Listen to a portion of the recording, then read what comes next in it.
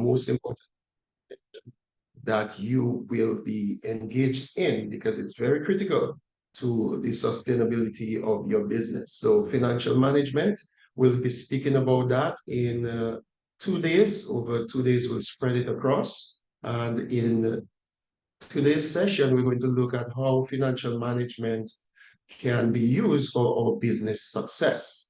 And you should have been handed out, I think, digitally with our course material. You should have a course material. We might not be able to cover everything in detail, but the course material is for your reference, and it is so that you could use during your journey and navigating through your business.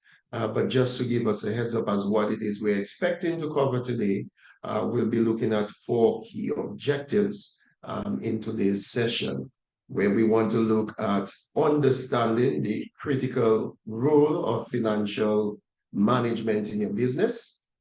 We also want to look at developing a solid understanding of accounting standards. So we're going to speak about the standards and what that means, and familiarize ourselves with some of the standards. Hopefully, we are quite aware of them already.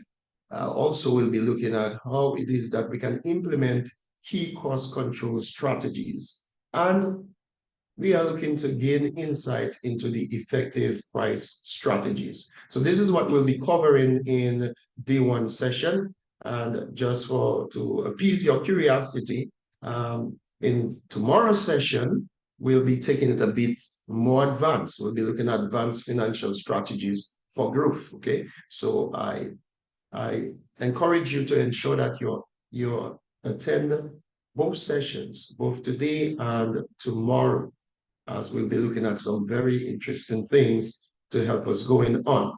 So let's get started. Unfortunately, we were unable, due to technical difficulties, to start back on time. However, we will make do with the time that is allotted to us. So we're going to begin, first of all, just to get everybody relaxed. Let's do a simple icebreaker where we are going to do a truth and a lie. Okay, so you'll do 2 truths and 1 lie. Okay, so you're going to tell us 2 truths and 1 lie in context with your business. So the instruction here is each person should state 3 statements. So it should be 3 statements about your business. Okay, yeah, 3 statements about your business habits. 2 of them can be true and 1 can be false. Okay. So I'm excited because we have some people coming in for the live session. Welcome. All right, morning. So we will begin with an icebreaker where we'll look at, everyone will give 2 truth statements and 1 lie statement, okay? And the rest of the audience will determine which of the 3 statements is a lie, okay? So who would like to start off with us? Tell us 3 statements about your business. 2 should be factual and 1 should be misleading. And then the rest of us are going to guess. So who would like to roll off with this icebreaker? You could raise your hands or just unmute your mic.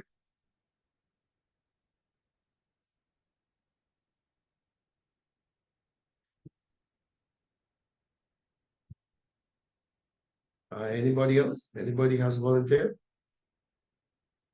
Okay, well, we may have to volunteer someone. Well, this is a highly interactive session. If we don't interact, then we're not going to get much out of it. Okay, so let's get going. Tell us something about your business. Tell us 2 things that are truthful about your business, and then tell us something that's a facade. And so we can decide. It's just a fun icebreaker. All right, we need everyone to engage. Okay. Okay, I'm going to ask Natasha to just call someone up. Natasha is going to ask someone to break the ice. I just had a feeling that I was going to be tasked with this. So I'm going to call on Terry.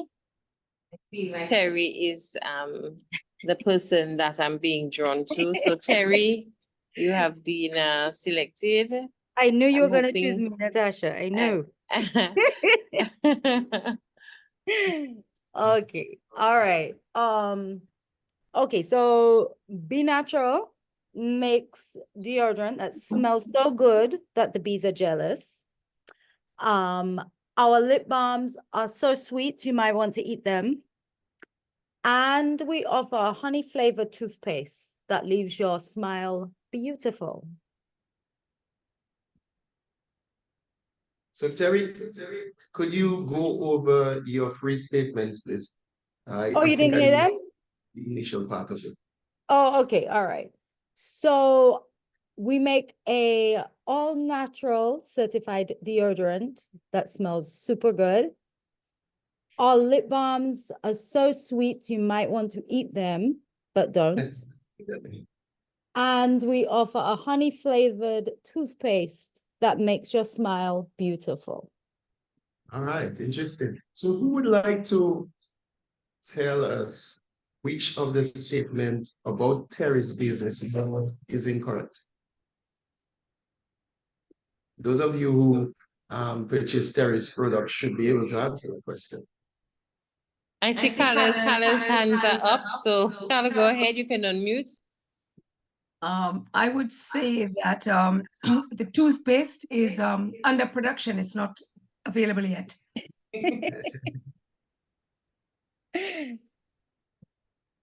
So Terry, is she correct? Yes, she's correct. Let's right. hope in the future. All right, all right.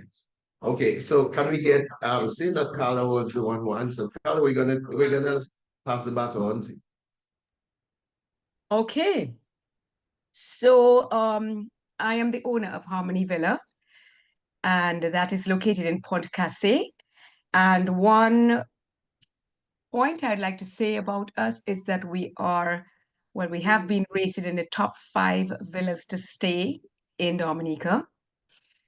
A second thing I'd like to say about Harmony Villa, it is also offers an art gallery experience.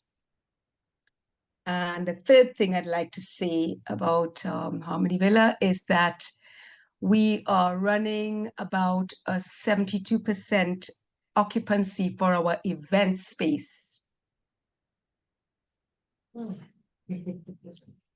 All right, interesting. Which one is a lie? Okay, I'm seeing Kadim. Am I pronouncing this word correct? Kadim, could you answer which one is incorrect?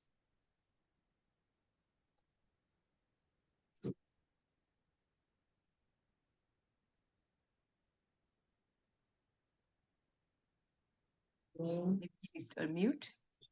Kadim, are you with us? Yes, yes.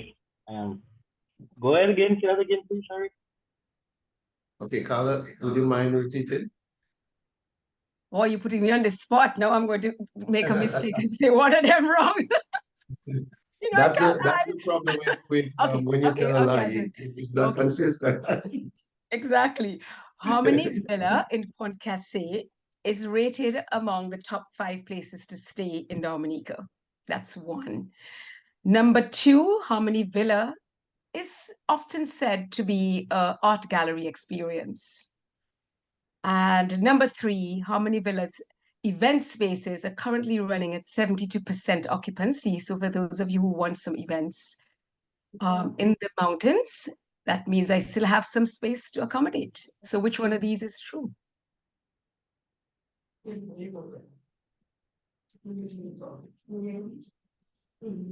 is not true, right? Come again? Which is not true, because one's supposed to be false and the other 2 are supposed to be correct. Yes. Okay, I would say the first one, top 5, Is incorrect? is incorrect. Well, there's a video out on YouTube saying it is, so I didn't say it. So just for y'all to know, there's actually a video out on YouTube saying that I am among the top 5. And the one that's not true is the one about our events, because we have recently expanded some space to host events in nature. So for those of you We're not yet running at 72%. We've just started offering those extra spaces. Before it was just space in the house, in the villa for small, intimate celebrations. So there you go. I need to visit you. All right, very good. All right, so we have some persons in the physical space with us. So we're gonna ask one of you to share 3 statements about your business, 2 of which will be true and 1 which will be a misleading statement. Yes. Okay, tell them your name so they know who is speaking. Yana, And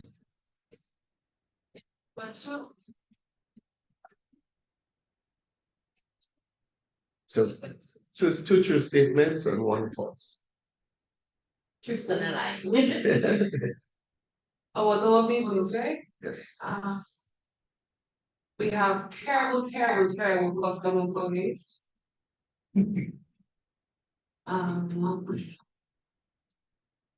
We love good food. And we cook good food. It's easy, eh?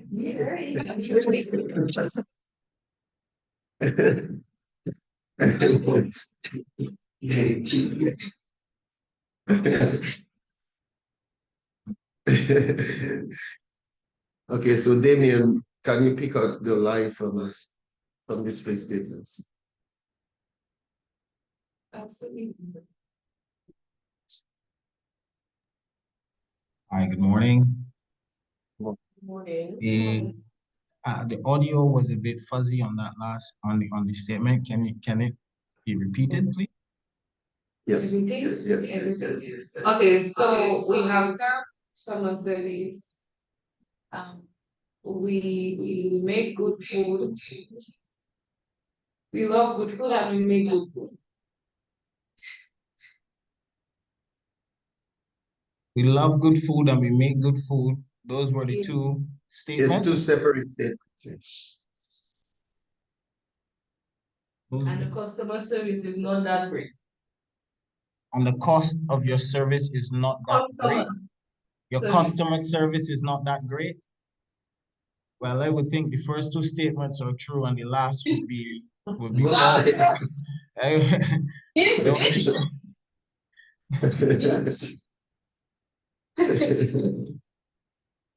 You're definitely correct. Thank you.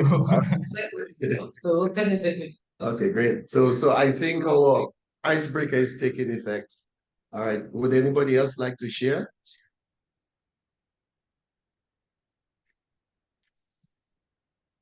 All right. So we're going to go into some of our stuff. So first of all, we're going to discuss the role of financial management in business growth. Okay. So let's discuss this. When we speak about financial management, what do we mean? What is your understanding of what financial management is? Would anybody like to share with me what they understand by the concept of financial management? If we think of these 2 words, finance and management, what would you expect our discussion should center on? Are there some keywords that you can think about that would give you an idea as to what our discussion is all going to be about? Money, right. Money is one. What else?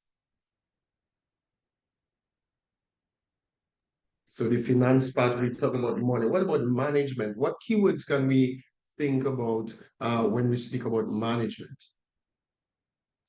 Control.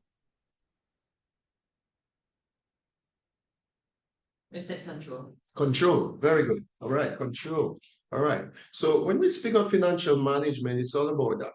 It is planning, it is monitoring, it is controlling, but we need to put an adjective in front of that. When we manage, someone can manage. You could manage badly. You could be poor at managing, or you could be good at it. You could be effective at it. So when we speak of financial management, we're speaking about being at our best, at our premium, being effective in how we plan, how we strategize, And so in management, there are a lot of things. We see sometimes even within our community or even on a national level, there are some things that we see that's lacking, certain standards that are lacking, and we sometimes express ourselves as this should be lacking, why is this not so? Only to find out that there are actually policies in place, but guess what's happening? There's no implementation. All right. So this is what we speak about, that someone might come to your business and they might have a feedback about your business, and they might see something that's lacking, only to find out that that is in your standard operating procedures. But how well is it being implemented? And if implemented, is it monitored? All right. So this is what we're speaking about when we speak of financial management. We need to be effective in our planning, monitoring, control, and there's an important part. So we spoke about, Daniel spoke about money, and that's where it comes into play, money. When we speak of money, we speak here of how do we deploy our resources. It is how do we acquire things. So in financial management, we think about acquisition, where we purchase certain resources that we're going to use, be it that they are short-term or long-term that we're going to use. Most times when we are doing financial management, we want to think of how it is that I can acquire something. How can I purchase a long-term, to project a long-term investment? So I'm thinking of how can I get resources? Now, you might not have the funding for that resource, okay? So it means that you would have to go probably to a financial institution, or probably you need to rope in a partner, get somebody to be part of the business. So this is what we speak about when we speak about financial management. How can we plan? We need to monitor and we need to control. Okay, so we start off with a plan, but if it's not monitored and controlled, then the plan is not going to be effective. Okay, and the whole idea of planning and monitoring and control has to do with our efficiency and effectiveness of how that we acquire resources so that we can expand, we can grow our business. Okay, so let's speak about some core components of financial management. Okay, so one of the core components is, there are three core components, and we refer to them as decision making. Okay, so the first is your investment decision. It begins with your investment decision. Your investment decision is going to involve your goal. What is your goal? What is your objective? What it is that you intend to achieve? Okay, and that is going to involve, how do I allocate financial resources in order for me to achieve that goal? So when we think of investment, we're thinking here of how can we allocate financial resources, okay? Are we going to seek for grants? Are we going to seek for a loan? Are we going to get some angel funding? Are we going to get shareholders? Are we going to open up our business to convert it into a partnership?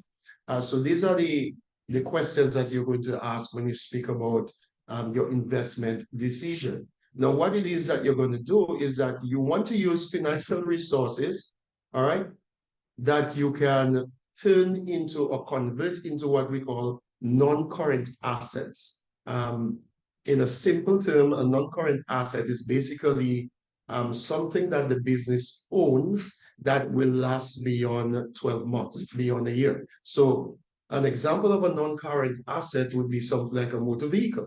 You would purchase a motor vehicle probably so that that motor vehicle can transport your goods, make deliveries to your customers, transport your staff, what have you.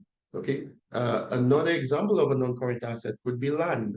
You might buy a parcel of land that you probably want to develop for whatever purpose it is. Okay. So in your investment decision, you would like to allocate resources, get monies of fundings, so you can finance these non-current assets. Okay, we refer to them also as how we can maximize our working capital. And some of these terminologies we will define later. So for instance, we can look at an example where a company might want to invest in a new piece of equipment, a new piece of machinery. with the purpose. What is the objective? So that we can increase production. Okay, so you might have your restaurant where you have excellent customer service, you love great food, and you cook good food. But then you might be running into a capacity issue where you can only sit a limited of 50 people at a time. And then you realize that, you know, you have to turn down about 25% of the people who come because you have a capacity issue. And so you're going to think about investment decision. So what would be the non-current asset you think you'd think of? If you have a capacity issue, what do you think would be that non-current asset, that fixed asset that you would need to address your capacity issue? Land. You would need land. And of course, with the land, you would need to construct a new branch of your restaurant so that you can expand and allow. So let's think of that, and let's think now of investment decision, okay? And let us tailor it to our business, okay? So I'm going to open the floor up now for any discussion in terms of investment decision. Would somebody want to share with us? Probably it could be a challenge or it could be something that you did well as it pertains to investment decision with your business.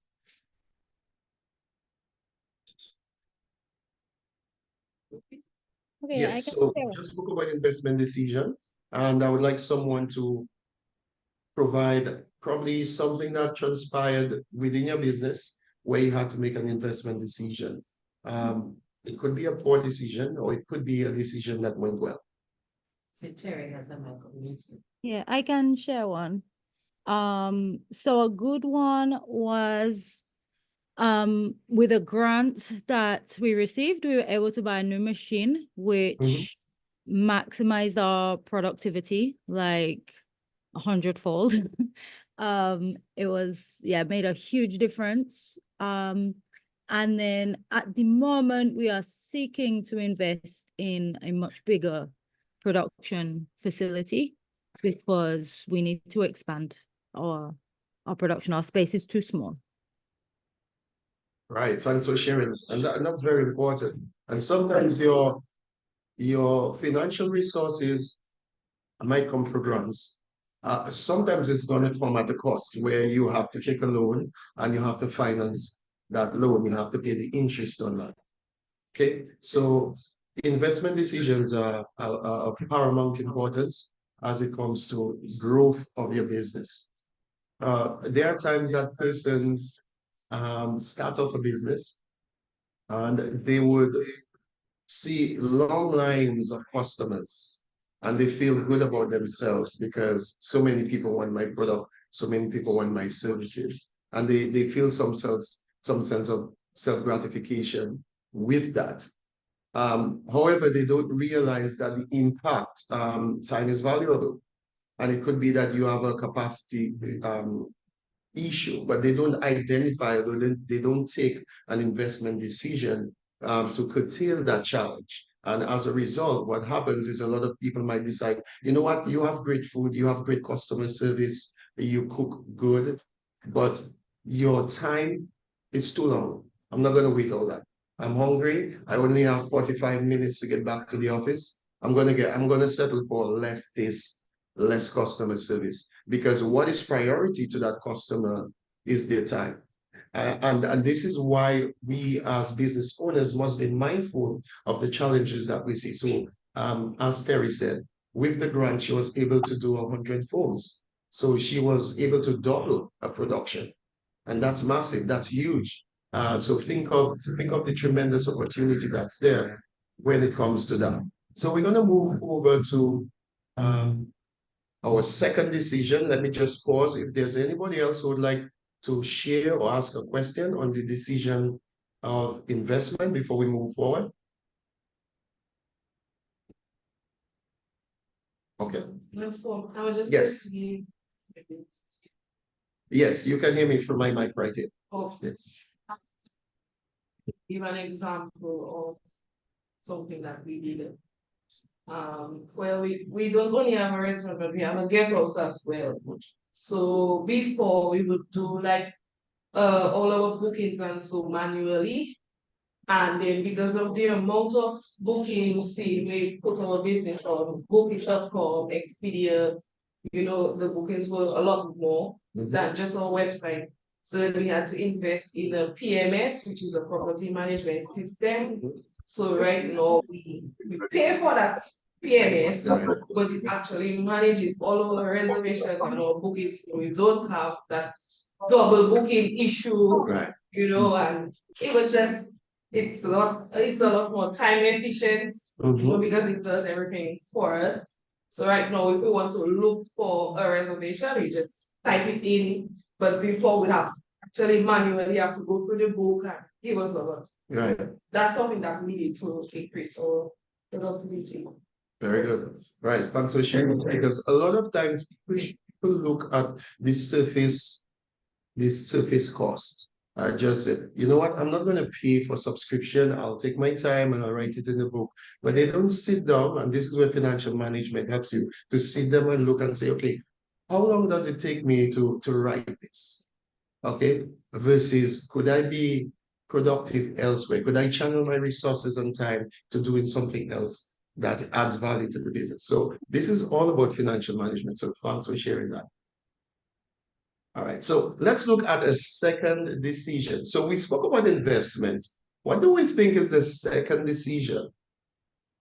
What do you think? We spoke about investment decision. What do you think is the next decision in financial planning? Okay, so secondly, we're going to look at the finance decision. Okay, money. All right, it's all about the money. So with the financial decision, it encompasses how we make decisions. Where is our source of funds coming from? What funds are we tapping into? When we are allocating those resources, where are we going to get these resources? Okay, so we must sit down and think. There are different financial institutions, and we need to weigh the costs. Okay, so for example, if you have a startup company, you may choose to raise capital through what we call venture capital investors. Okay. Some people use angel investors. That means your uncle, your auntie, your grandmother probably have some fund somewhere. and they're just gonna help you with that because you're getting started. And most times when you start a business, a 3-year cycle, you experience some ups and downs. You're gonna experience some loss here. So you might go that way of getting an angel investor, or you might pitch a good idea, and there might be certain NGOs who are offering certain grants based on certain objectives to be met, and your business might well be in that. Probably it's a green initiative, or probably it's empowering the women or the less fortunate. So when we are using the finance decision, we must think in terms of the impact for our business, the stage of our business, the cost. Impact is very critical for our business. Okay, so if we are going and we decide that, okay, I need a loan for my business. Yes, you might have a very good relationship with a particular financial instrument institution, and they might give you that loan by the wink of an eye, but they might be more costly than their competitors. So you need to shop around, and sometimes you have to bargain as well. Yes. The banks will quote you their market rate, and if you accept the market rate, that's what they want. But sometimes you can bargain with the bank and get them to reduce the rate. Okay, especially if you're a loyal customer with them, you can use that as leverage. Okay, so in your finance decision, it is important that when you are financing, you must calculate the cost. Okay, it's not just, you know what, oh, I just need that, and you just go grab it. You need to think about the cost involved. Okay, how long do I have to pay this back? And some person say, I want to pay my loan as quickly as possible. I want to owe no one. I want my business to be debt-free. There's a reason why there's a debt system. And if it's managed effectively, then it works out for you. If you have everything debt free, and you feel rich, then life is not a problem. Now, if you're managing, I would say you need to know. Sometimes you could have a lot of money sitting in the bank, and I would advise you to take a loan, and you might tell me why. Okay, all right, because you could have a lot of money sitting in the bank, and what you can do, you can take what is called a cash secure loan. If you take a cash secure loan, you have leverage. You're not going to ask the bank for money. They have your money. So if you have $50,000 in the bank and you need a loan of 20,000, instead of taking 20 of that 50, you could go to the bank and say, I want a cash secure loan of 20,000. Their rate might be 8%. You say, I am not paying 8%. I'm paying 10, I'm paying 4%. And if you're not giving me 4%, I'm moving my money elsewhere. Because your $50,000, they're using it to lend to others to make money for themselves. Okay, so there are ways that you leverage. Okay, so it's wise when you're using your financial decision, consider the cost. Sometimes we also have to consider the duration of time. So we might be in a situation with our cash flow. If we have a cash flow problem, then we need to have a long-term debt that extends for a longer period. Yes, we will pay a lot more interest in the long run, but in the short term, this is what, because of our spending power, because of immediate spending power, which relates to our cash flow, is challenging. We might need to take a loan that extends for a longer period. Yes, we'll pay more interest, but guess what happens? It's more manageable for our business. Let me ask a question. Which would you rather, your business be profitable or have more cash flow? If you can only choose one.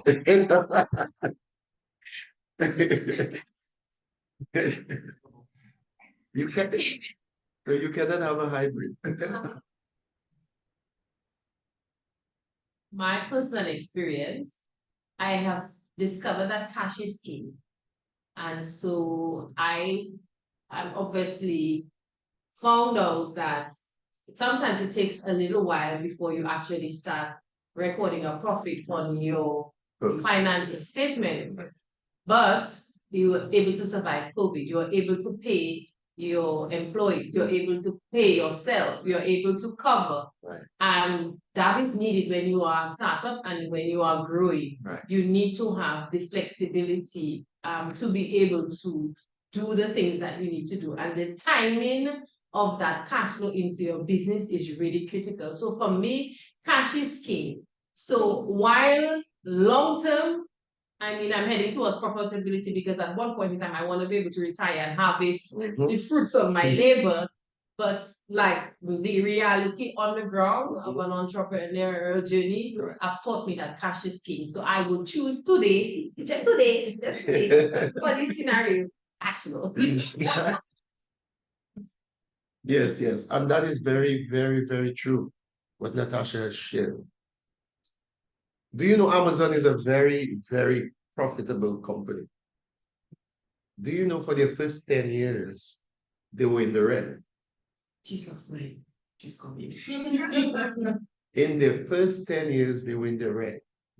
Okay, which means they were operating at a loss. But guess what they had? Cash flow.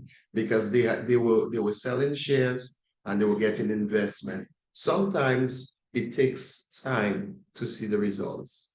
Okay, it's like a farmer.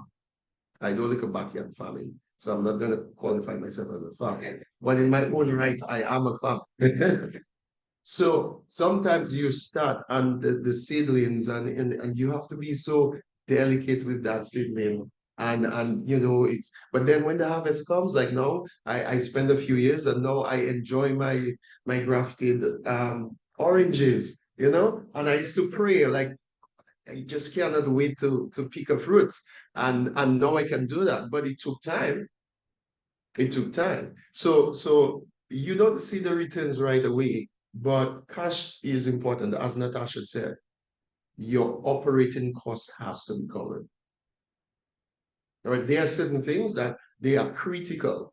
They are critical. And if you're in our session for when we do business sustainability later on, we'll speak more about that and risk.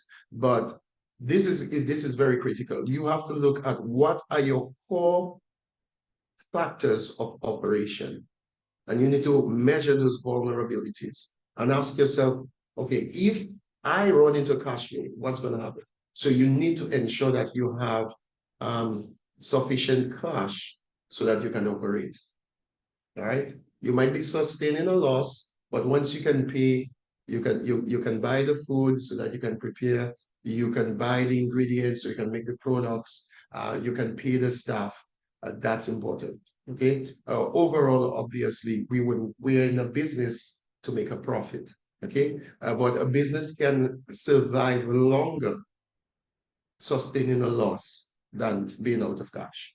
Right? Yes. And so that's where the financial decision comes in terms of where do we source our funds and how do we source those funds. So sometimes where you have a cash flow is difficult. Sourcing your funds, you would want to look at your payback plan to be longer. Okay. Although it's more costly in terms of the long run, but it's more manageable. Okay? Until you get to that point where you're better, then you can always reduce that long-term debt. Okay. All right. Any thoughts? Anybody want to chime in? Okay, so we're going to look at the final decision. As I said, there are 3 decisions in financial management. Okay, and that is the dividends decision. Dividends here, we should be familiar with that term. This refers to payments. This is returns that you're going to give to your shareholders. Now, you might have your business might be a sole proprietor, you're the owner. Well, you should be paying yourself some dividends. There's a time that, as Natasha said, she wants when she is ready to retire that she can get some dividends, she can get something back from her business. All right. So the dividend decision is important. It involves our source of funds we allocated. We have shareholders that we're responsible to, that we must repeat. Persons are investing in the business, but they're expecting some returns. You're putting your time and energy and your money into the business, you're expecting returns. If you have a partner in the business with you, that person is going to expect some returns. Okay, so when we think of financial plan, that's where we have to monitor and manage effectively so that we can manage our resources, make sure that we operate at a profit, that our cash flow is well managed, so that when it comes to giving returns to our shareholders. Think of someone who is partnering with you and they are getting returns on time and the right amount. That person, if you want to expand and you come back to that person is going to be very likely to be willing to provide more capital into the business. Okay, so these 3 decisions are critical towards financial management. Okay, and we must bear them in mind. Okay, so dividends decision is important, the investment decision is important, and financial decision is important. Okay, now let's talk a little bit about the importance of financial management. Why do we think that financial management is important? Why is financial management important to you? Let me pick on someone. Yeah. Mr. Leblanc, Yes, just before, okay. as you're talking about the dividend, what do you think about a lot of entrepreneurs that they don't take a salary or they don't pay yourself? Because I hear that a lot. I see it a lot. What do you think about that? I'm so happy you asked that question. Pay all their employees, then basically They don't pay themselves. So here's the thing. I'm happy that you say that. A lot of people feel proud about that. Entrepreneurs, they feel proud. Me, I don't take a salary. I pay my workers, I don't pay. So my first question, so I do them like Jesus. I ask them a question back. And I say to them, how do you sustain yourself? How do you have another job? No, that's my only job. I say, so how do you take care of you if you need something. Well, when I need something, I just take from the business. So I say, isn't that paying yourself? So I say, do you know that is very dangerous? Because you not giving yourself a salary means that you take when you need. And we all know life always want need, right? No. So you're not giving yourself a salary is like someone who goes, they get their pay packet, and let's assume that they made $2,000 for their month. And they have that $2,000 in your pocket. And they go to town. And whatever they see they want, they dip their hands in their pocket and they buy. Not taking into account how much they have spent with what they have left. When that person gets home, they're going to get a rude awakening because they were just spending without a budget. And we'll talk about budgeting tomorrow. They have not budgeted in financial management. There is no control. There is no monitoring. Okay?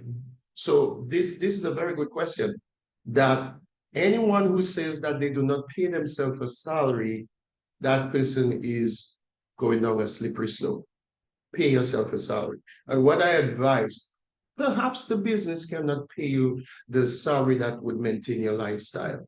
And that is fair because the business, you have to allow it to grow. It's just like many people who settle for a job and the job does not sustain their lifestyle, but they have to do with what their salaries at the end of the month. Therefore, you as an entrepreneur, you must cut yourself a salary and you must discipline yourself to stay within the bounds of that salary. And a lot of entrepreneurs lack that discipline. It's my money, it's my business, I will take from it. Okay, but if you try to separate yourself from the business and treat it as a separate entity, that's why I advise a lot of people, once you get to a certain revenue threshold and a profitable threshold, it's best for you to incorporate your business rather than leave it as a sole proprietorship. But what you want to do is ensure that you cut yourself a salary and stay within the means of that salary.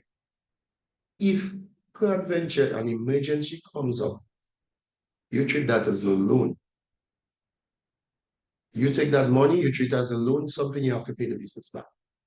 Okay, because you need to allow the business, that's where financial decision comes in. You have to allow the business to grow. That's where cash flow comes in. That's why a lot of people find themselves in difficulty of cash flow.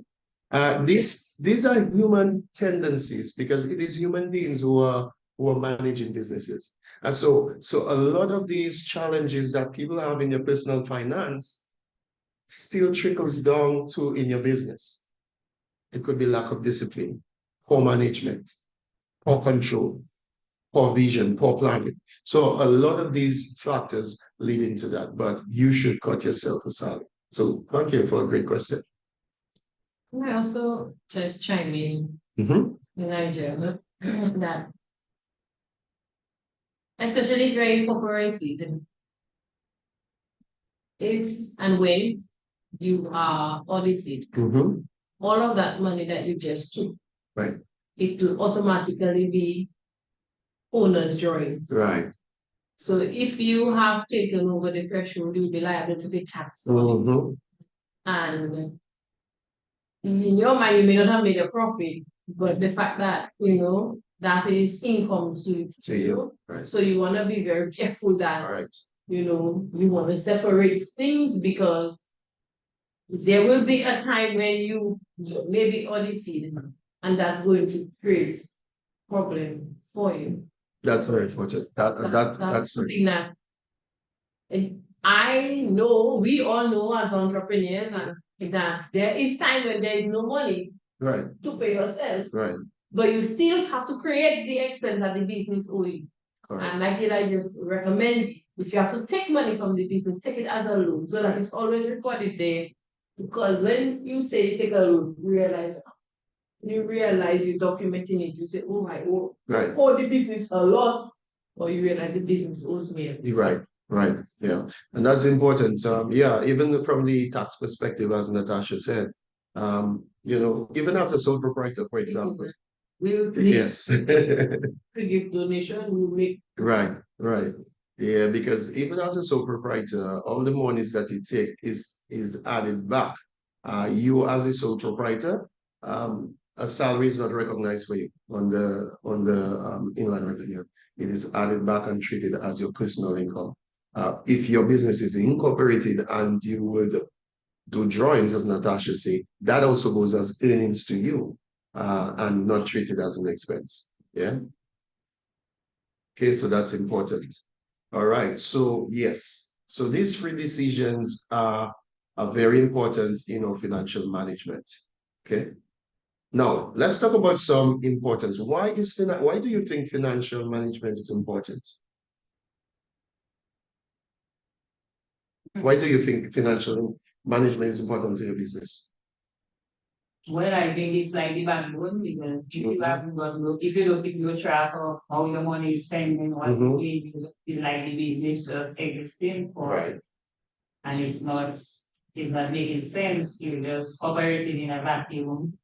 And one day you might just, who have been there for so long and I haven't got nothing to show for all the years I was there. So you have nothing to look back on and say, this is where I made an error, this is where I can improve, those sort of things. So to me, that's financial management. All right. So if I were to maybe categorize your illustration, it would mean that financial management will help you to identify where you go wrong and spot errors early. Okay. Anybody else? Why do you think financial management is important?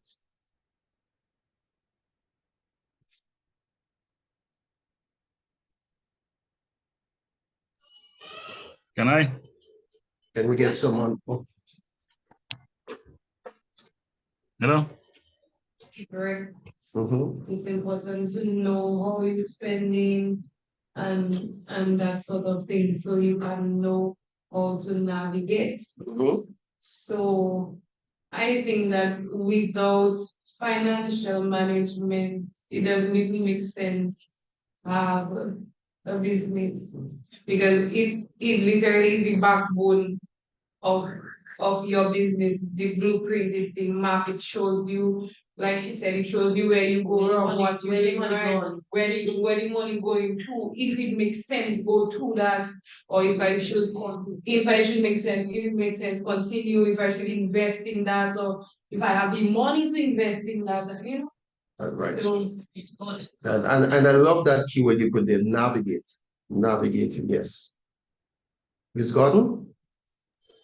Yeah, so a business is an entity of itself. So it has to be able to stand and to survive.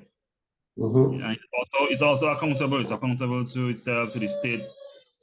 And so it means that you would have to have proper records and so on to show that it is making sense. It's alive, it's working.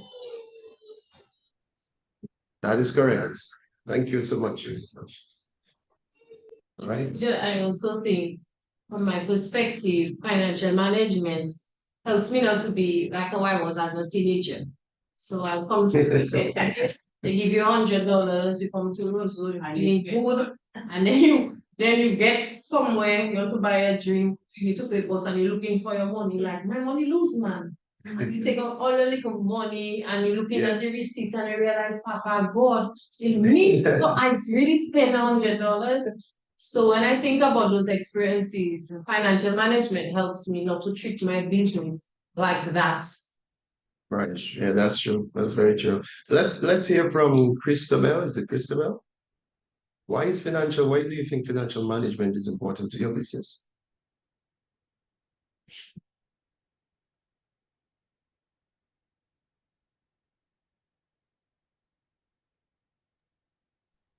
Excuse me. Yes, financial management is important. Can you hear me? Yes, we can hear you now. Yes, I think financial management is important. So it will direct you as to whether you're making a profit or you're making a loss, in terms of maybe where your greatest profits are coming from if you have multiple businesses and so forth. And it will give you a better idea as to, generally how to go about spending your money. Right. Thank you so much. Okay, so a lot of great stuff. All right, so I'm going to share some of these importance of financial management with us. Yeah. So on your screen, you will see some of those. One, it helps us to make informed decisions. Okay? As many said, how do we navigate for the business? How do we navigate for the challenges of the business? With financial management, that helps us to understand where do we want to go to. We might have a long-term goal. We might have a goal, an objective that we need to reach. And this is how financial management is going to help us to navigate through it. So it enables us to make informed decisions. Now pay attention to the adjective, informed decision, not just any decision, informed decision. An informed decision is where we think before we just act. Okay, so we need to count the costs. We need to weigh the sides. We need to look at the different scenarios. Okay, perhaps we might have 3 different perspectives of something before we take a decision. And so it's important. So for example, a company can use financial ratios or metrics, and we'll be doing ratios and metrics tomorrow, where you can calculate certain ratios that tells you something. For example, you might want to know, okay, what is my best product? Which product sells the best? Okay, you might want to know, you might want to calculate how quickly can I cover, or am I able to cover my short-term debt? Okay, and when we speak of short-term debt, we're talking about debt that needs to be covered within a year or less. Do I have adequate, sufficient funds to do that? So you would use a quick or acid test ratio to help you to see if you are in a good standing, so that you'll be able to meet your debt. So that's where financial management helps you make these informed decisions. Okay. Also, as was mentioned earlier, identifying problems. So in identifying problems earlier on, we can see before we lead ourselves blindly, financial management can help us to avoid those pitfalls. Okay, in making sure that we can plan better. So one of the examples we can think of is we can monitor our cash flow. So if we monitor our cash flow, we can address any liquidity issues that we have. If we can avoid ourselves from running out of cash, that we have to have a hard conversation with our staff that we can pay them. Okay, so that's going to help us to identify these problems earlier on so we can address that. Okay, also, it helps us with or strategic planning. And when we speak of strategic planning, we're really talking about here of sustainable planning for long-term and growth, how it is that we can grow our business, okay? So we might want to conduct market research. Not because 2 customers come and say to you, you know what, I love your juices, but you should add, maybe you should add carrot to your line of product, that you should just run and do it. Okay, so you need to be strategic in your thinking. Yes, you might have a few people requesting that, but you need adequate market research. Okay, you don't have to go and do something very sophisticated, but you should definitely take time and look at the data. How many people are really requesting that? Is it the same 2 customers that keep repeating this request all the time?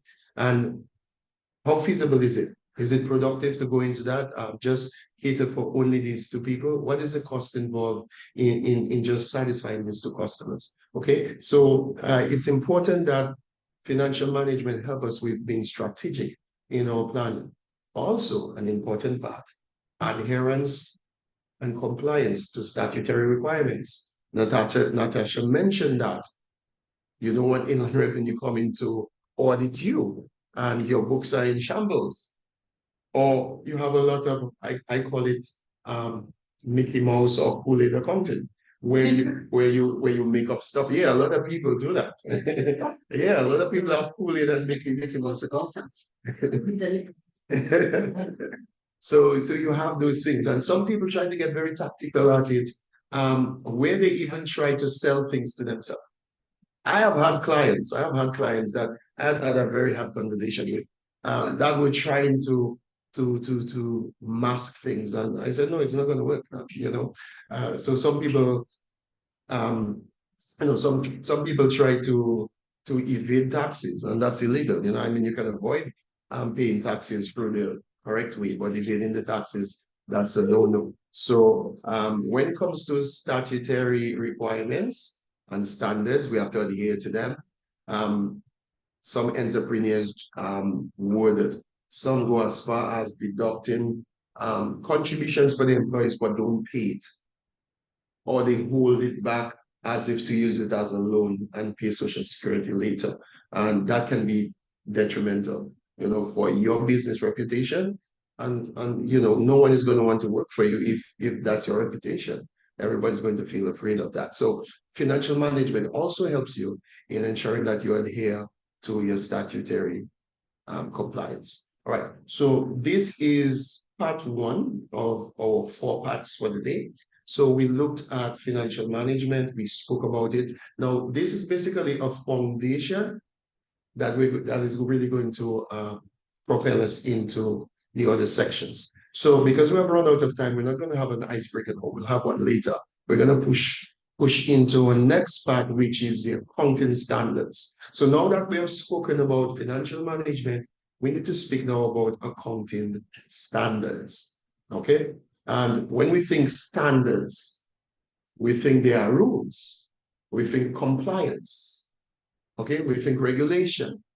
We think there should be consistency. There should be a format.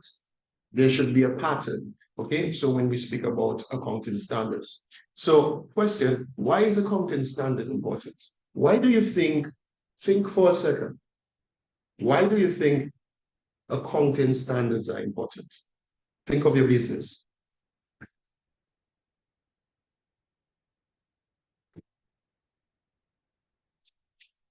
To achieve these financials, to get these financial results, because financials move, accounting is the backbone of financials.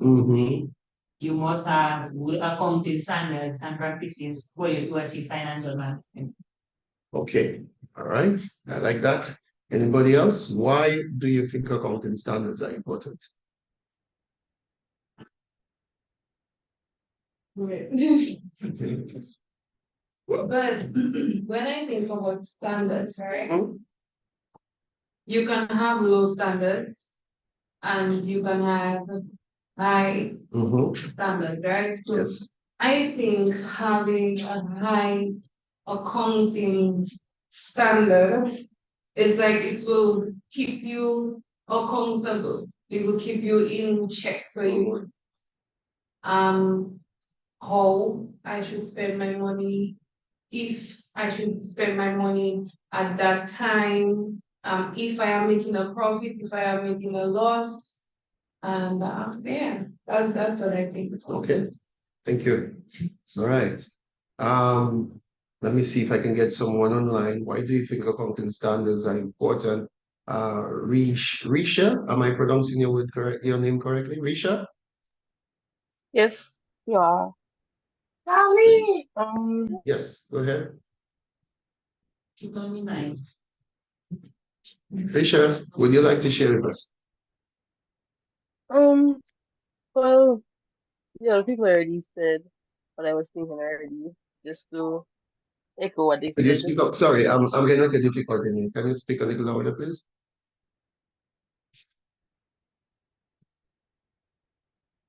I think your mic is muted.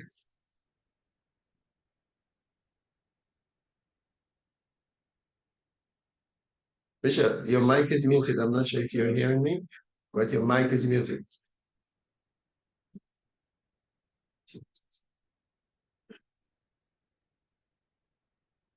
Okay, she might be having some difficulty hearing us.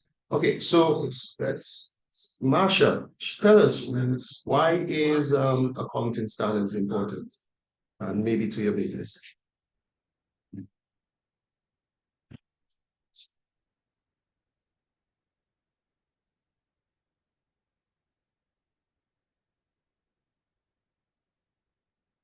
Marsha, are you with us?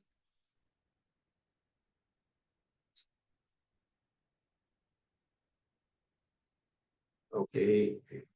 Right, let's move to someone else. Let me call on Mondel.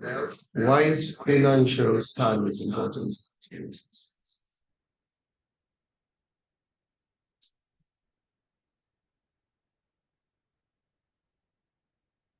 Okay, it looks like our online participants are probably not right there yet. Okay, so My apologies. okay, Masha, go Yes. ahead. So tell us, why is accounting why do you think accounting standards is important, especially to Basically to help measure the management of the company, to see if the company is going in the right direction. Yeah. Right. Yes, thank you very much. No problem. Okay, so accounting standards are important because one, they are principles, authoritative principles that's really going to set certain things for us. One of those things,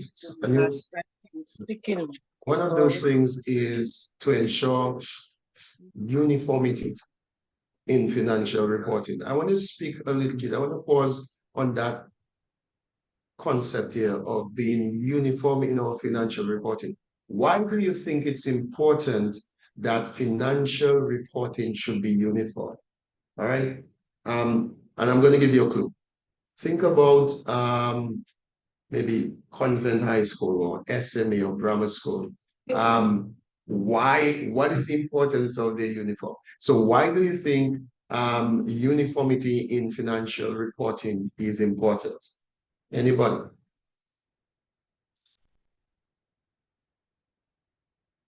To keep control. To keep control, okay. Structure. For structure, okay, I like that. And bias. It eliminates bias. Very good. You're on fire. Yeah, I spend $10. We have to tell me your home. Right. You spend $10, but maybe you spend 100. Okay. That's true. So it eliminates bias. I like that. I like that. Okay. So, Carla, Carla, tell me why conformity in financial reporting.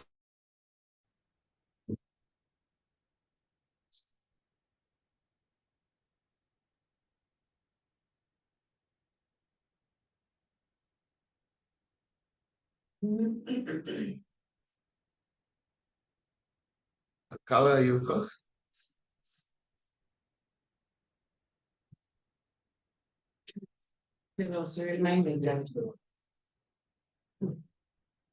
Okay. Okay. Any of the, it should be the cameras on. Yes. Yes. Yes. Yes. All right. So please leave your cameras on so I am able to call those that are active. Okay. And if you're unable to leave your cameras on, at least when I ask the question, feel free to unmute your mic or raise your hands so we can make it interactive. So we're speaking here now of standards. And one of the things that I wanted us to take a pause on before we move further is the whole concept and the idea of uniformity in financial reporting. And as was said, that's from Sweet Pepper, right? Yeah, I got it right. So from Sweet Pepper, we see here that uniformity is important. I love one of the things that she said, to avoid ambiguity, okay? Because if there's ambiguity, there's confusion. Now, I consider myself to be colorblind. I know blue, I know black, I know green, I know yellow, I know red, I know white, brown, and purple. When you get into the shades of purple, you lose. Okay, when you get into the shades, you lose me. So there's a bit of ambiguity there because there are so many. Every time there's so many color palettes and so many names, you get lost. So that's why there needs to be standard. Think of it that you want to get the very same shade of paint for your car that you saw somebody have. Can you imagine if there was not a standard by which you could get that shade? Then you're going to paint that car and you're going to be disappointed because it's not the right color. All right. So standard is important in financial management. Think of you going to a bank requesting a loan. How does the bank interpret your financial records? if you could just, you decide you're treating land and building as an expense, and you go to the bank and the bank says, do you have any assets? You know, the bank likes to ask you for assets for equity. You know, you need to have a certain amount of equity so that they can use to adventure something goes, you go belly up, that they can use, that they can sell to recover their loss. Now think of you recording everything as an expense and you have no fixed assets. You might well be sitting on fixed assets, but you have prepared your financial statement in a way that it only shows expenses. You have no balance sheet items. See, think of how confusing that is. Okay. So this is why uniformity is important, because everybody speaks the same language. That's why a lot of times the reason why, if you watch a YouTube video and you say, well, I can do it myself and save myself a few $100 instead of going to an accountant to do a financial statement for me. Well, part of it is because you're not going to do it according to the standards. There is a particular standard by which the financial instrument has to be prepared, because that accountant is going to have to question you to find out how do you treat your books, you record your books. Certain things where you have them treated would not be the right standard and the right way to treat it. So that's why you have the professional coming in, because the bank will trust the professional so that the language is the same and there's no ambiguity, there's no confusion here. So it's lack of bias. And so that's important that we have that. Now think of you trying to compare yourself to your competitor or the industry. If you want to benchmark yourself to the industry as to how you're performing, how you're doing, well, you can compare grapes and apples. That's two separate fruits, okay? All right, so that's where you need to be able to record in a particular standard, okay? There are different standards. We have the US standards are slightly different to that of the UK and so forth, but generally there are certain things. And even right now, with the different bodies out there in the world, because everything is being globalized right now, and you have companies that are operating in different locations. They are trying to merge these standards and create a buffer. So there's not much less ambiguity among them. So being uniform is important. So standards set, it takes off bias, it takes off confusion, it reduces errors, okay, and misleading, because it's important that when you present your financial statement, even for yourself, if you want to interpret your financial statement, by the way, we'll be doing the interpretation of financial statements tomorrow. All right. So good stuff, good stuff. So that the transparency online just during the online. Okay. Right. Excellent. Transparency as well. Transparency as well is important. That's correct. Transparency is important. That's one of the key areas in accounting. All right. So it means that we ought to adhere to standards. Now think about inland revenue. All right. If you're operating, if anybody knows the revenue threshold for you to be registered for VAT?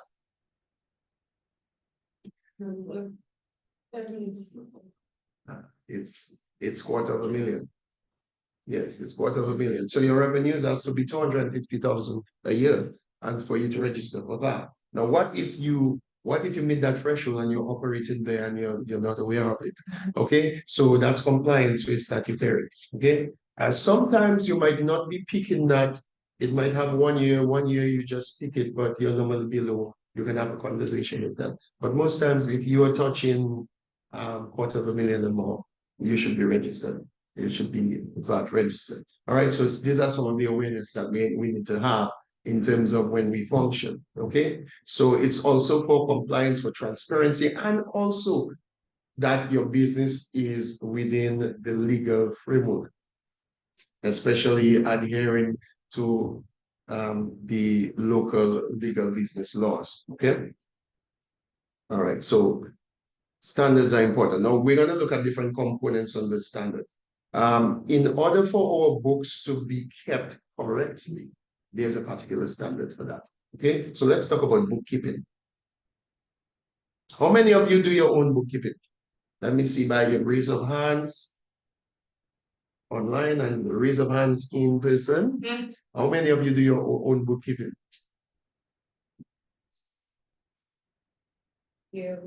Well, I mean your business. So you do your in-house bookkeeping. All right. Okay. So a lot of people do in-house bookkeeping, and that's fine because you do your in-house bookkeeping. You can have an accountant come at the end of the year or whenever to just make sure that you have everything being kept well. Okay. So let's speak a little bit about bookkeeping because bookkeeping is essential.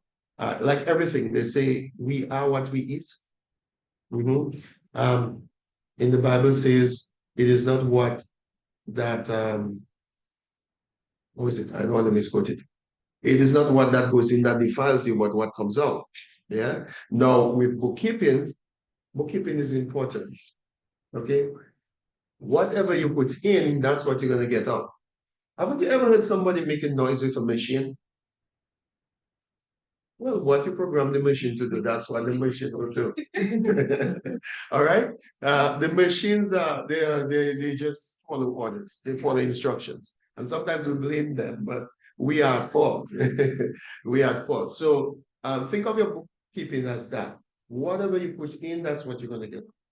Okay, so let's speak about bookkeeping and the process of it. Now, bookkeeping is very essential for standards. Okay, it is essential for other things as well, but in context of standards, it is very important.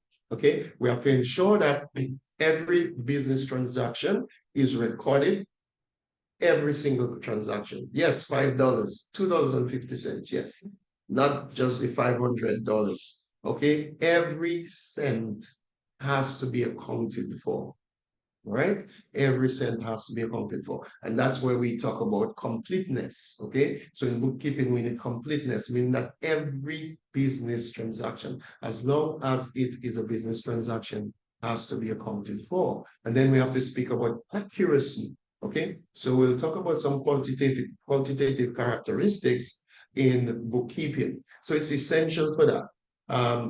It helps us in controlling and managing our cash. Now think of it. If you do not record all of your expenses, how can you know how much you're truly spending? It's almost like our scenario we spoke about before. Going into town and just dipping your hands in your pocket aimlessly without having a conscious awareness of what you're spending and how you're spending things. So you need to record everything so that you can get a true picture of your action, okay? Just as you should record all your expenses, you should record all your revenue as well, okay? And it should be recorded accurately, okay? All right, so there are 4 processes involved, and we're not going to go in the nuances of it, but we're just going to speak about it because it's important to understand. So the 4 processes of bookkeeping, we have 1, we need to analyze transactions. Number 1, we need to analyze transactions. What do we mean by analyzing transactions? Well, we need to take a look at our business transactions. First of all, we need to ask ourselves, is that transaction measurable? There might be certain things. For example, if you meet someone, okay, somebody wants to dine with Peter Parody, and you meet with that person, you have a business meeting with that person, the person says to you that, I would like you to cater for a wedding. I want you to seat 500 people. And you go through the details of preparing that, talking about it, what the cost. Can you go in your business and record that? Can you record that? That meeting, can you record that as a business transaction? No. No, it's not measurable. You had a conversation. You had some details, but there is nothing that confirms that a business transaction has been done. That's just verbal conversation happening. Unless you have unless you have an invoice. All right, unless you have an invoice that you're giving to that person and they accept the invoice and the terms of the invoice, you do not yet have something that's measurable. All right, you need something that if the person says they want five to seat 500, that has not yet been converted into dollars as to how much it's going to cost, how much you're going to charge. All right. Truly, would it even be an invoice at that time? It would be a quotation. It would be right. Right. It could be a quotation as well. So it has to be measurable.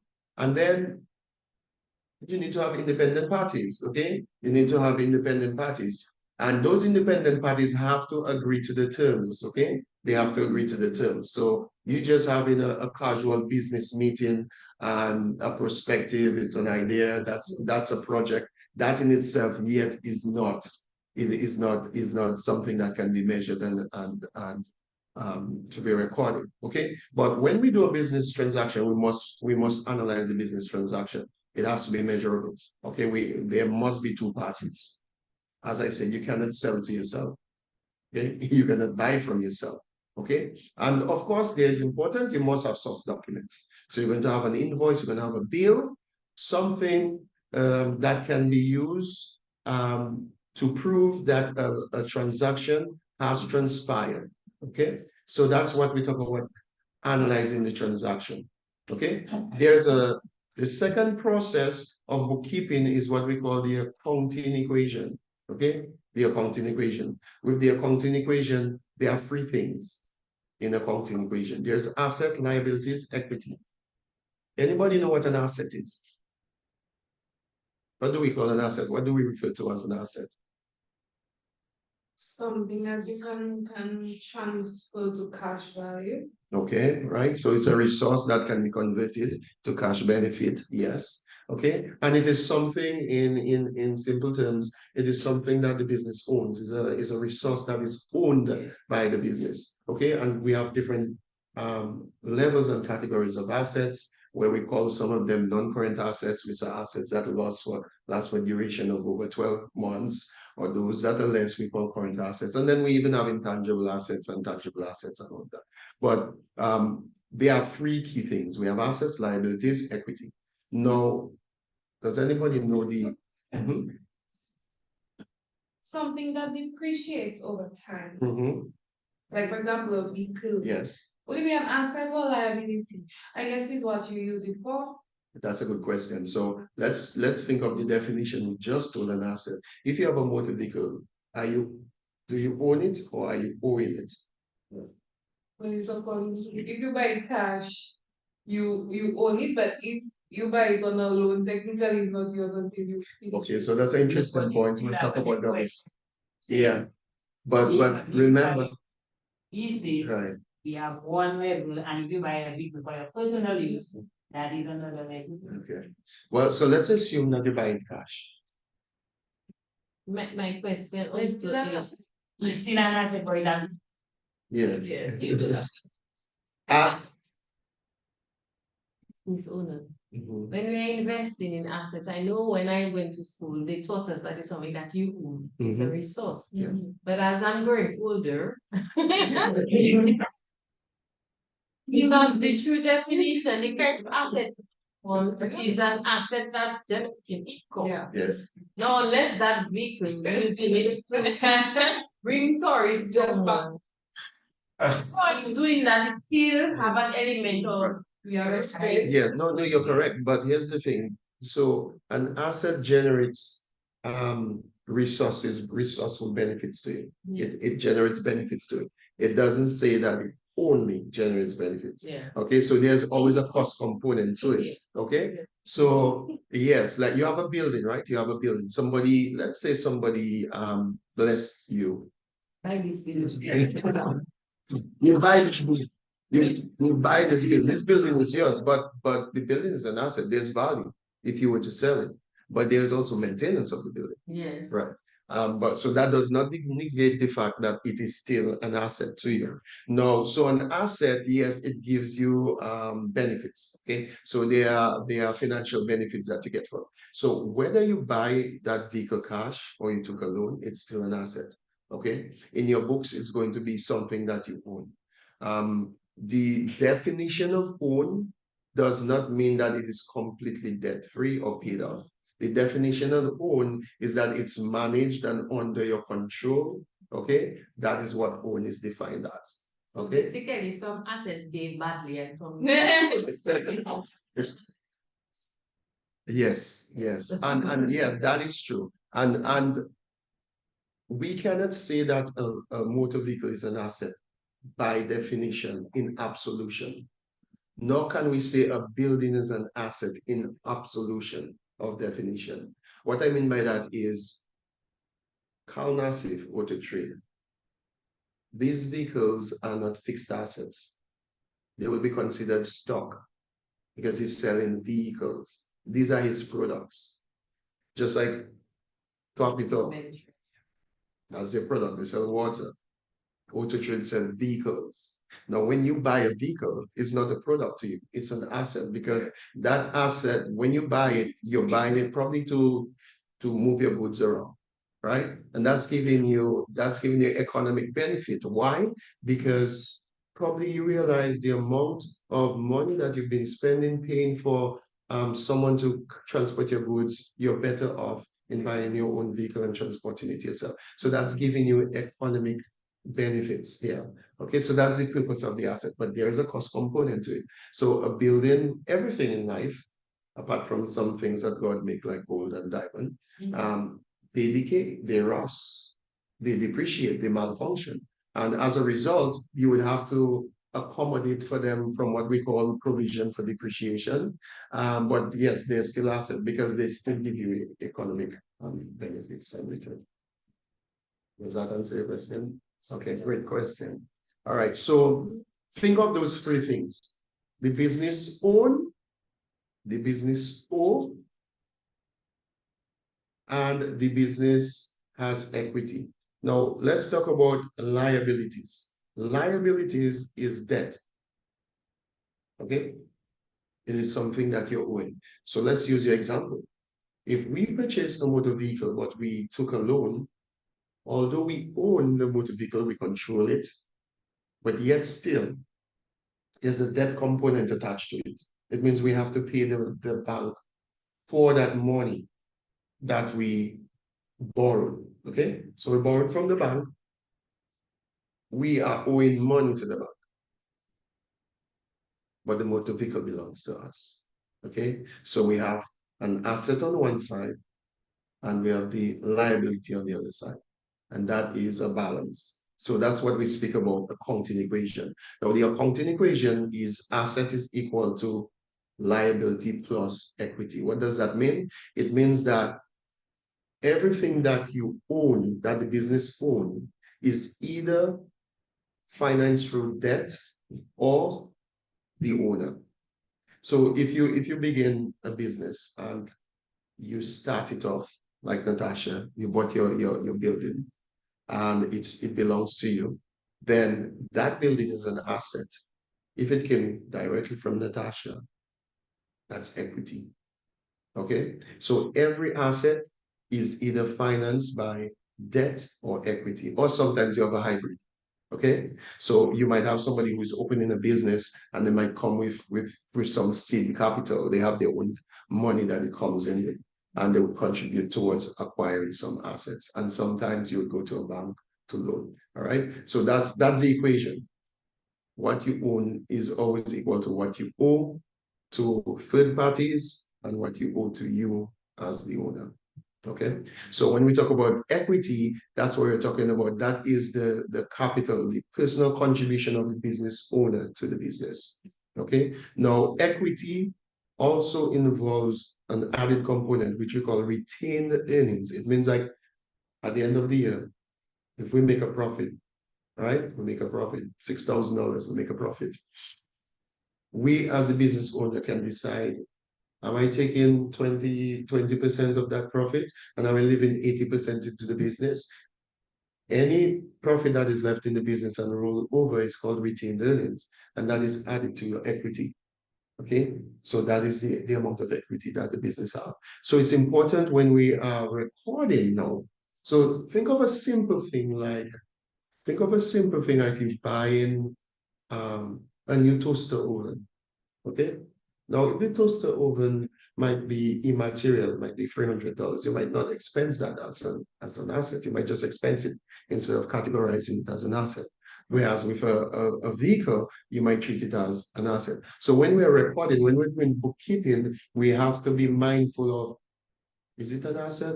Is it a liability? Is it an equity? Whenever we are doing that, okay? Now, we also have to categorize transactions, which is the third process, okay? There are 5 types of accounts, right? There are 5 types of accounts. Okay, we mentioned 3. There are 2 that I did not mention. So we have assets, we have liabilities, we have equity, and what are the other 2? Very common to us. We have asset, liability, equity, but there are 2 others.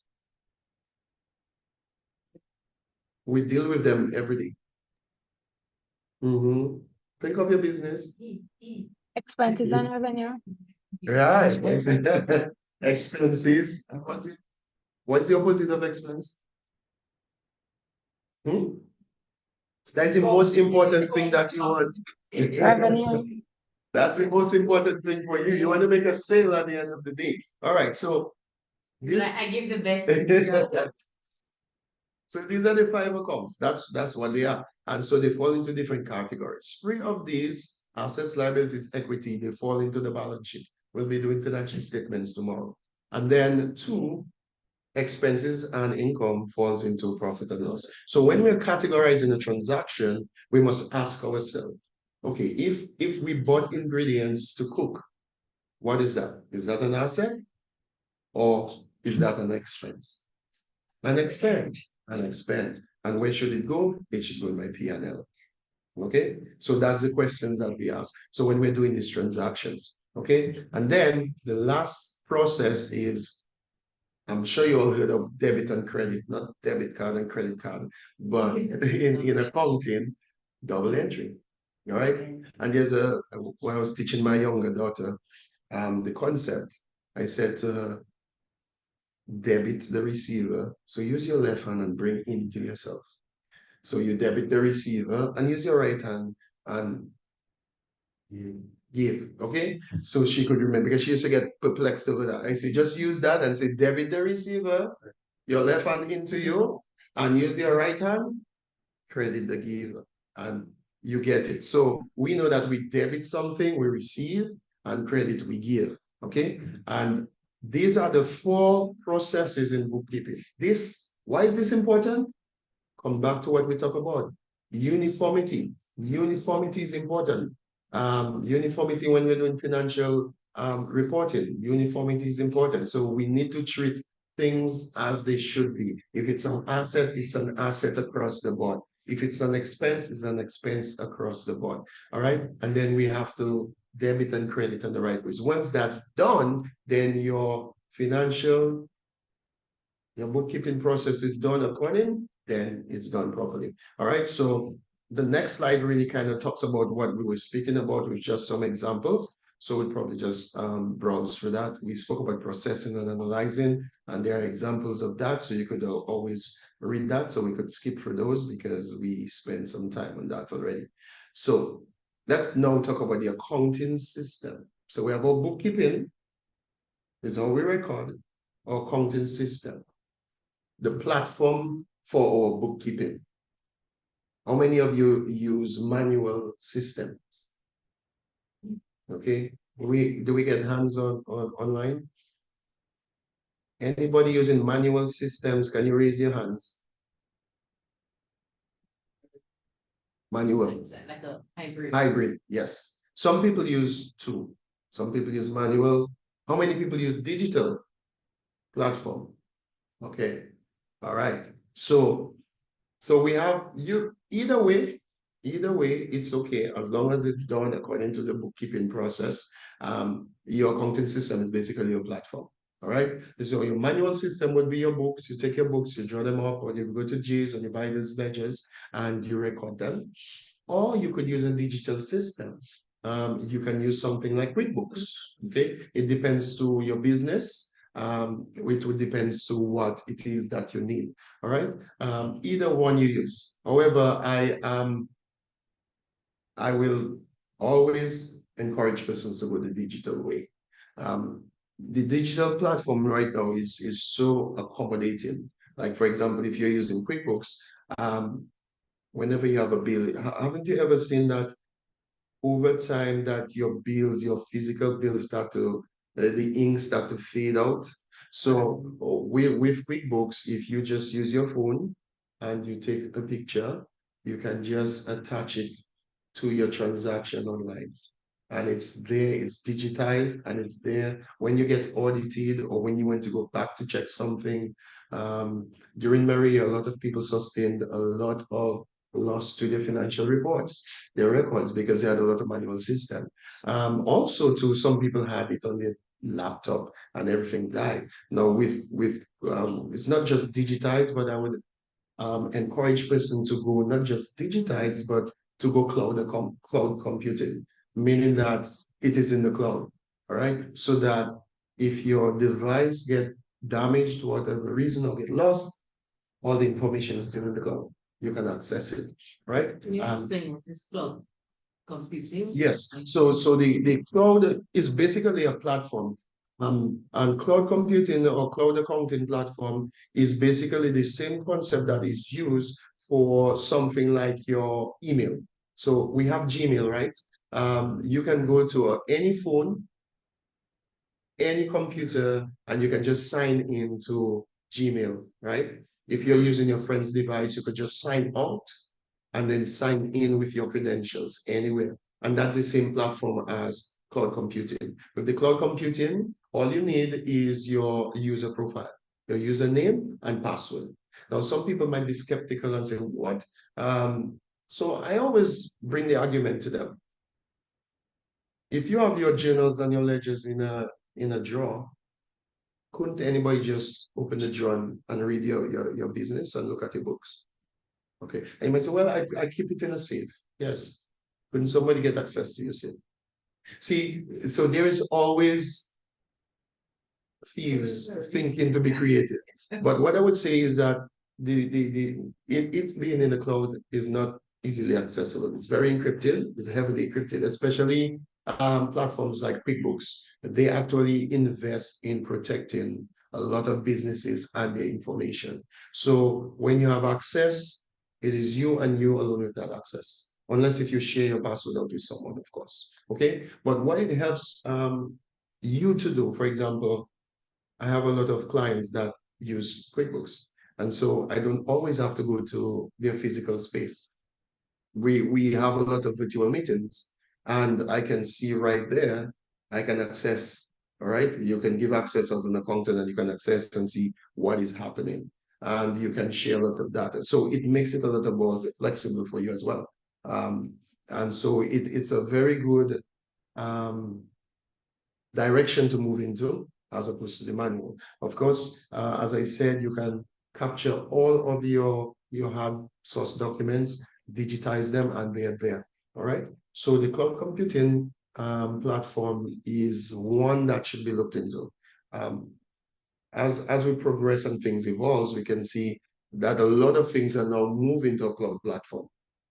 Your TikTok, your WhatsApp, all of these are cloud platforms. If you change your phone, right, and it asks you for your phone number and right away populates all your information. That's cloud platform. So a lot of things are gravitating to cloud platform, which is best, which means it is not stationed or locally on a particular device, but it's there and you can access it at any time. All right. And the same thing goes for accounting as well. So with these two methods, I would advocate for being more digitized than being manual. Why? It's going to save you time. If you have everything written down in a book, you have to pull out a calculator and you have to punch that calculator to get your bottom line figures, right? Whereas if it's already, and right now, things like Google takes it further for you, that they already have it reports for you. They are preset report that you can look at. They are dashboards that you can see on a monthly or weekly or daily basis. There's a dashboard where you can see a pie chart with your different revenue streams or your expenses. And it gives you graphs over whether it's days or whatever. You can filter it in terms of time. And that gives you a lot. They give you reminders that this person is owing, or you could prepare an invoice and then you could say, send this invoice at that specific date, or send a reminder to that person at that specific date. Or it gives you reminders that, look, that stock is running low, you should reorder. So there's a lot of benefit in those digitized systems. Okay. Back in the days, we had to rely on an inventory clerk to check the store lines and all of that. Right now, the systems can check all of that. So it's important that you consider digital aspects. So let's have a look at discussion on it, just to get the pulse of you. First of all, can some of you share what accounting system that you're using currently? Well, we're starting QuickBooks in October. We'll see them. Yeah, but so far we've been all manual bookkeeping. Okay. We want to put away with that. So tell me some of the teething problems you have with your manual bookkeeping. So much. It's very time consuming. Yes, and the thing is too, we want to be able to. Well, my father is the one that does the bookkeeping, okay? And he wants to retire. But because everything is so manual, it's hard to pass it down. Right. Opposed to if it was just digitized. Okay. So that's one of the main reasons why we want to digitize, as well as to keep records, to make sure to keep better records of everything. So that at the end of the month or 3 months of the year, we can say, okay, that's our profit, that's our loss, that's where we should do better, this kind of things. Okay. So seeing today is the 2nd of September, Daddy must be excited because October is around the corner. Yeah. He can retire soon, right? Yeah. Accounting system. Challenges are not too much. Yeah, the transition, there's a transition. Yes. That new system, yes. Learn it. Let's just feel comfortable. Yes. Yeah. But yes, most definitely manual systems reduces time. And it also reduces errors as well. Because I think he will love it over time when he learns it. Because it's just like earlier on when I gave you the example of PMS and the challenges we had with the reservations and so on. Right now he loves that PMS. At first he wasn't open to it, but now it was looking, he's loving because every day it shows us we're checking in. Right. Yeah. We don't have to go flip it for these things and tell you. Sometimes people say check in and there you try the thing right in front of you. Right. But you don't see the name. Yes. Yeah. It helps significantly. It makes All right. Terry has said QuickBooks. Okay. Yes. I can share from my personal experience. When I started my consultancy, it was just a few little jobs here and there. So I did Wave because it was free. Oh yes. Yeah, Wave is free. It's still free. It's free. And then it was something that I didn't have to learn. I didn't want to learn. Because I had combinations with experience that it's always something new to learn.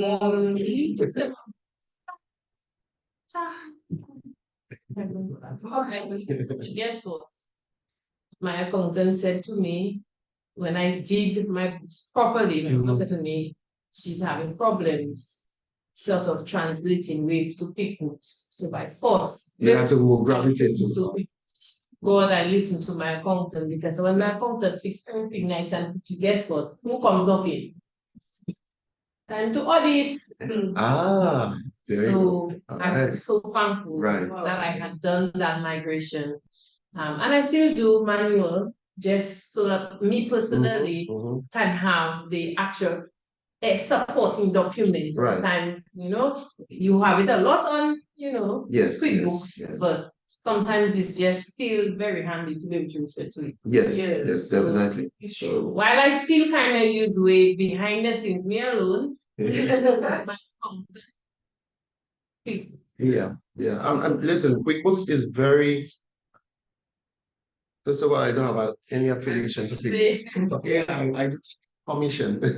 I just don't put out there, but it is one of the best in terms of especially small, medium-sized businesses. And the good thing about it is that it facilitates add-ons. Like, for example, there are certain plugins that you can buy that can allow programs to speak to QuickBooks. Like, for example, if you're heavy in probably inventory and you probably want a sophisticated inventory system, like probably Terry, who has to use so many different types of ingredients and it's critical, you could get that. And there's some plugins that you can buy that let it speak to. I think there might be plugins also for these room management systems that you use in accommodation that QuickBooks can.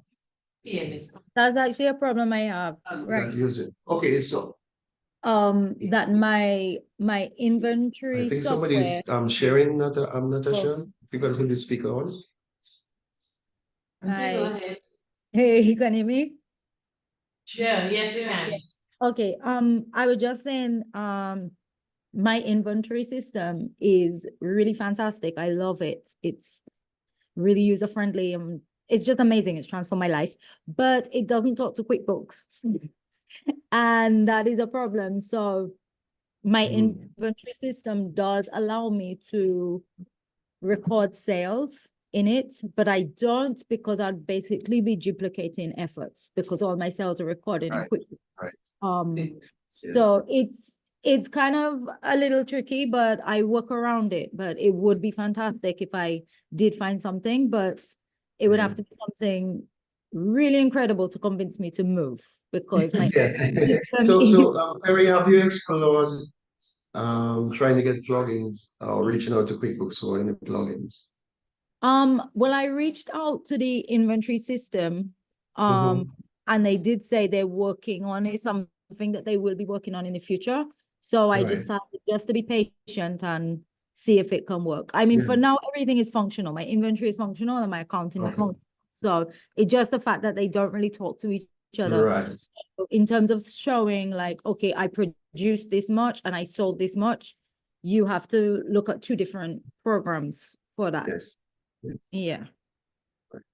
Yeah, because some persons like Terry, for example, she needs a very sophisticated inventory system. If it's somebody who's just dealing with quantities alone, and the quantities are very basic, then QuickBook has an inventory module in it. There are different, if you go to QuickBooks Online, you can see for yourself, there are different packages that they offer, and it'll list down all the different components in it. And there's a subscription list. But it is one of the very good platforms, very, very intuitive. Every single, if you're entering the sale or an expense, the field of the platform are basically the same, uniform. All right, so it makes it easy for you to navigate. Okay, so just bear that in mind in terms of being. I would recommend everybody to go digital. All right, of course, in confinement of your budget. Of course, remember financial planning, making informed decisions. But that would definitely help you. Okay, so let's jump now let's move a little quickly. All right, so statutory compliance, okay? All right, so statutory compliance is critical. Natasha keep talking about inland revenue, all right? That means some of them could be knocking on your doors, right? Okay, so that is important. It's critical.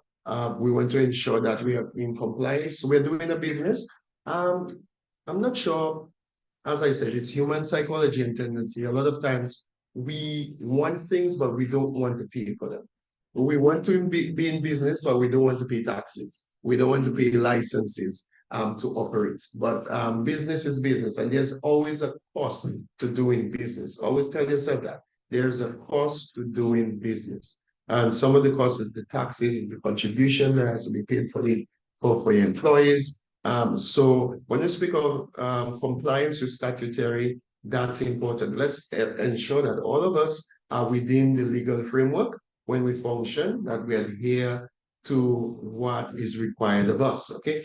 And some of the statutory requirements, if we see on the next field, is going to talk about, many of you might be familiar with CIPO, right? Which is the Company and Intellectual Property Office. All right, so those of you in person, they are right next door. All right, just to build it up, so what the Company and Intellectual Property Office they're responsible for, basically it would be in terms of registering your business. They help you to ensure that you have a unique name. All right, because if I come and try to do a restaurant, the Petit Paradis, we're gonna have a problem, because I might be operating and everybody's getting high reviews, and they come to my establishment, and I'm banking on your goodwill, on that brand identity that you build. So it's important for us to register the businesses, and so we can protect our brand identity. Okay. Right next door, it's like if you go up, it's two blocks away. So basically they are between Domlec. Yeah, there's a building right next to Domlec. Okay, this white building right next to Domlec, right there. All right, so you could go there, speak with them. There are different structures, and it's quite, most times the system works online. You could register online, and there are different types of structures, whatever you want to register. All right. Also, Dominica Social Security, you should be familiar with that, because it makes provision for both the employer and the employee in terms of contributions that are to be paid. Every employer is supposed to be paying contribution on behalf of the employee. All right. And there is a certain withholding of salary from the employee that you have to withhold and pay every 14th or 15th of the month to Social Security. All right. And of course, sick benefits, you have to be aware of those in terms of the laws. Okay. Labor division is not on here, but also you need to be aware of labor division and the rights of employees as well. Okay. And also they deal with retirement benefits. I have some statutory forms here in the folder. So if you would like, give me one. Yeah, you can just go through them. Some of them you're familiar with. So I brought some examples for you to look at. Inland revenue, we have different types of taxes depending on your company. We have taxes for individuals. We have taxes, and there are two types of taxes for individuals, okay? There are taxes for individuals that if you're just making income, you do not have a supplementary income, and you just have one steady job. And then you also have taxes where you have a job and you have a business, you have a side gig. And of course, there are taxes that if your business is a partnership, or if your business is also a company. So all these forms are here. You can have a look at them and familiarize yourself with them. If you're not, some of you might not hear about these forms because you just let your accountant handle it at the end of the year. But it's good to familiarize yourself and know it. Right. So those of you who are online might not have gotten these copies because we have them live, but we are going to scan them, and Natasha said they'll be on the platform so you can familiarize yourself. Okay, so we want to speak about, just a short activity here, just reviewing. Just go through the forms. If there are any questions that you have, well, those of you in person, you can review them, and I can always guide you through them. So we're going to take a break here.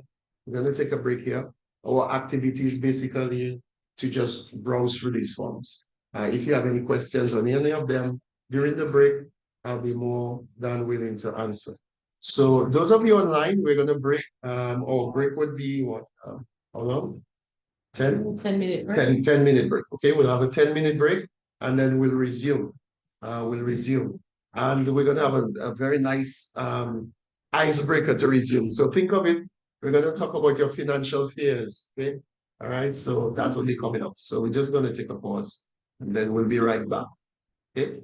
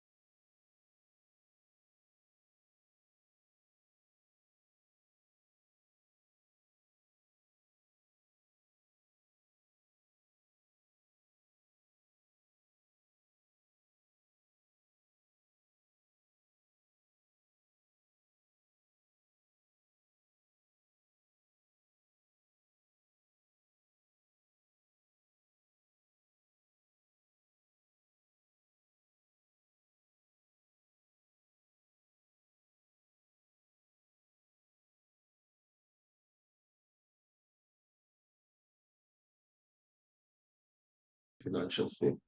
Recording in progress. We give you 3 minutes to just gather your thoughts, and then we will have that icebreaker.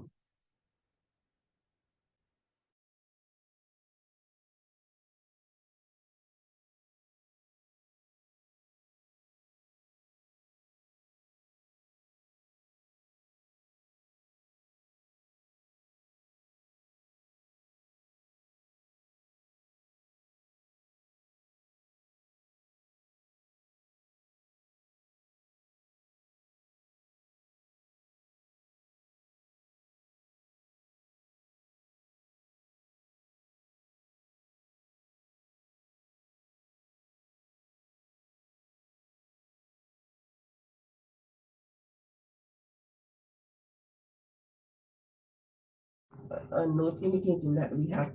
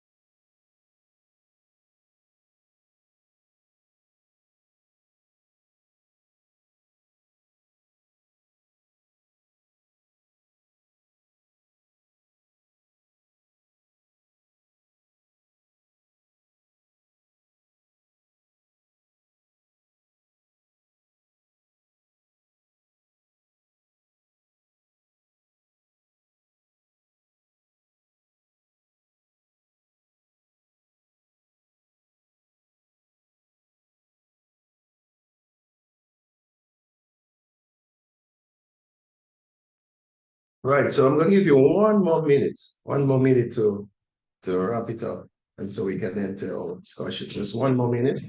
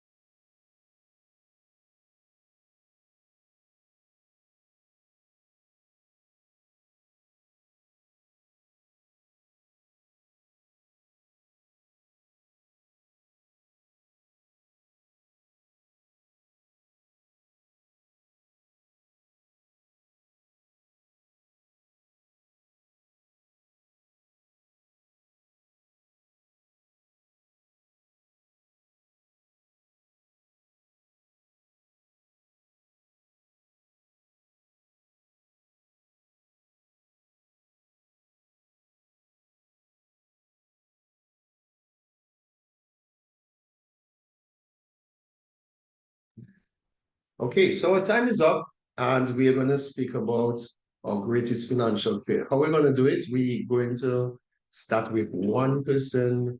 Well, the ratio to online and in-person is greater.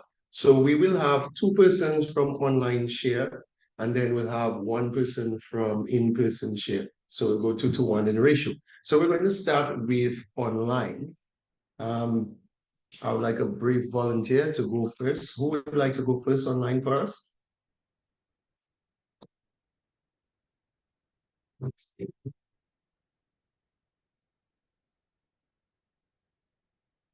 No one is volunteering? Okay, I'll volunteer. Okay, thank you. Okay. So some of the greatest fear when it comes to finance, is that the question? Yes, the Yes, greatest financial. yes. That would be number one would be savings for me. Um, persons may wonder if they have enough money saved, in case of an emergency or something of that sort. Another concern would be not having enough money. They may want to do certain things and they may not have enough money. They may constantly be thinking about money, and they make. Pardon me. Sorry. Okay, so I do not want you to use they may. I want you to make it personal. I mean. Okay, So speak about your. Okay. Okay. So I may be thinking about money, constantly, not even having enough time to rest. Let's say, I may go to bed with money on my mind. Um, Another concern would be for me, education for my children, making sure that I have enough money saved, to, business, well, I guess business wise, whether for my business or for my children. Another concern would be for my home, when will I be able to have enough money to build my home, or whether I have enough money to face the bank to go and take a mortgage, knowing that it may have to last for over 20 years. And one other concern would be stolen identity. What happens if somebody steal my identity, whether I would be able to, make another comeback. So these are some of my concerns in regards to financial management. Thank you for sharing. Thank you for sharing. If I can sum up your fears, I think one is lack of financial independence and financial fraud. Okay. All right. So I think I can sum it up in that. Yes. So we have Cyrilia.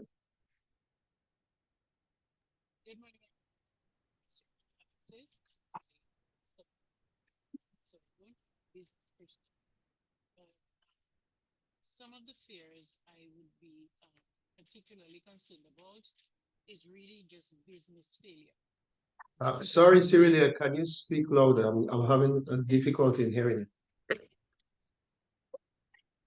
Can you hear me better now? Yes, please. Okay. Yes. Sorry about that. So one of my real concerns would be business failure. Just generally, my business just failed. And that would be due to the unstable economic environment, like the constant rising prices, inflation, and stuff like that, wars, global health issues, and stuff like that. So this would be one of the fears that I would have as a small business person, especially in Dominica, and what I would like to discuss really is the strategies to protect and combat these issues, because that would fall into my private life, how my finances are going to be secured. And so the forefront for me, that would be it. Right. Thank you very much. Welcome. All right. Okay, so we're gonna have one person that's going to be physically present with us.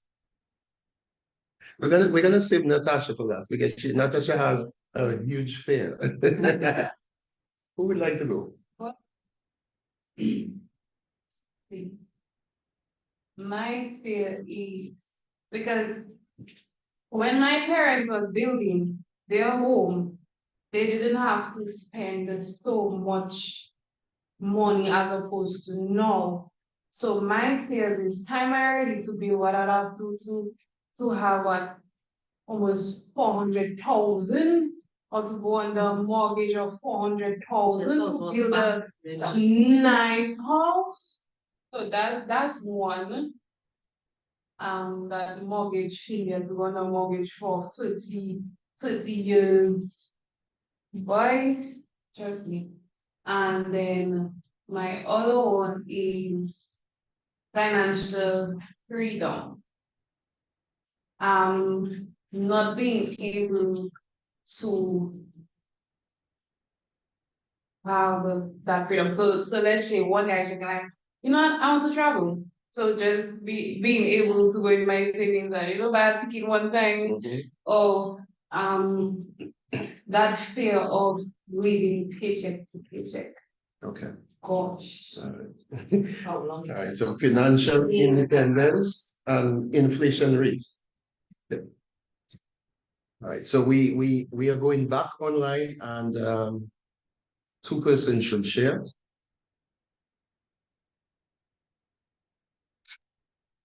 I don't mind to share. You can hear me? Yes.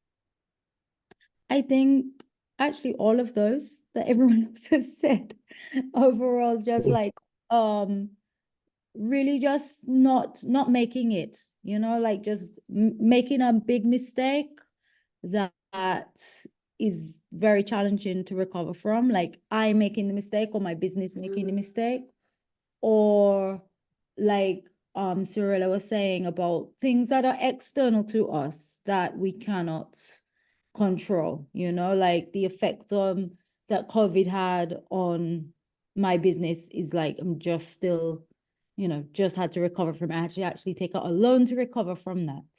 So I really would not want to go through that again. Okay. Thank you. Okay, Lester, I believe your hand was up.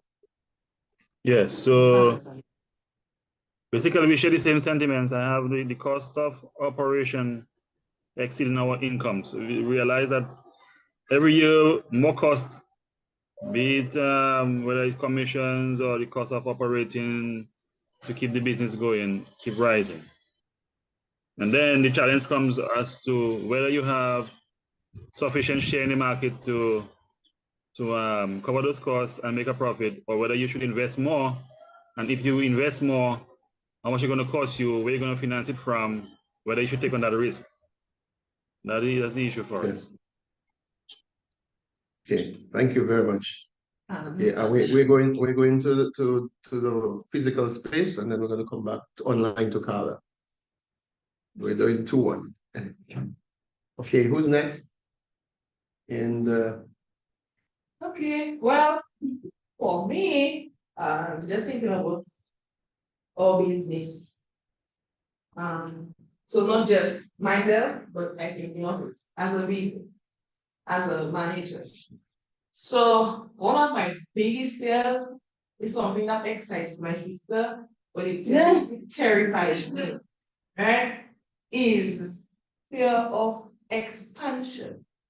So when you have a business, it's easy to get comfortable with things being how it is, and especially it's a family business, so your parents perhaps brought it this far, and then you have a future goal, certain goals that you want to take it to another level. And my sister is like really just she's a go-getter. She sees challenges as an excitement, but I don't see it as an excitement. Torture. But I'm very good at myself. So somebody would not say that I'm terrified, but inside I'm like, how are we going to do this? How are we going to take that too? I'm in a restaurant, I guess, also don't just want to leave as that. There are other umbrellas, other things that you can branch out to. So that is my biggest fear, because sometimes you really want to expand, but then you don't know how it's going to go financially. You just want to invest a certain amount of money into something, and then the uncertainty, should I make that decision cash? Should we withdraw that money and buy that cash? Or as you said earlier, take it against our saving, take a loan against our saving, and leave the money there and take a loan, just stuff like that. So that's one of my biggest okay. Growth and expansion. Yeah. All right, over to Carla. Hi. I was going to say something like what Terry said. And to add to that, the hurricane season, I think for many of us that are in the accommodation service, I think is a real, I don't know if it's a fear or a real trigger, but I think that every hurricane season, you just, your screensaver is the National Hurricane Center, and you are just afraid of what will happen. Because although, you say you could take a loan, but then what happens when okay, so they give you a moratorium, you can't pay the loan because there's no business. But the banks don't really give you a moratorium on the interest that they're piling on. So it extends your loan and then it grows the interest even more. So it's really quite an anxiety-inducing situation, which is completely out of the control. So that's, I wanted to add to that because it sort of sits on the back of the COVID occurrence that happened. I think what COVID helped us to see or helped us to do would be to innovate, would cause us to be more innovative. I don't think so much a hurricane, post-hurricane scenario environment inspires that sort of innovation because you just don't have the means. But I think that the fear again coming out of the COVID where you want to innovate is that we are looking at small and medium businesses, which are quite tight with our teams and some maybe single or part-time teams. And the fear is to not be able to innovate fast enough to be able to keep your responsibility to your teams and to people who depend on you. And that gives me a lot of anxiety, that because it's not just me in the business, but it's people that are depending on the business as well. So I don't know what we can say to that. And it doesn't help when we have scenarios where all of a sudden you get charges put on you without a sort of a stakeholder consultancy, for instance, with the Jawasco charges, a lot of things that get out of our control, which could necessarily, we could have some voice to, which could reduce the anxiety to somewhat. So I think the biggest fear is the anxiety around financial fluctuations or deep fluctuations would be my biggest fear, and how to be responsible to people that are looking to you. All right, thank you for that, Carla. Yeah, that's very deep. Okay. All right, we need someone else online. I think it's the person you need now.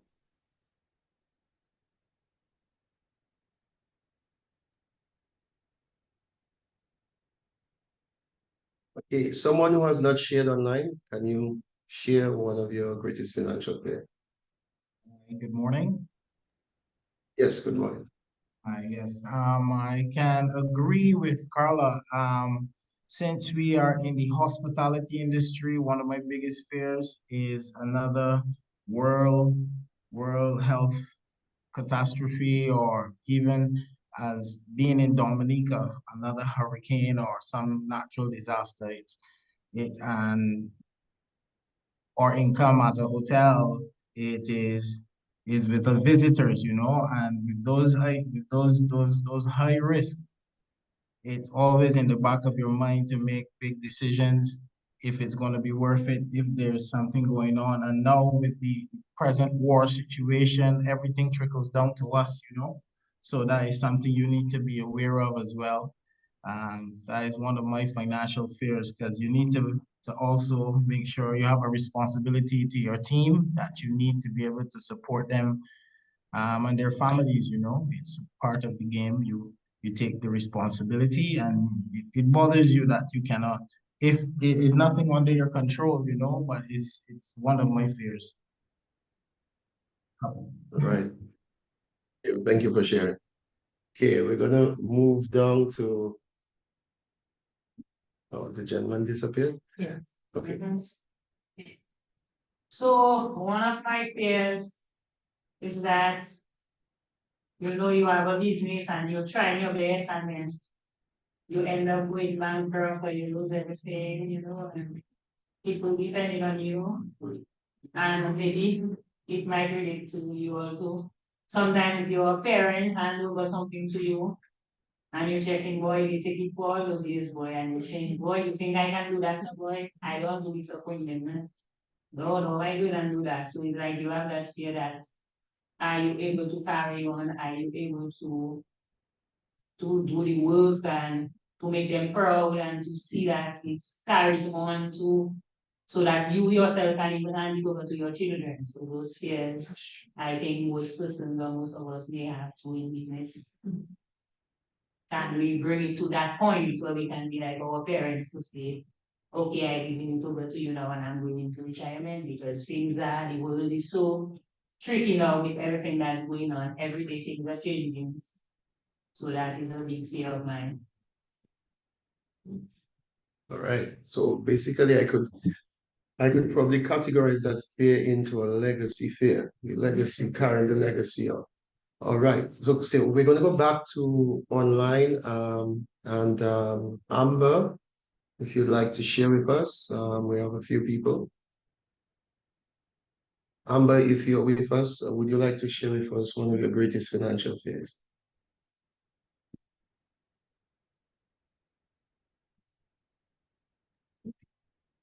Hi, sorry, my video is not working at the moment, but I think I'm just in line with a lot of what everyone else has shared is fear around resiliency and knowing that, how my business could bounce back from a natural disaster. That's why my biggest fear is a hurricane. And yeah, financially being able to bounce back, but also, yeah.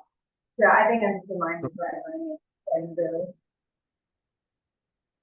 Okay, all right, so I get that. So it's on the unforeseen interruptions like natural disasters. Okay, and who else would like to share with us?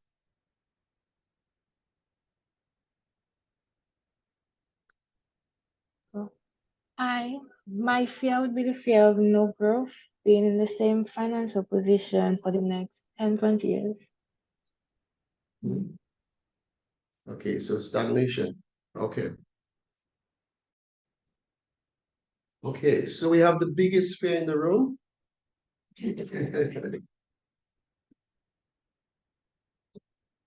For me, it is tied to legacy. So I came from an entrepreneurial family. My parents, as long as I knew them, they were in business for themselves. So as a child, I would spend my summers and carnivals and everything else unpaid labor. I was accused of it. So I also got to experience the highs and the lows of business. And so I saw my parents' business fail.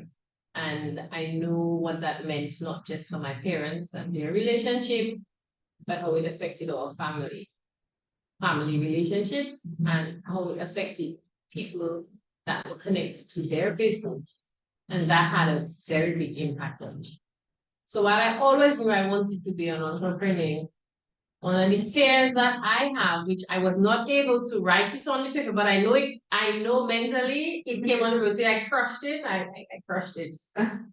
Is not being able, my business grounding to a halt, not being able to meet my, credit obligations, and not basically being able to provide for my family. And worst case scenario, having to run away, from everything that I know as home.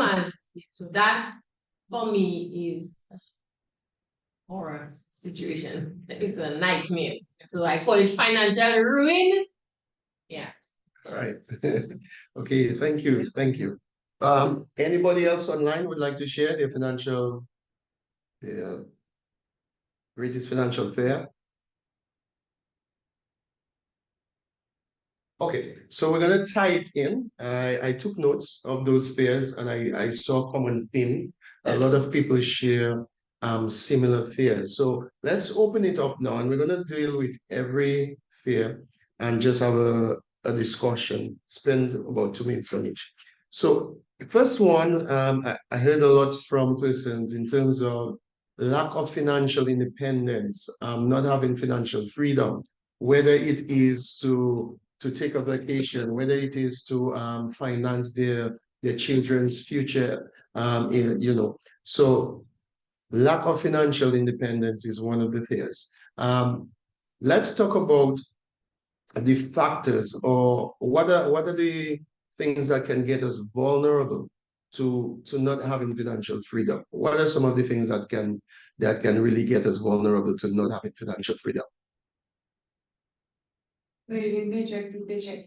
All right, living paycheck to paycheck, hand to mouth. So if we're living paycheck to paycheck, what could be some of the factors causing that? If we're living paycheck to paycheck, what are some of the factors, or what do you think are some of the underlying issues that could be causing such a problem? Living beyond our means. Right. So it could be living beyond our means. Probably we can look at our lifestyle and see if there are certain things that we can adjust. Okay, so that's where we'll think about being conscious in terms of our lifestyle. Someone said high debt. It could be we have our debt ratio is extremely high. Why is our debt ratio so high? Is it that we had a very good, stable job, and then that job is no longer there, and then we still have to meet those debt? Or is it that a lifestyle? Is it something that have to do for our psychology and us, our mindset?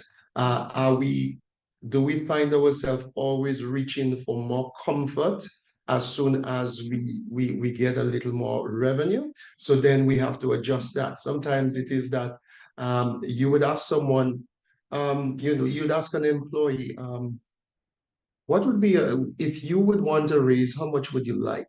And that person might give you a figure, and you ask that question a month later or 3 months later, and they're going to come up with a higher figure. And sometimes it is that we need to address the underlying issues of we as individuals. So sometimes we can fall into circumstances where our financial independence can be as a result of our own doing. And there, of course, unfortunately, there are times that it's beyond our control.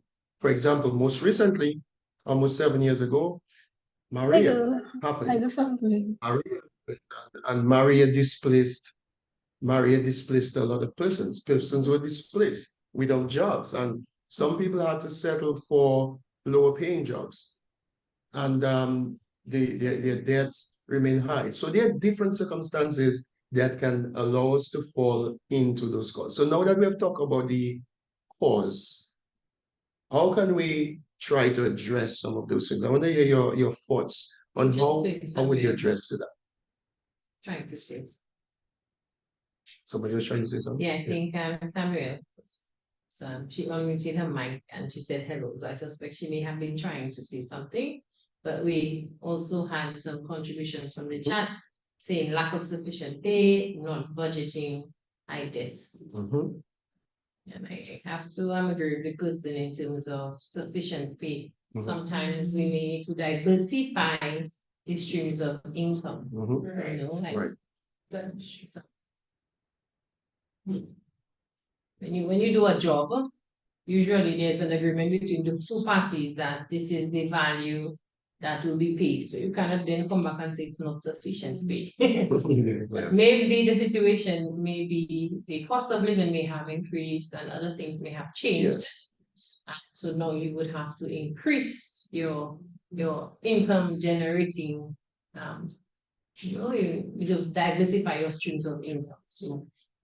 All right, so Natasha was giving a very important point in terms of mitigating the fear of financial independence. She was saying that you could address your revenue streams and have multiple sources of income. Traditionally, we were taught to educate ourselves, get a good job, singular, get a good job, and settle, and life is a dream. The life that we know right now is not that, it's not realistic that way. And a lot of people don't think of what they do with their time. So some people 8 to 4, and all of their leisure goes into consuming social media. It goes into parties. I'm not downplaying entertainment. I believe entertainment is a critical part of any human being. We must have a balance. However, we have to look at the free time that we have and how we manage that time. So Natasha was making a very good point. where we can use some of our free time to see if we can supplement our income. Is there something else? Is there a secondary job, a side hustle that we can do to help alleviate our strain, and that gives us a bit of financial independence? So those perfect eyebrows could be making you with some chance. Yes. Okay. All right. Terry and we see Elisa, or is it Eliza? And Lisa. And Marsha as well. And Marsha. So it was Terry, then Elisa, then Marsha. Okay, so Terry's, Terry says, I realize I really need to create an emergency fund, or do you think comprehensive insurance is a better option? I think, Terry, you should think hybrid. There are some things that insurance is going to cover. Remember, insurance, depending on the clause of the insurance, it would be under certain conditions that you can tap into those funds. An emergency fund, on the other hand, is one that you have quick and immediate access to. So I would say you should go both ways. However, you have to know yourself. So there's something we refer to as emotional intelligence. And that is where we are able to better understand ourselves and our emotions. Because a lot of times what clouds our judgment or puts us into situations is our emotions. So with emotional intelligence and understanding yourself, if you're somebody who's very dedicated and disciplined, and you can have an emergency fund where you would not tap into it only, and it's exclusive for that purpose, go ahead and do that. Also, if it is that you want to establish an emergency fund, but you lack the discipline, what you could do is speak to your bank and let them put certain stipulations in there to protect you from yourself. But I believe it's a good idea to have both the insurance and also an emergency fund. You're welcome. Okay, so we have Carter.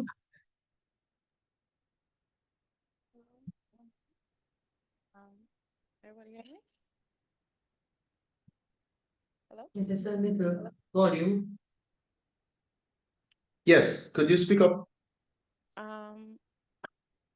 The comment about the high lifestyle, I was thinking that it ties back to the importance of financial management, in that if you record everything properly, you can see where you are spending too much or too little, and then you can be better able to make decisions as to where to cut off spending or where to increase spending to avoid that fear of not having enough to spend.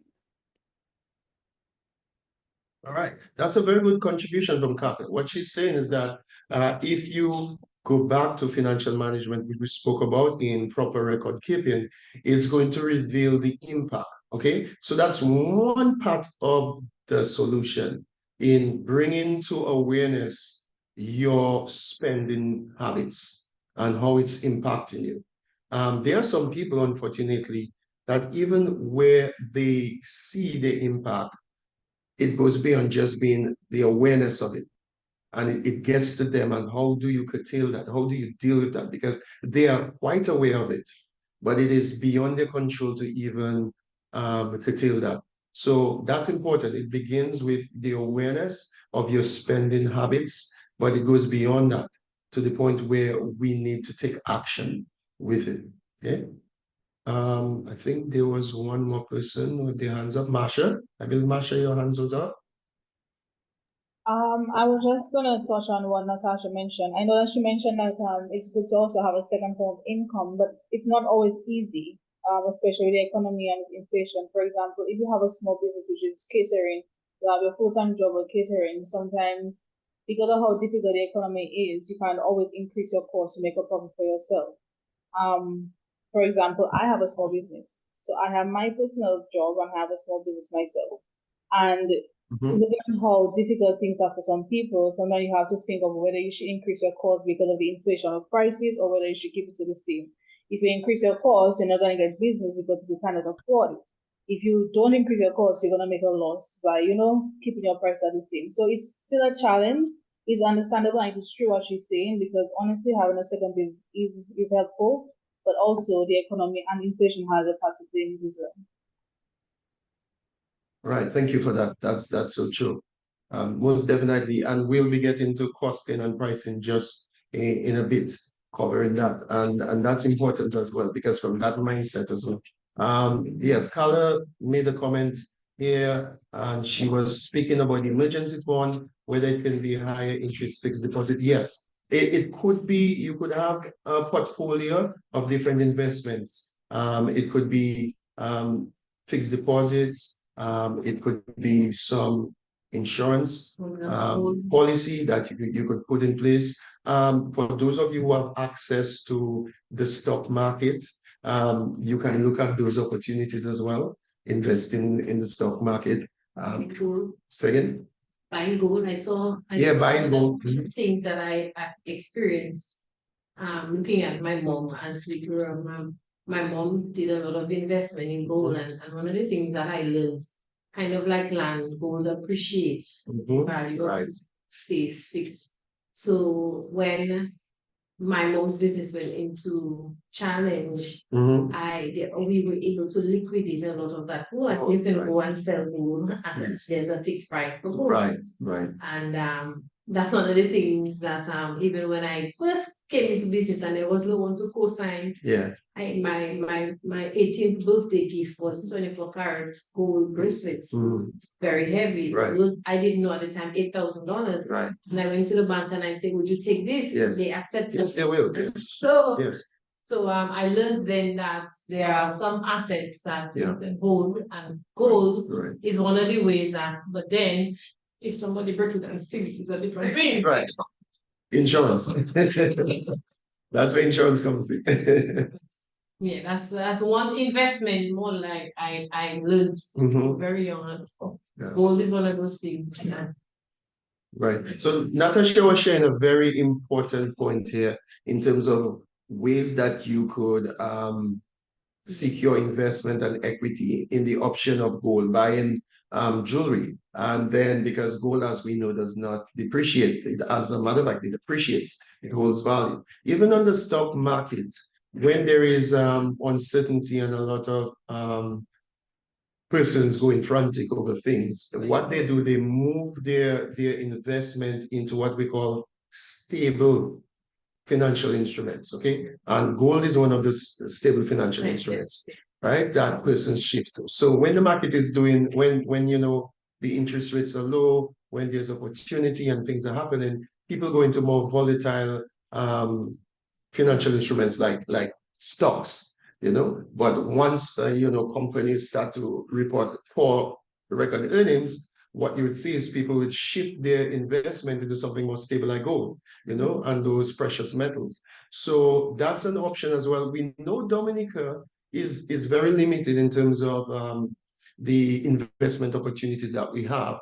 However, we are now on a global platform. That's why I say keep your eye peeled and your ears open, because there's a lot of things that are coming through digitally. I must say, be cautious to scams, but there are a lot of legit opportunities out there that we have to be mindful of, that we can seize opportunities on. So yeah, that's very, very, very very good knowledge that Natasha gave us here. Even right here in Dominica, you can use gold to secure some of that. All right, so we're going to talk now. We spoke a bit about financial independence, and I think someone mentioned they're fearful of being scammed, their business being scammed, and that's financial fraud. Okay, financial fraud. So how are some ways that we can prevent ourselves by being scammed? How do you think we can avoid ourselves from being scammed with our business? Stop shopping online on Facebook and dodgy site links. Don't do it. You know, there's nice shapewear, the best shapewear in the world. It just seem to pop up when we are scrolling through Facebook. But don't do it. All right, so Natasha is saying all of these digital ads that keep sticking out at you, before you press the button to engage, ensure that you vet these businesses, because a lot of them are scams. A lot of them are scams. And they get so creative right now. I was helping my mother-in-law to book appointments at the embassy. And while we were doing that, a phishing scam came up, looking like, yeah, and that's basically.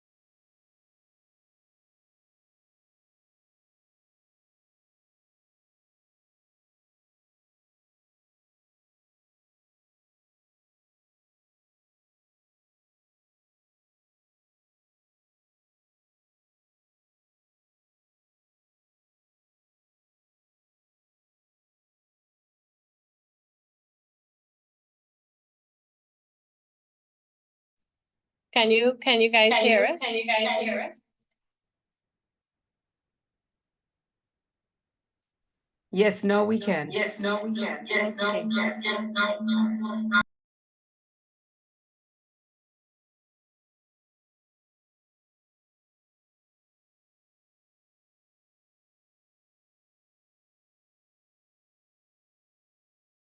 Yes, no. Okay, just testing. Can you hear us, Clara?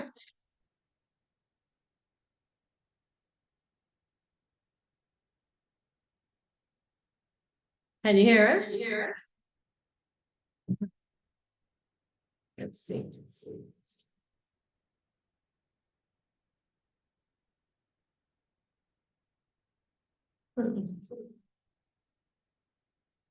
Just. Oh, I was only talking about something. Yeah, then someone called. And it was considering your presenting. He wants to pay for me. Just bear in mind that They get an application by or the newspaper, and if we're not selling, they are financing price.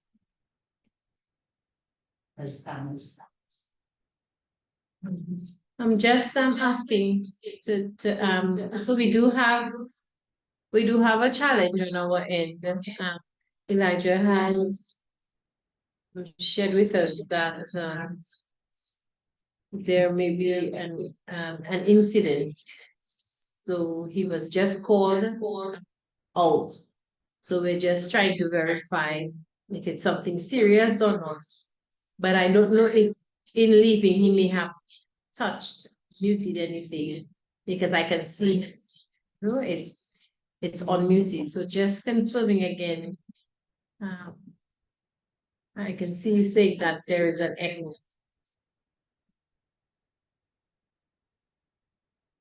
Let me just wait a minute.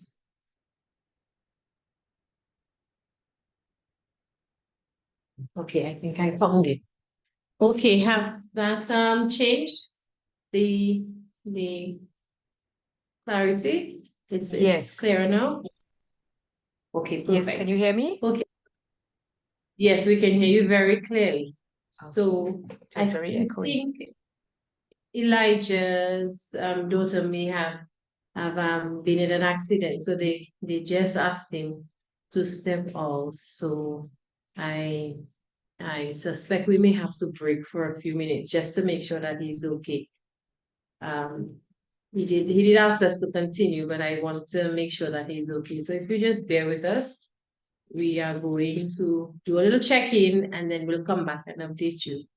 So just bear with us for a moment.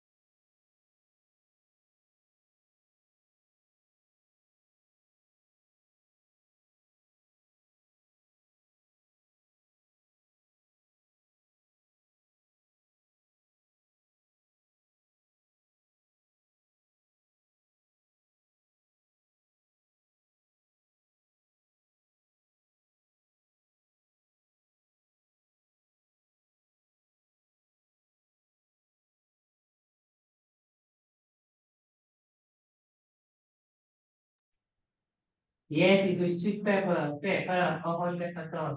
Okay. So just a quick check it again. So everything is okay. So no cause for major alarm.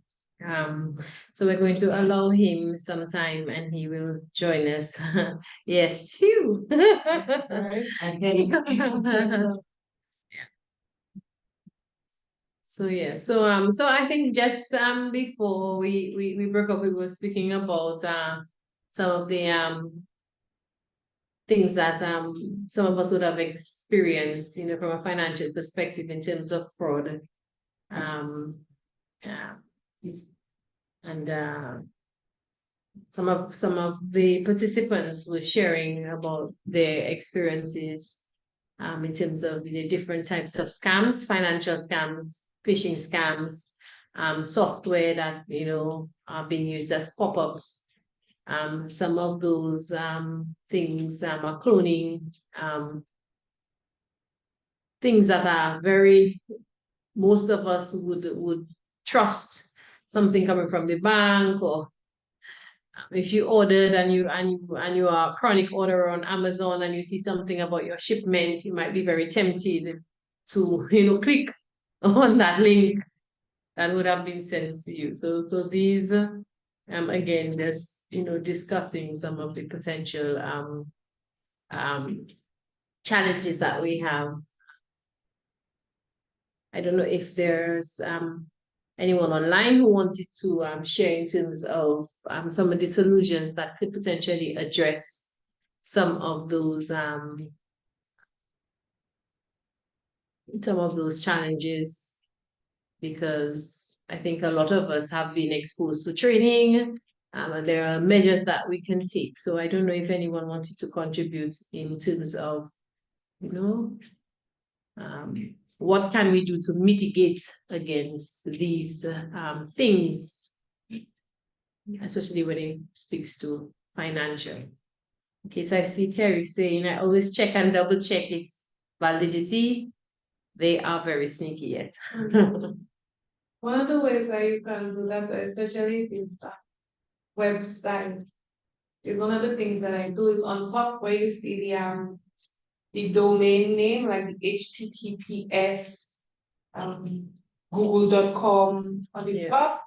So the trusted one is HTTPS. And the one that's not trusted, and they don't recommend people to do anything on the site that says HTTP. It doesn't say the S. Right. And usually before the HTTPS, it does have a padlock, meaning it is secure. Securely. If it does have the padlock or the padlock is open, they don't advise people to do anything on that website. Right. So that's one of the things that I personally do, especially if you're a window shopper like me. I'm a lot of window. So window scrollers. You're scrolling on Shein and there. Full reviews on that particular site, see what they say, if it's a scam, they got scammed there. The research. Yeah. Somebody saying doing research. She right on. It's the first time. Oh. That is good. So, okay. So I'm going to pass back to the expert, the subject matter expert is back in the room, so I no longer have to leg it. So I'm going to transfer back to that I did say to them that you had to step up, so Okay. they were very concerned. Thank you. Okay, thank you, everybody. I just had to deal with the emergency there, but God is good. All things are good. Okay. All right, so we can resume. Natasha, were we still on the same? No, we kind of moved on. I don't know if anybody wants to tell that we can. Okay, all right. So probably I just want to address two things here because they are critical to basically they springboarding us into some of our topics. One is the fear of inflation rate. We cannot control price, okay? Inflation is part of the economy. That will always happen. Cost of living by default, by reality, things will progressively get more costly. The price that you build your house today is going to triple, quadruple in a few years. That's just the facts of life. The cost of manufacturing, transportation, all of that is going to go up. And as a result, that's going to result in inflation. Okay, how do we combat inflation? Well, in our business, the way that we go about combating inflation is making provision for things. So we have to think, piggybacking on what Natasha said, we have to think about different inventory streams. Okay, you would see a lot of businesses, a lot of these companies that we see, like Microsoft and Apple, do not only rely on the sales of their product to survive. They invest a lot of their capital, their excess cash, They invest it in other companies. They buy other companies. They buy shares in other companies. That is how it is done over the world. That is the business model for success. It is using, if you ever heard it, when you're young, work for money. And as you get older, let money work for you. All right. So you have to use your money, and you have to see how that you can get into investment. Yes, your business might be doing very well. Everybody's appreciating the product, but then you can use some of that revenue, some of that cash, that profit that you've made, you can use that and diversify it. Look at probably partnering with somebody. For example, your business is doing good and you might be in the restaurant business, right? And then somebody else here is just coming up trying to make soap. Well, you could use some of your funds and invest in that. Soap has nothing to do with providing meals, but it's your business going in a different venture. So these are opportunities. That's the way that we can combat inflation. As a matter of fact, if we have our money sitting, if you have $100,000 sitting in your bank account, and the bank is giving you just about 2% a year on that, the rate of inflation is going to make that $100,000 over the years depreciate. You're going to lose purchasing power on that.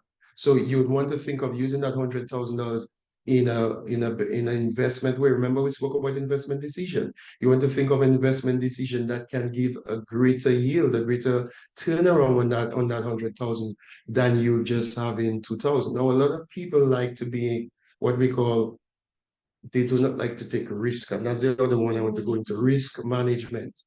Risk is a necessity to revenue. There is no business that's going to offer you just rewards. You have to have skin in the game. All right. There's an element of risk to everything that we do. All right. Just the mere fact that we don't know what tomorrow lies, we don't know how many customers are coming to our business, that's a risk in itself.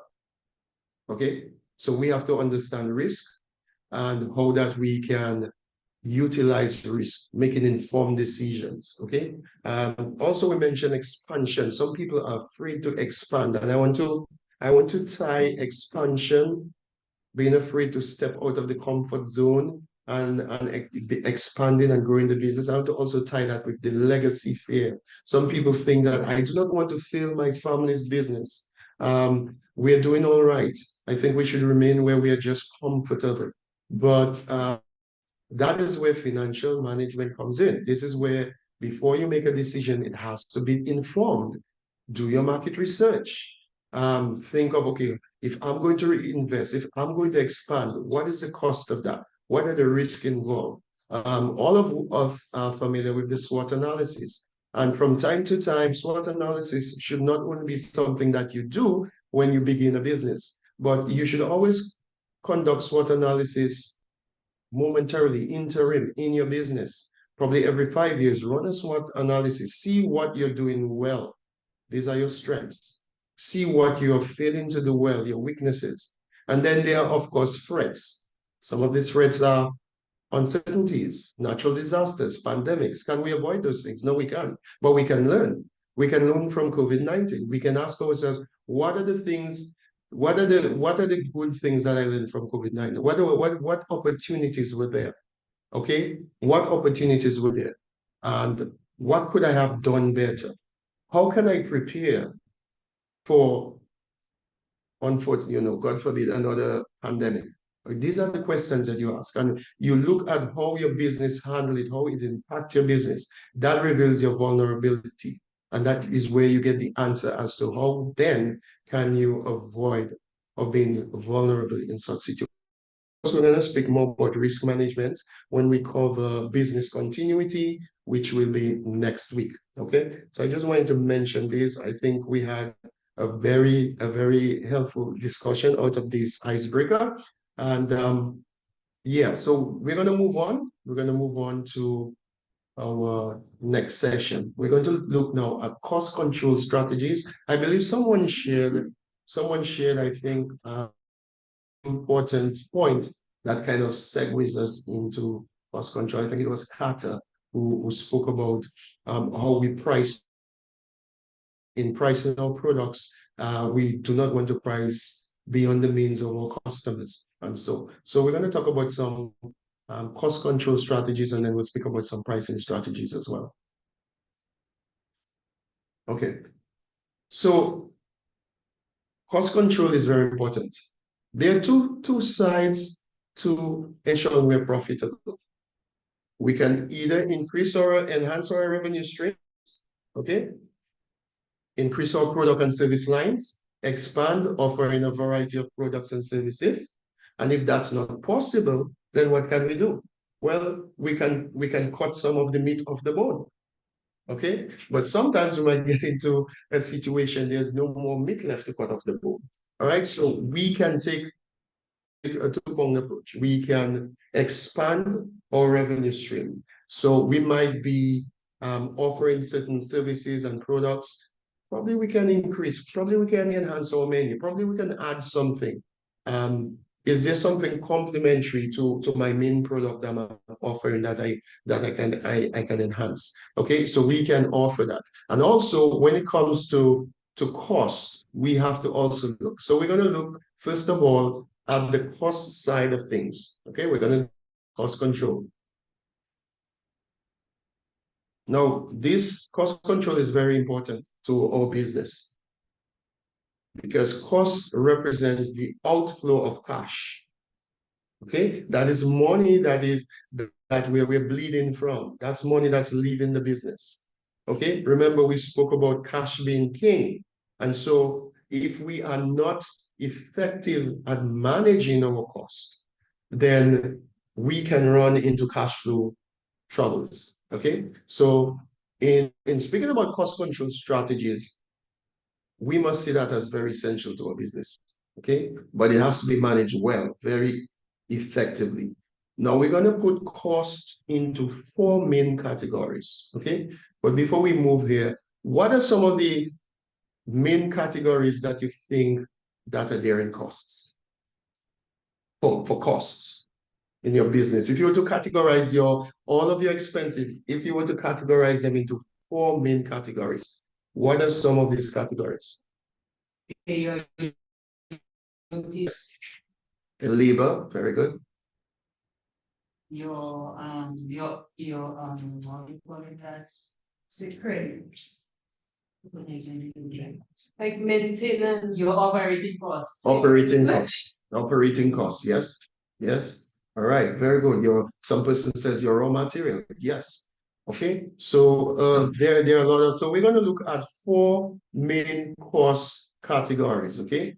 All right. And so most of them were mentioned and we want to look at them. So the first one that we're going to look at is, let's spend some time on our labor costs. Okay, we're going to look at costs.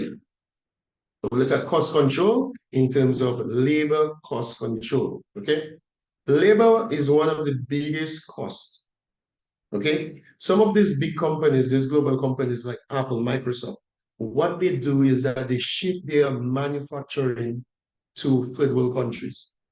The reason why they do that is because it is cheaper for them to produce those phones in those third world countries than to pay someone in the US. Okay, because of course the minimum wage in the US is far higher than it would be in some third world country.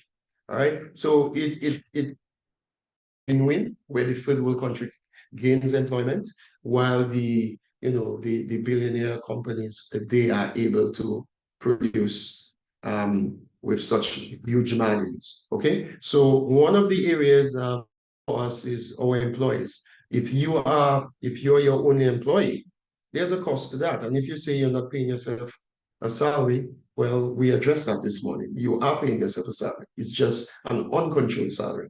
So you want to be aware of that labor cost. Okay, so with labor costs, a huge portion of the business cost is as a result of labor costs. You have to have employees to work, all right? Especially if you have a lot of things that require face-to-face. Like, for example, if you're in the accommodation industry, somebody is going to feel much more comfortable with a warm smile from a human being than some tablet screen speaking to you and you have to press buttons, okay? It's just not going to cut it because you're in the service industry. You're going to need to have human interaction here. Okay, so with that, we need to know how to calculate our labor costs, okay? When we speak of labor costs, everything from salary, wages, uniforms, bonuses, benefits, gifts, all of these things that we reward our staff with are going to be part of our labor cost.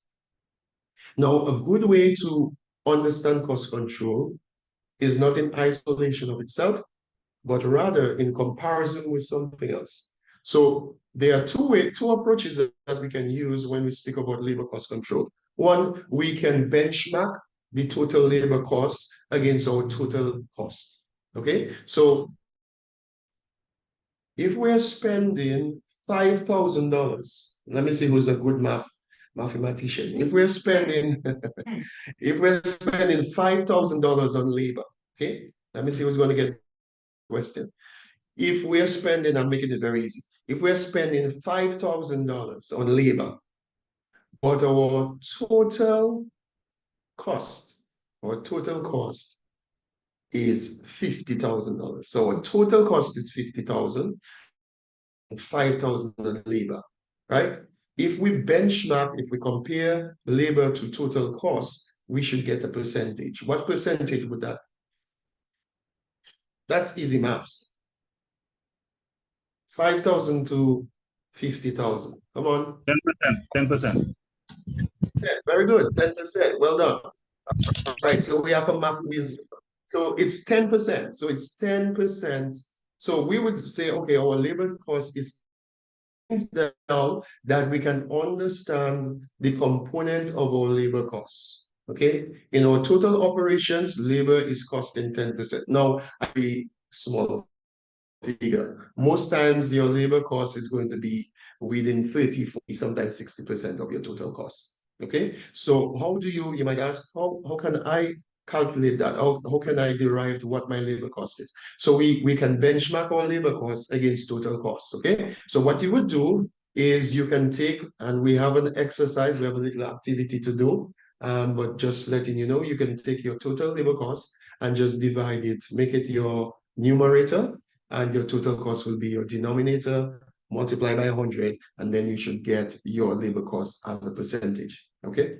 So we can also benchmark our labor costs against revenue, okay? We can benchmark it against revenue, which means that if we use our same example and our labor cost is 5,000, our revenue now is 100,000. If our revenue is 100,000 and our labor cost is 5,000, then it means that what is the percentage of our labor cost to revenue?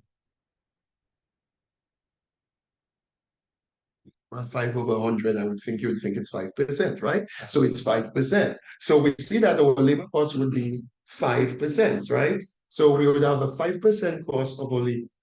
Of course, in the real world, most times it's not. What if your labor cost is 55% of revenue? It means that this is a huge portion. This could be most likely your highest cost, and that you have to keep an eye on this cost. It means that if I'm paying so much in labor costs, my employees needs to be well trained and performing at optimum level. Okay, which means, so how do I know that they're well trained? I need to provide training for them, number one. Number two, I need to monitor in financial management, planning, monitoring. Okay, so we need to monitor, we need to control. It means that if our labor cost is so high, we need to see optimum output from our employees. But how do we manage optimal output? Well, it comes with having interim discussions with them. It comes with having evaluations with them, having conversations with them, ratings and marking them, and ratings and performance. Okay, so you want to rate them on performances and they perform. Now that is going to help you to understand the dimensions of your costs. So labor cost is just one of those costs that we can use in terms of understanding how to manage and how to control cost overall. All right, let's look at another cost. And let me just pause here, just in case somebody has here or comment on labor cost.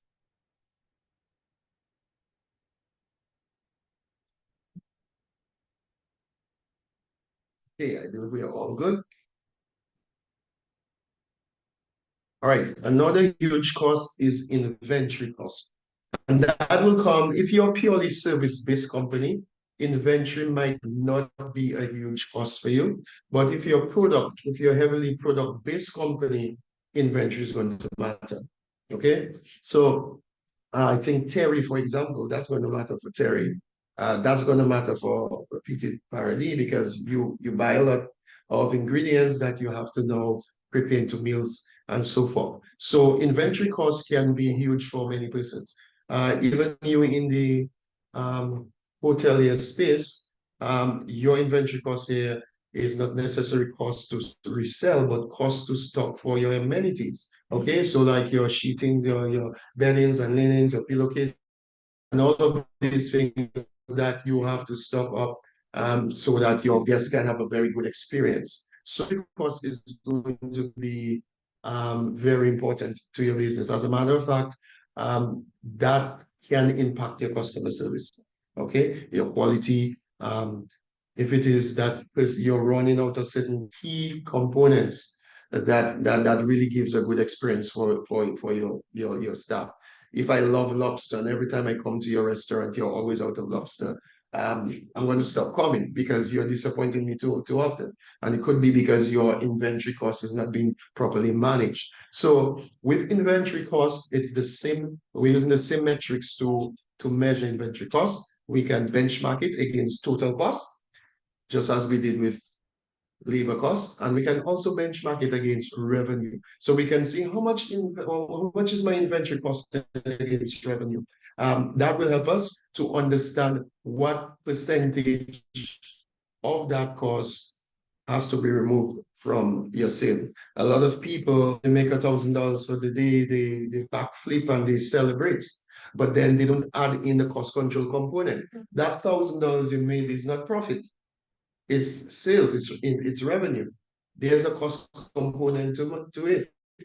And this is where, when you do cost control strategy, that's where you can say, so for every $1 I make, I'm really making a profit of 10 cents. Okay. So that means 90 cents goes back into cost. Okay. So this is how you understand how you operate. But some people are very blinded by.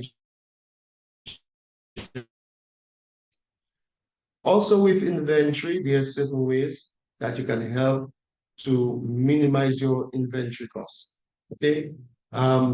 So I would like to ask anyone to share what are some effective habits that you use to manage your inventory costs, to keep your inventory costs as low as possible. Would anybody like to share? Yeah, hi. I have a share and a question. Okay, sure. Okay. So one of the things that I do is really, as I've been scaling up to try and buy in more and more bulk, because the more you buy in one go, the lower the unit cost. And then you, like the last shipment I got, I did everything in one shipment instead of constantly sending different shipments, which it was a significant saving. I see your thing about doing just-in-time inventory systems. That's impossible in Dominica. Because there's always something. There's a shipping delay. There's a this delay. Like right now, I must, by the end of this week, I have to have ordered all of my inventory for Christmas, right? To avoid the lunacy that happens around that time with the port issues and weather issues and everything. So the good thing is that I make savings on things when I buy in bulk and I ship together. The challenge is it ties up a huge amount of cash flow and I have a storeroom full of inventory. Now, it gives me a good level of security to know that I can produce on demand, I can meet demand, I'm there, I'm ready for customers, I can advertise more, I can expand my business more. But it does put pressure on cash flow. Right. Okay, so that's very interesting, Terry. So a little bit, let's probe a little into that. So first of all, yes, I agree with you that it could be there are certain strategies that we can use in terms of inventory, like just in time. It might not be practical in your case because the products that you rely on are not made locally, and therefore you have to overseas. And as a result of that, the time to get here is not practical for you. Now, you also mentioned that your cash flow get ties up because what you do, you consolidate so as to reduce your freight costs.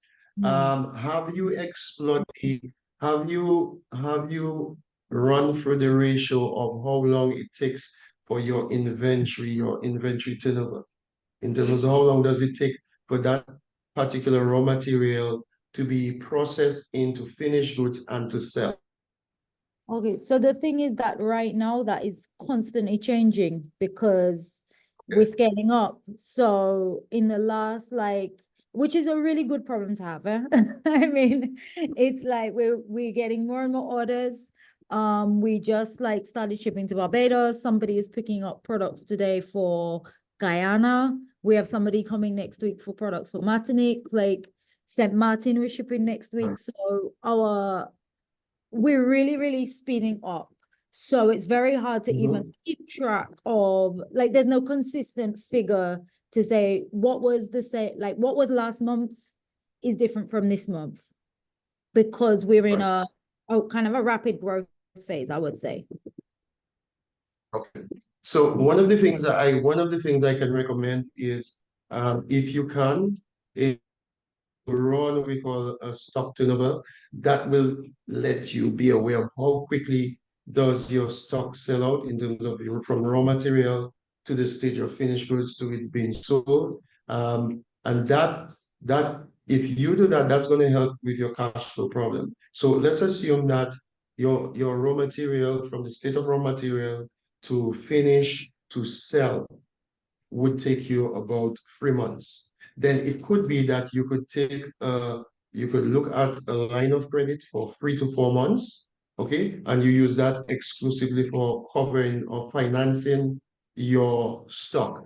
You know very well that if you take this line of credit with a very good, attractive interest rate, of course, that you are able to cover just your inventory for that line of credit. Okay, and that frees up the rest of your cash flow to meet your daily operational needs. So that could be an opportunity that you can look at. Of course, we'd have to do the metrics and the ratios. Interestingly, tomorrow we're going to do some of those ratios. Perhaps those ratios can help you to use that and run a little bit to see if that's going to help you. Because the line of credit for that space of time could be what helps you. Okay. What right? So that's an opportunity. would you expect for a line of credit, like at say at NBD? Well, it depends. It depends I do not want to answer that because they have different packages, and of course you can negotiate with them. Also too, it could be that if you have remember what I spoke about, instead of using your dry in cash, you could have your cash on a fixed deposit for a small amount of interest. But what you're doing, you can use this fixed deposit as a guarantee, okay, against taking a cash loan. And that would be much lower than the market rate. Okay, so that money could be here as a buffer that you use as your line of credit at a much lower interest rate. So there are a lot of opportunities. I would say you would have to speak with the financial instruments institution, sorry, to understand the different packages that they have available. But it's always in comparison with what is the cost associated to it. So getting a line of credit has to be in contingent to you ensuring that you also do the metrics of how quickly does that raw material converts into a finished and sold product. Okay. Nice. Okay, thanks. You're welcome. All right, so as Terry shared with us, you can consolidate so that you can mitigate your costs, because freight is one of the biggest factor in getting things here on island.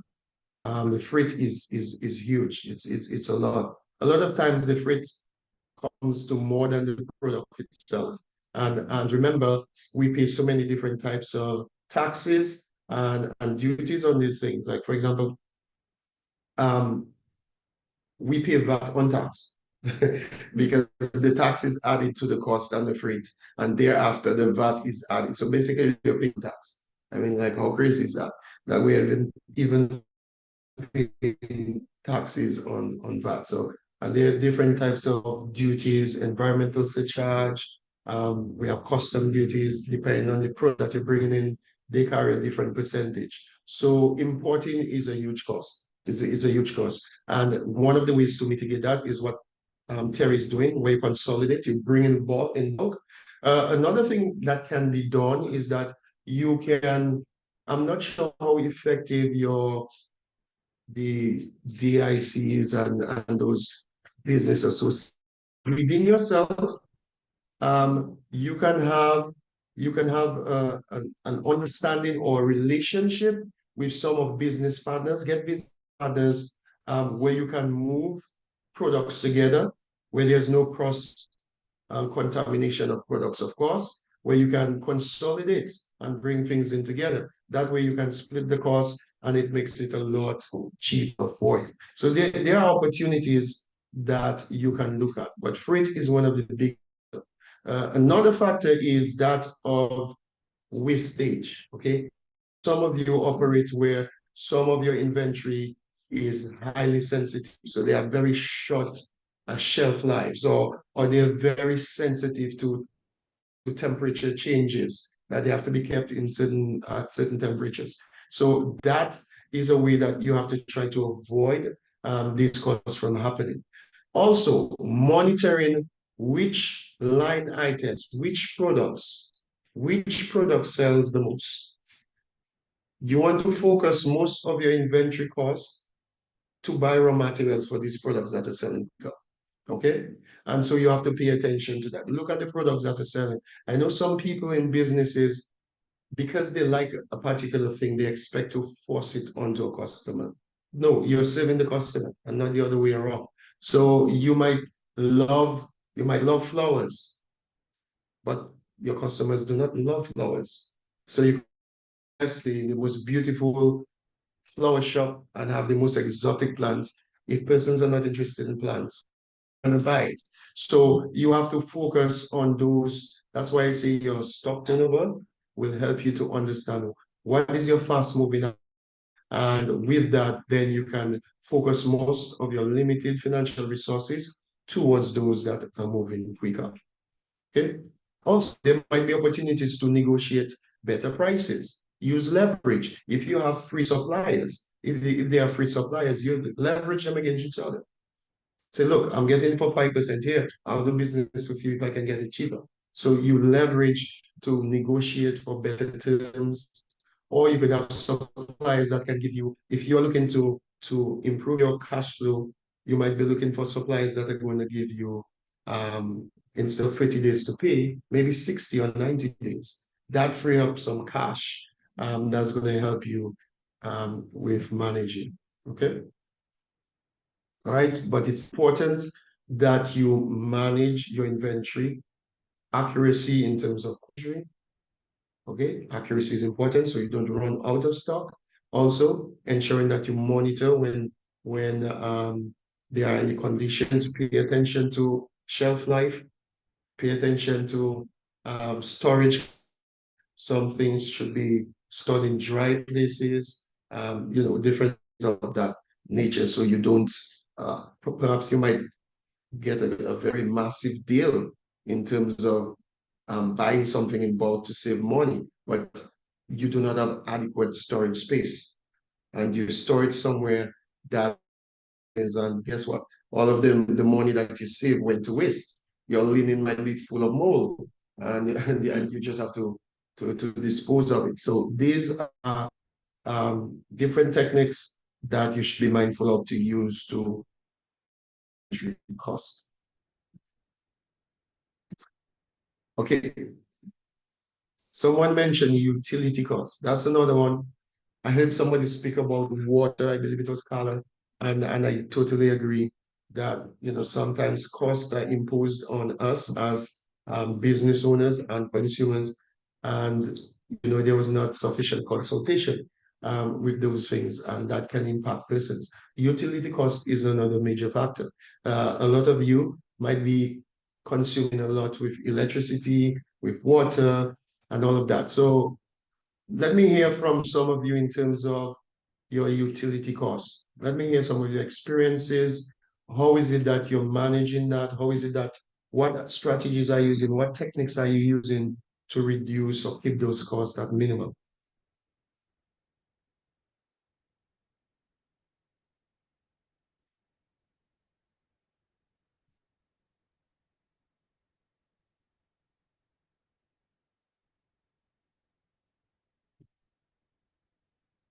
Okay, it looks like my online presence has gone to lunch before us. I'm not hearing anybody giving any feedback. Talk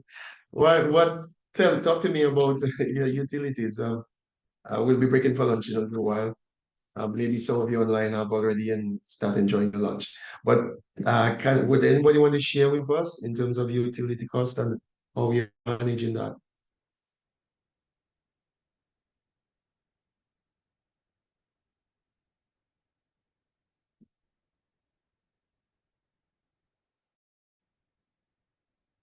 Okay. All right. All right. So most of us in Dominica in our operations, utilities are not fixed. They are variable costs. So the more wattage you consume, the more water, gallons of water we consume. That's the rate at which it goes. Of course, internet and so it's flat. You buy a package and it's flat every month. But when it comes to utilities and water, these are variables, which mean we can try. Probably we might want to look at appliances that are eco-friendly. So we will look for those green tabs. They call them smart energy devices where they'll manage consuming less energy. So that can help us in the end. There's some things we can do, like changing our light bulbs. If we use a lot of lights, especially for your rooms and for your guests, probably you want to change to energy saving bulbs, LED bulbs.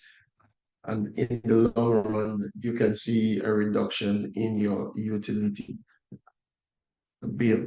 But these are some of the ways that we can help to curtail our cost. All the utilities that are variable, you need to see how it is that you can manage them or control them better. Of course, if it's your gas, the signs encouraging them to be, aware of saving the planet and using less energy and those types of practices. Okay, I think Carla has a question here. The new water rates and fees. That's a very interesting question, Carla. They don't find it high enough for them to protest. I'm just, yeah. Yeah, but yeah, I've known of many persons who have written to Domlec, the WASCO, concerning those rates. And yeah, it's unfortunate. So yes. But so in a case like that, you said like the power consumption and so on, but some of business, you have an idea. I mean, it fluctuates a little bit, but you have an idea of the range. Right, of your consumption. When it increases that much in terms of, example, the WASCO to, I think they said some business like 800 also, big businesses. I mean, how do you, I mean, because obviously you plan for the year or budgets. So when something like an 800 every, how does the business or how do they maneuver around that? Yeah, so that's a good thing, because one of the challenges here is that I think they term the cost, at first it was a guarantee fee. I'm not sure if they changed the verbiage of it now, but it was a guarantee fee. So my first reaction was, if you guarantee water, that means that if I don't have water, I can challenge you because you're not guaranteed. Access. Right. So I think they changed it to access. They changed it to access.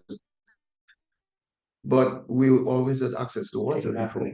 And I think there's a small fee that is on your DOASCO bill that is called maintenance fee, which should be access fee. So some of these things can be challenged. As a matter of fact, even where, how do you profile me into being small, medium, or large business? What benchmark are you using? What are you using to put people into that? So if you are telling me, because I am operating within $1 million a year, that I'm a big business, but guess what?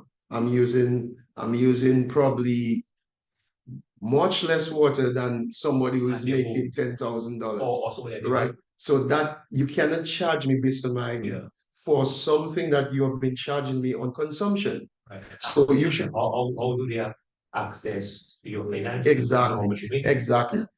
No, but it's even irrelevant because even if Inland Revenue has the authority to disclose how much I'm making, that's irrelevant because I am using a service or product from you that is consumption based. That's the basis. So you should not charge me based on what I'm making. So for example, think of you. If you're serving someone, you're providing services for them. But because that consultant makes million, you're going to charge him much more than somebody else for the very same job. Discriminatory. That is discriminatory. And you can challenge on those bases. You can challenge on those bases. Yes. Okay, so yeah. But if I may say something, I think if I may say something on that, I don't want to labor the point, but I don't know how more Dominicans are not publicly protesting this. But I mean, it's even worse than that because they know how much you make, how much you pay, so how much you consume. Then they're literally charging some people 2-3 times their normal consumption bill, the bill that they usually pay. And I mean, it's like, how do you just tell somebody to pay $9,000 something a year extra? What extra are you giving them for that? You know, that is, people look at it like just 1 month at a time. What is it for the year? What could you invest in your business in that year? I think that if we have to look at it and realize that at that rate, within 9 months, we could pay for our own water tank and let the rainwater feed us. And then we have our tank for 10 years. So this is that's right. Part of the financial investigation into our business. I mean, well, I'm ready to just switch off water because I have a lot of rain where I am. You know, I'm not at all happy with that. And not only that, the insult of the way it was done. I think this is not I don't know. I just find that people should be more vocal.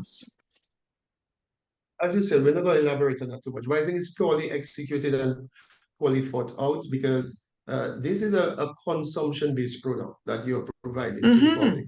And if it is, if you like to increase your revenue to address your operational costs, that's okay. Increase your water rate, increase the rate of consumption of water. Go with a flat charge that you put on everyone because the basis on which it's doing it doesn't make sense. It should be based on consumption, and that's what. You know, and then you can control it. You can put like a percentage of your consumption as a new access fee. You know, when I asked the Hotel Association, they said, okay, well, the people said about to have to rebuild infrastructure after the hurricane, to have to pay insurance, to have to pay to access you, to get you the water, to pump you the water.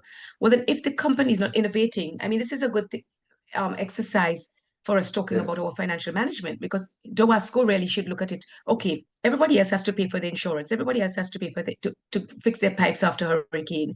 Everybody else has had to do these things. How can we meet hand in hand? How do we as businesses see our clients as not just money trees, but as our clients? We're supposed to be servicing them, not just in giving them a product, but how do we nurture that relationship so that they are happy to maintain buying our product? I mean, if I didn't see Terry smiling and showing us how she's helping school children and saving the bees and making sure you are happy with her product, that you want to eat her lip gloss, I would not buy that product because she would not be nurturing that relationship. And this maybe will come in sales and marketing. But it's a very serious thing. We have to look at how we giving the service, and look at Dowasco as an example. How are they servicing us?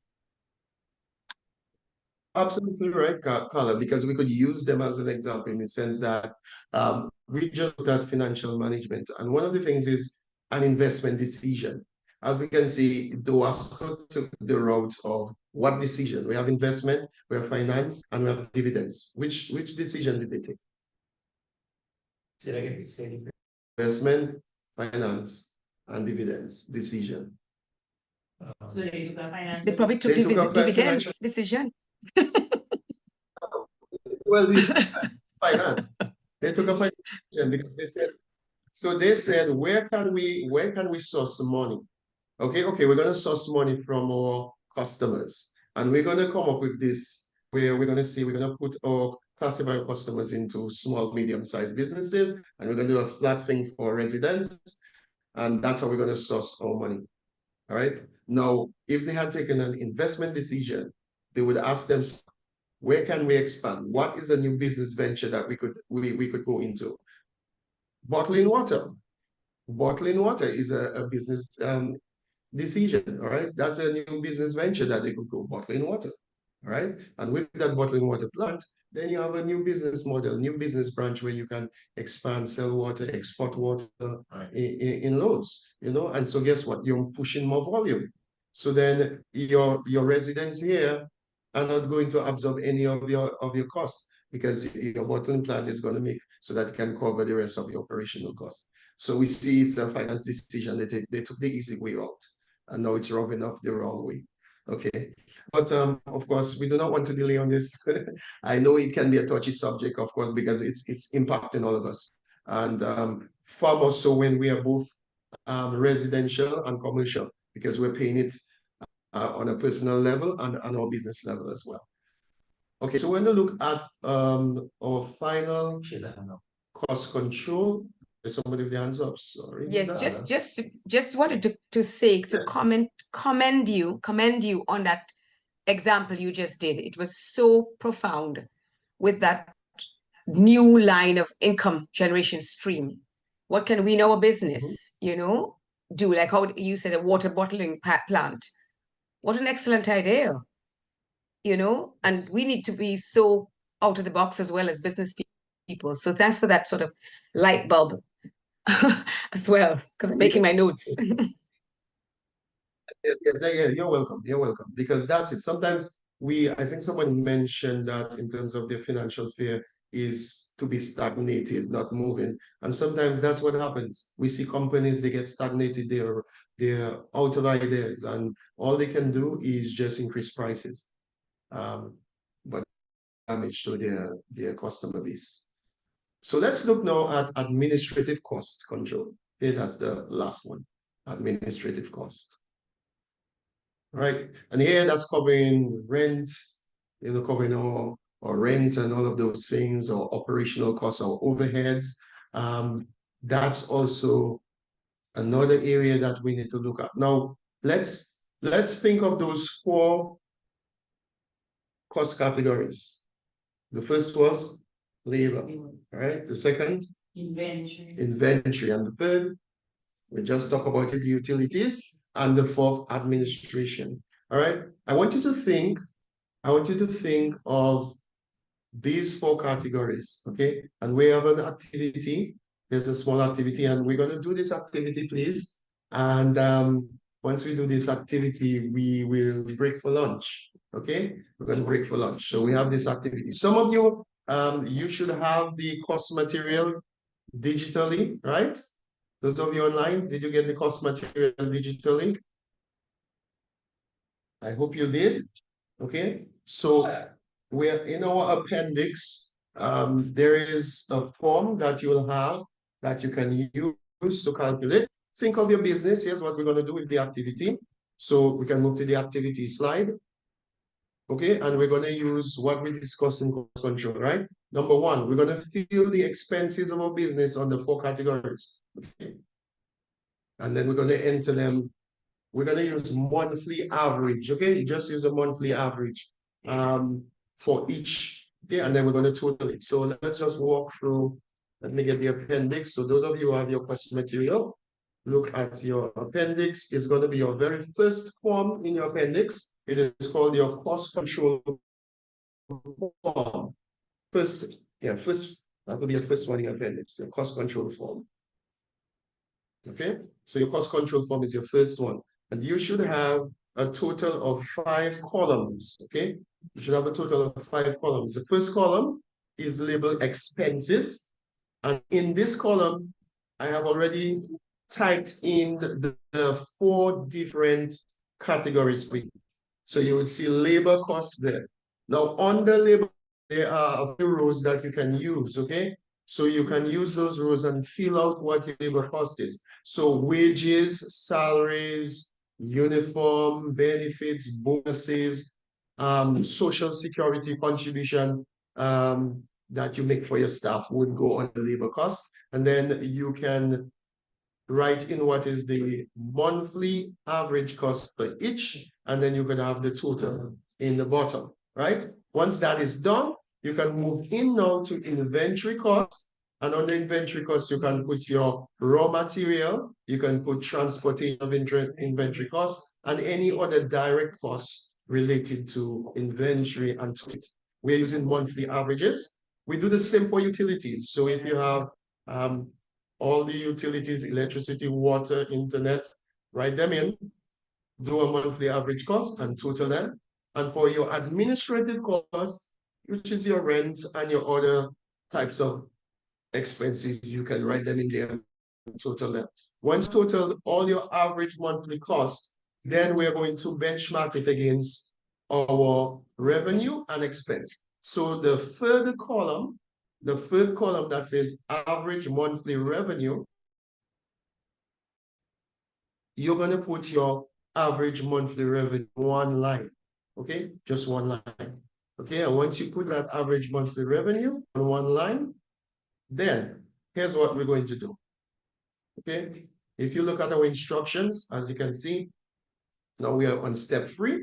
We're going to calculate the percentage of each category of expense as a percentage to total revenue. So you would see your 4th column that says revenue percent. This is where you're going to look at what the cost is as a percentage of total revenue. So for example, if your total revenue is $5,000, right? And your labor cost is $2,000, you're going to take 2,000, divide it into 5,000, multiplied by 100, and you're going to write that percentage in your labor cost. So you're going to follow the labor cost row, move to the column revenue percent, and you're going to write it in there. The same thing for expenses. Then on the 4th, you're going to calculate the percentage of each category as an expense so that you can be able to gauge it as well. And that's going to help you to see how these 4 different categories benchmark against total cost and against revenue. Okay, so that's what you're going to do. So this is the activity we're going to do. If you have ask, please feel free so that I can walk you through. If there's anything that's not clear, I can help you through that. Okay, so let's take a little moment to do this, and that's going to be, if you want to share, you can share, but you don't have to share your personal numbers of your business, but that's just for your knowledge so that you can start to put this into immediate effect. So that's one of the takeaways you get right away.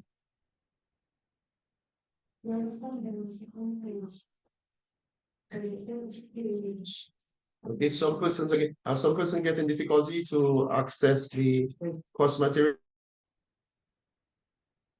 All right, can you let me know if you have, or just show me a thumbs up if it is that you have the course material. Those of you.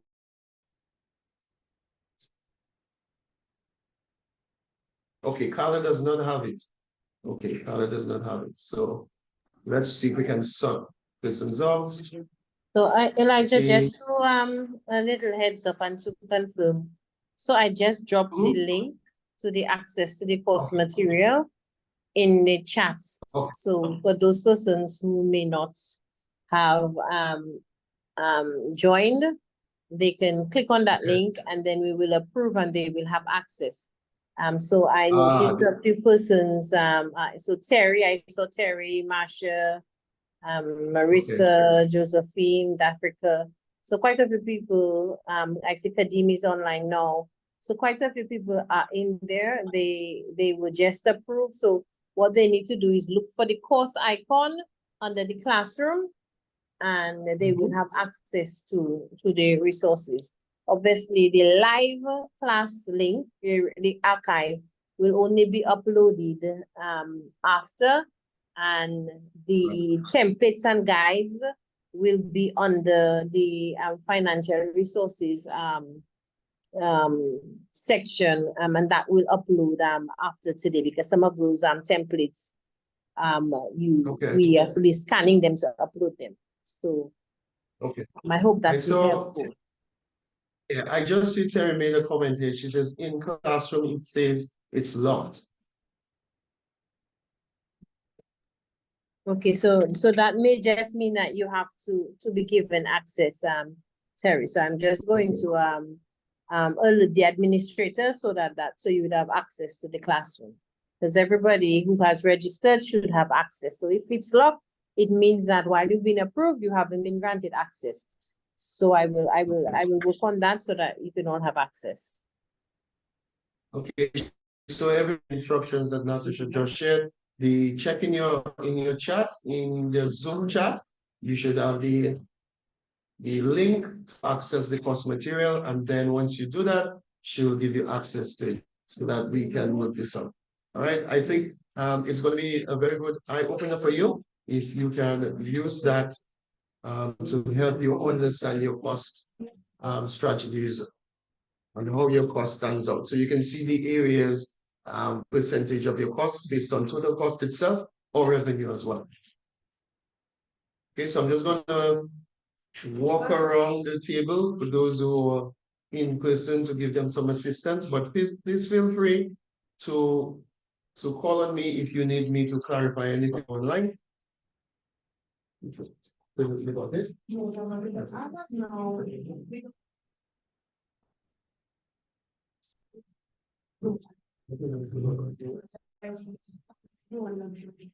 Oh, so he has his parents. Okay, so when you go home, I guess you can indicate that of yours. So you can love them. I mean, I don't know what's up there, but let me use it for an idea of what they want. We don't know that very good you have it. Yeah, I don't use it for one reason, but nothing to that's yours. That's your code, it's So I think I will appreciate you want to it's okay, because there's such a one. no. Because it's one. You are going to tomorrow. Is it on tomorrow? So, when this shows, Looks like you that's see it's the common address is complex systems.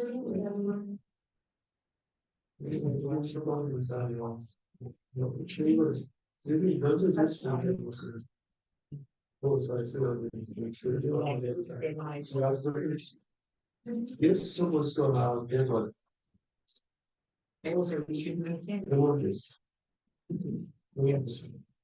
This is it.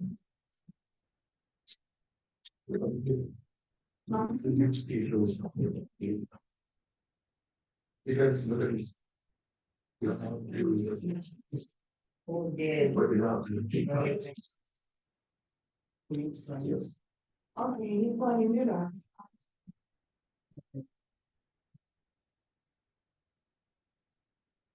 No.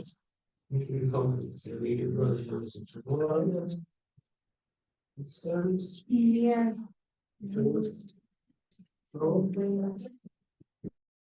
Business time. All right.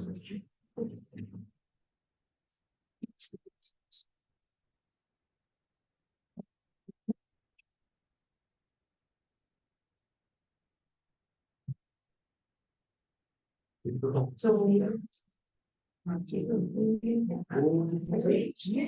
I am telling you, I know it's I don't literally actually. Excellent.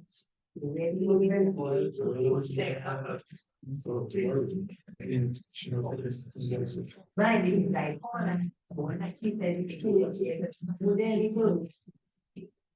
what I do is I go to and then two more experience. And then we have seven and we so they were like, should say, oh, so it's fun. So you try this is I was calling one of them. Then we can try with so which we got issues. Local constraints, and very hard for you, they can. Because they don't have it on film, rather than it. You know, we have. And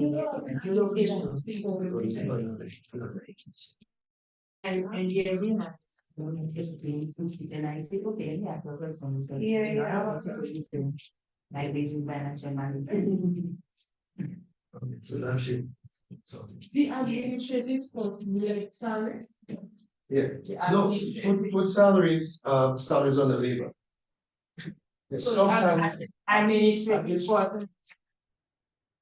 advertising, the rents, bank charges, supplies, yeah. So utilities, put utilities by itself, labor cost, which are salaries, yeah, and the inventory. And every other cost outside of those three, put them on the administrative. Oh. So you get a check, you get a monthly payment, you get a. Well, the return check would be charged with people on the administrative cost. We have to list all the different. If you want, or you can just put it as a lump sum if you want. But the reason why I put different lines for you, so that if you want to, even on the labor cost, you might have different costs, like you would have uniform, and so you could even work out, drill down to see how much percent goes to uniform, how much percent goes to social security. So it gives you even more detail, it gives you more detail. Yeah, that's okay. Like, What is good for you to lose now 1 year because you going to be managing it. You have extra paper. no, but you will have it digitally though. Yeah, and that's something that your father can replicate on Excel. It's quite easy. So you can fill it up. So here's what you do, right? So then you what you put this on illustration. Then you put it an ambiguous. So let's put it sorry. Let's put it sorry. Yeah. My pen value? We just some that's the only time we're gonna do something else about it.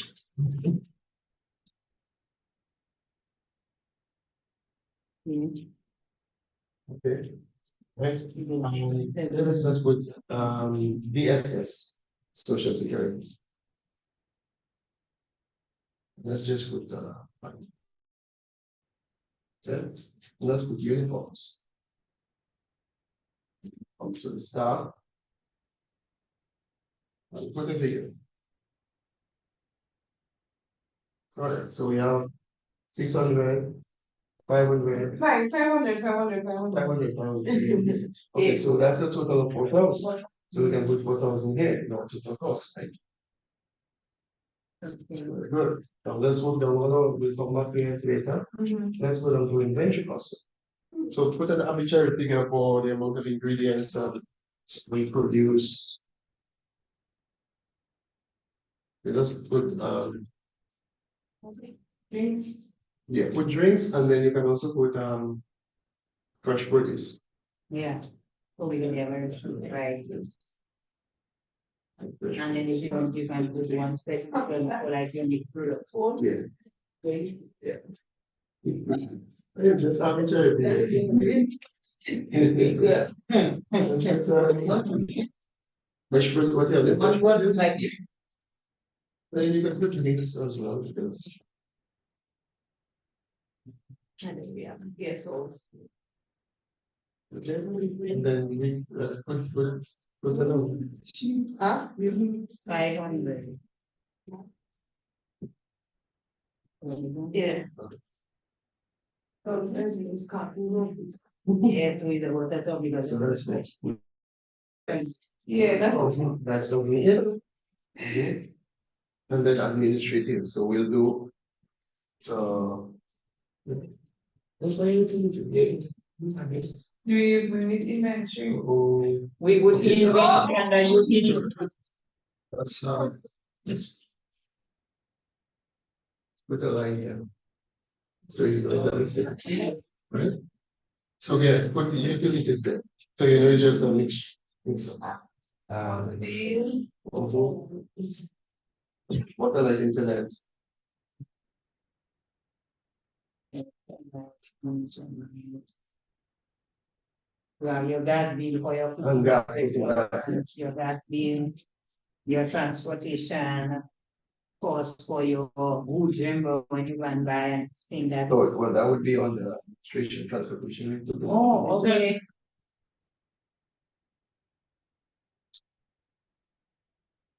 Like 500. Yeah, that's that. Okay, so this That's really wise. But so for us now, case, right? We have already put stuff like different monthly charge we could have, like no, like subscription. Administrative. Yes. Yeah, administrative. Those are we have to pay booking.com and Yes. Administrative, yeah. so all that will be As we Yes, by And you can just, yes. you can just put subscription and just. Pay them to host your Yeah. website. You can do subscription and just go. Put them in. Okay, so we have this, we have this, we have this. Now let's do some administrative costs. Okay. Transportation. Yes, administrative, you have advertising. Okay, so we can keep it at free, just an illustration. With your figures, 500. Well, 800, it is a Okay, so 133 and 5, so 6 and 5, 11. Right, and now we have to do a grand total. So we have to take all these subtotals and do a grand total. So this is what, how much is that? 4. 4,000. And it's 5,001, 6,000. What is that? 1,008. So that is 4,001, 6,009. Yeah, see me. Yeah,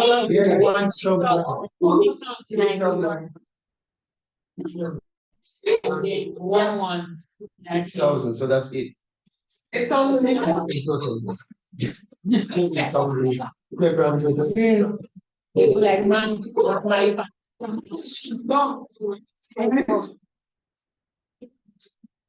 that point. But that's what you do, you just remove the zeros. Check on these zeros. And Put on the zeros, that's it. Don't make the zero, don't make the zeros clean. Put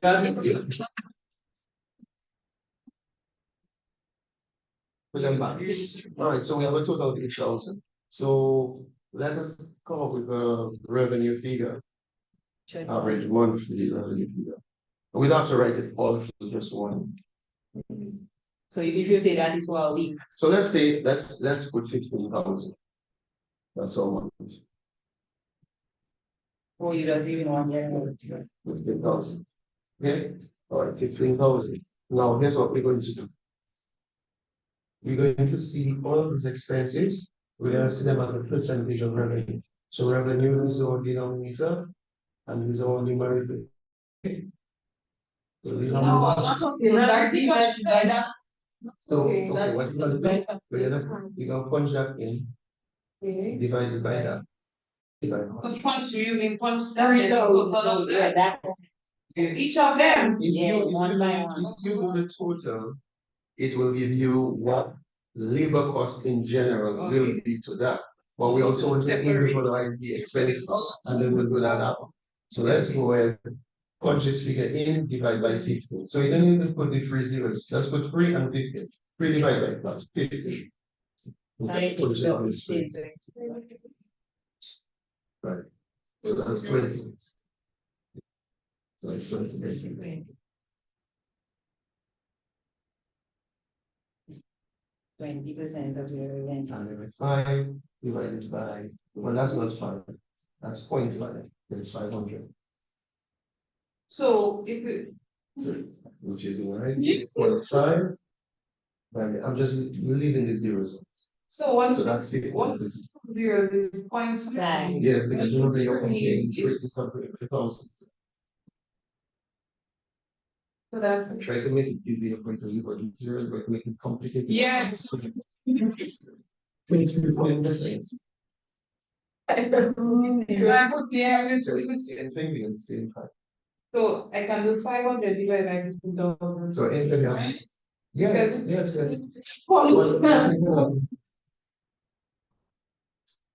Then to calculate the 500. You're the programmer. In my mind, okay.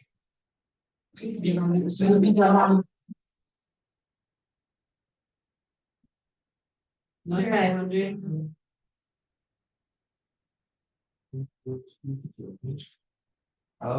So okay, yeah, but they're wrong. So it's 3%. No, 3%. The good thing is No, she's not really. Hold on. Who is this one? Oh, man.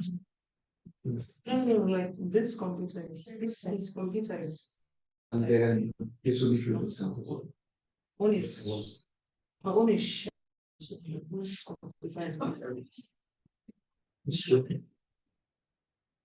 yeah, insurance they were really. Oh. The total sales. To be a total sales.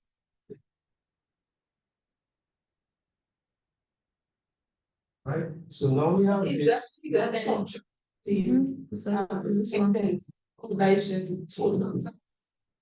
What's that? You get Your revenue. Your revenue is your total. It's computer. No. So up What to 10. function of what next I was doing? So you are on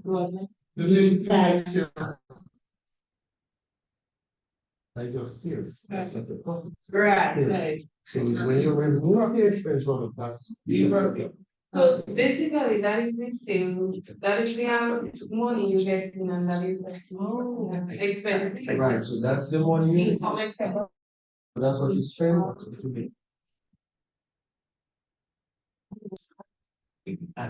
Yes.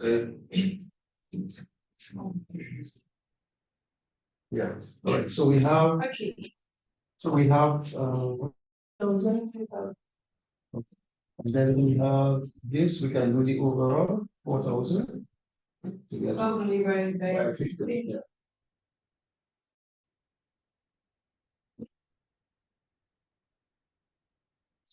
So you 26, that's roughly 27. Yeah. Yes. So this tells you that your labor cost is 25% of your overall revenue. 27. Yes. 27% of overall revenue, right? And then you can further break the cost. What makes up my labor cost? Salary, social security, uniform, and I can see how much. Okay, and you will repeat the same thing here. This is what 500. So now this is 3%, 3%. That's like another Yeah. This is just new. This figure would be the same one. So here you can calculate this. Then you will get what the percentages add up, same thing, and at the end you will see how it is result. Okay, and your overall. The expense now. Right, the expense. So let's do the expense. The expense is the same thing.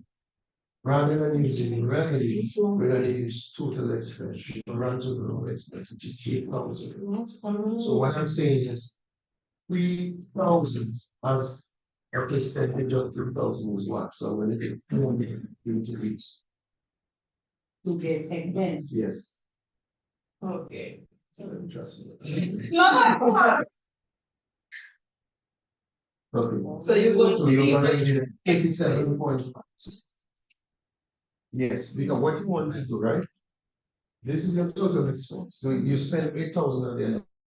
You want to know what fraction of that was yourself. Oh, okay.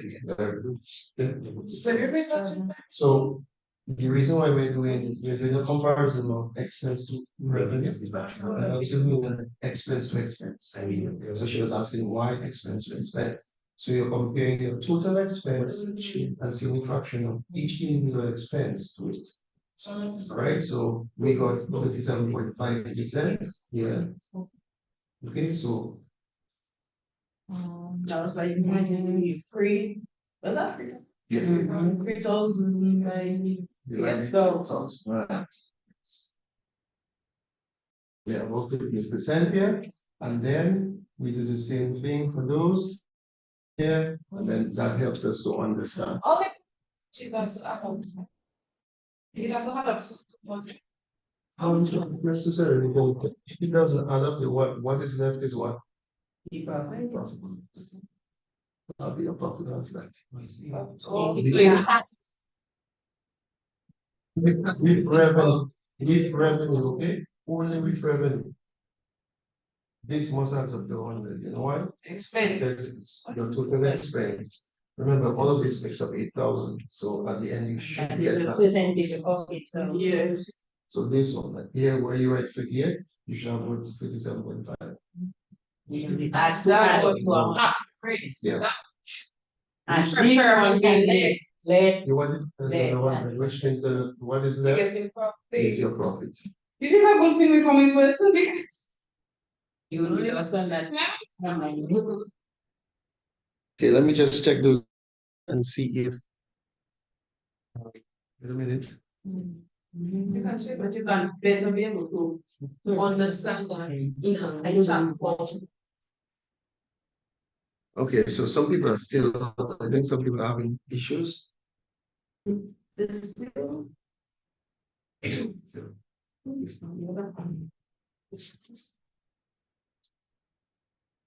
no,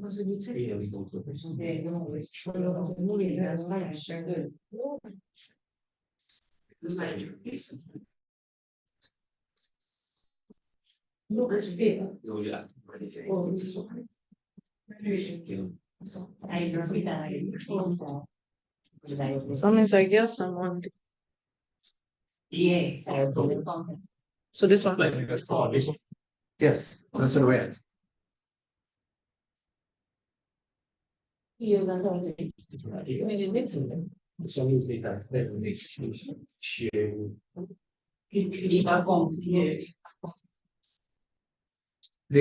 they getting it now?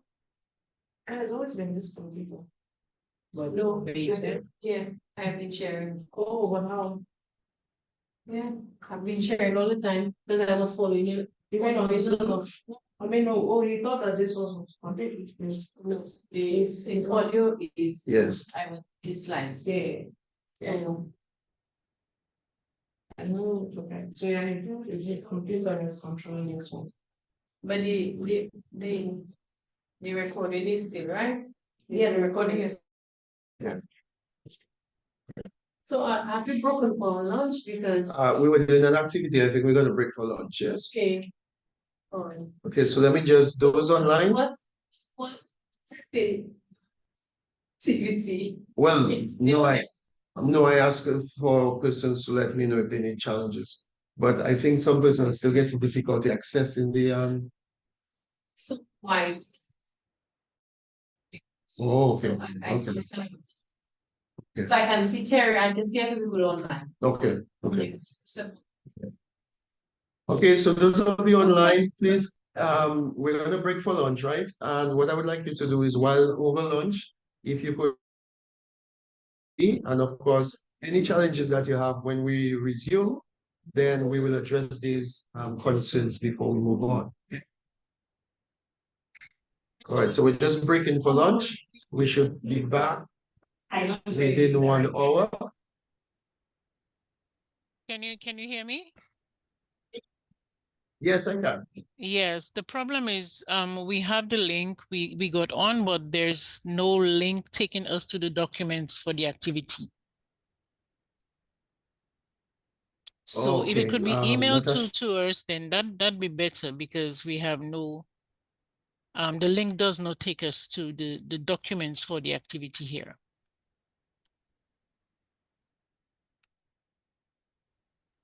So I mean this activity, so what they need to do, they have to click into the financial management. Right. And they will see.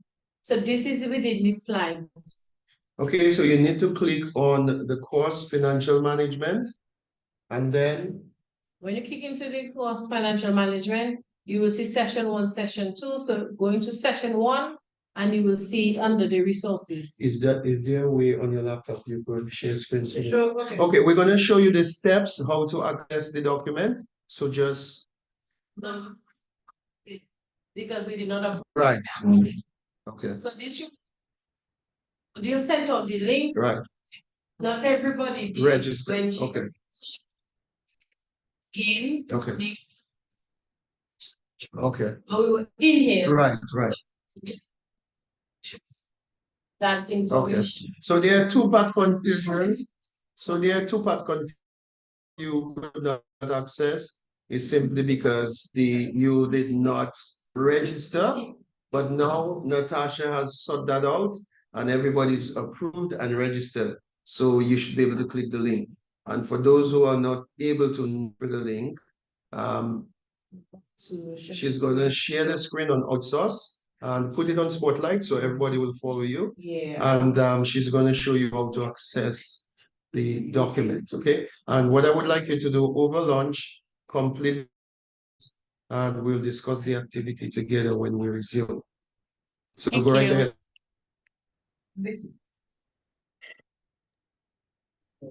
Okay, can you see the screen being shared?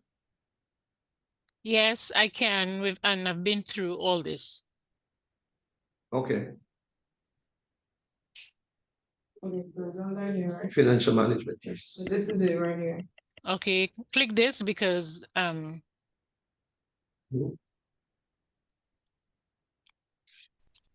takes you right back to the PowerPoint. That's what happened. Oh, so I think I think I should. So what are they looking for? So there's the customer.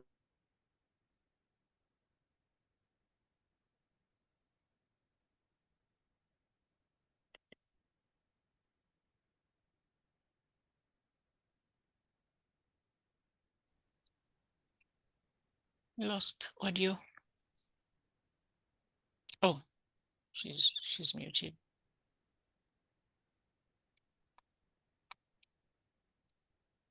Hi, Elijah was just asking, isn't that activity that they're looking for within the PowerPoint? And what we can do is we have all the resources and the template documents that we are uploading so that persons will be able to get those, access those individually. I think, did we lose Elijah?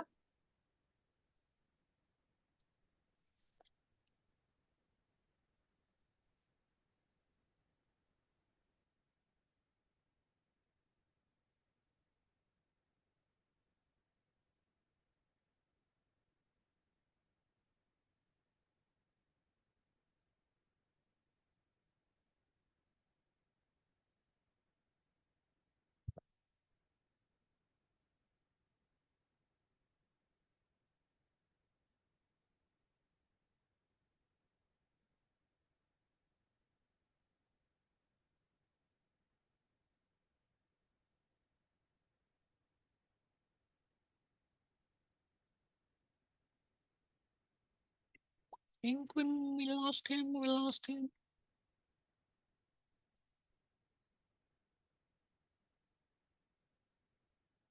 Okay, I'm gonna have to run if I have to come back early. Because I need to wait.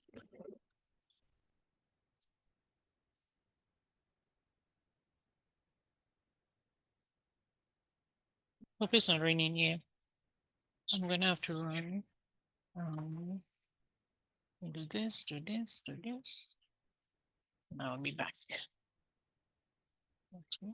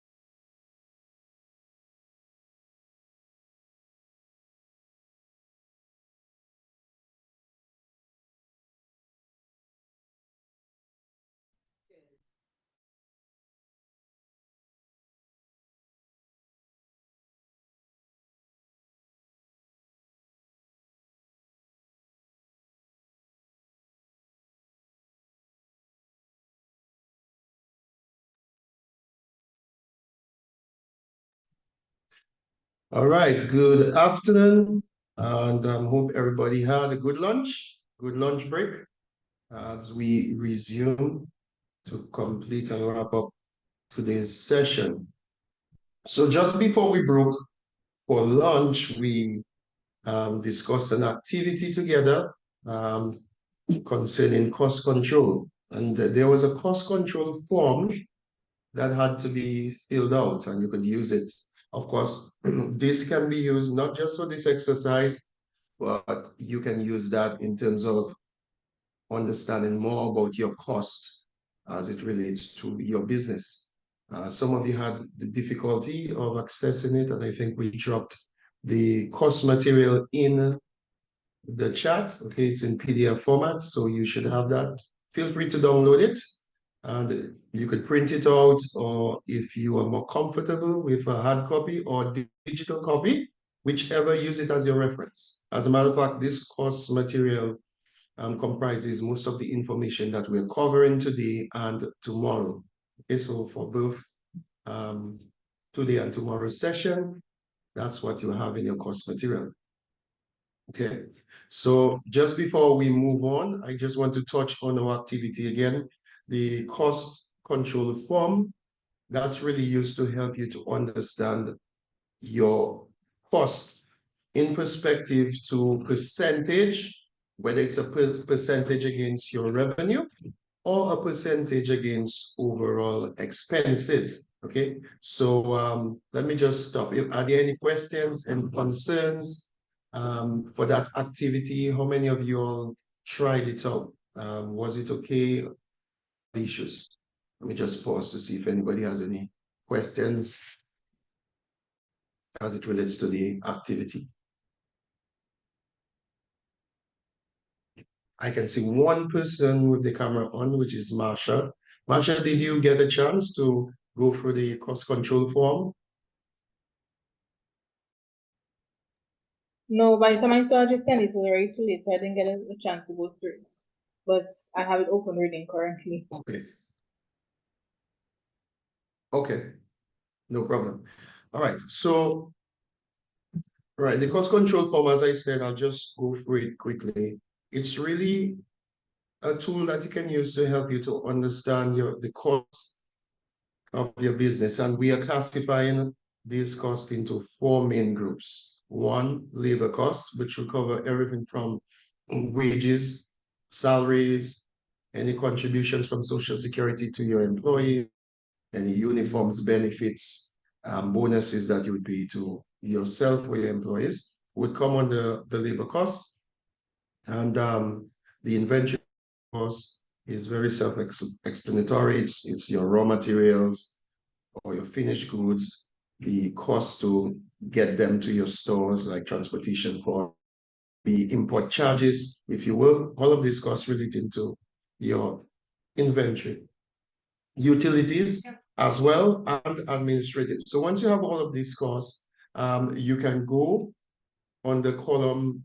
First of all, you would enter what is your average cost, your average monthly cost. Now, we use average monthly cost just because it's an exercise. However, if you want to use that in real time for your business, use the real value. So, for example, you could go into Excel and you could just prepare as this form and include more months as you want. If you want to include 12 months, you can do that and just enter what is the cost per month. And then it's a very easy equation of dividing the individual cost over the total revenue for the month. And that should give you the percentage. And the same thing, if you want to do a percentage of the overall expenses, it's the individual expense divided by the total expense. Okay.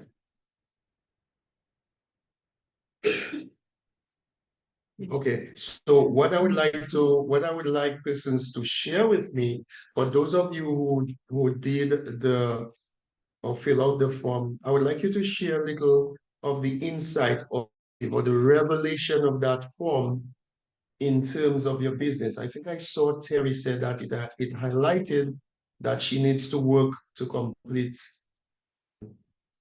her bookkeeping. But Terry, if you'd like to elaborate on that, and let us know what you mean. Helpful.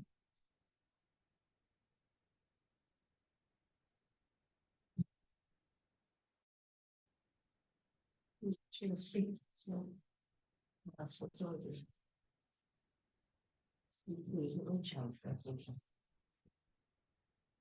It's not surgical.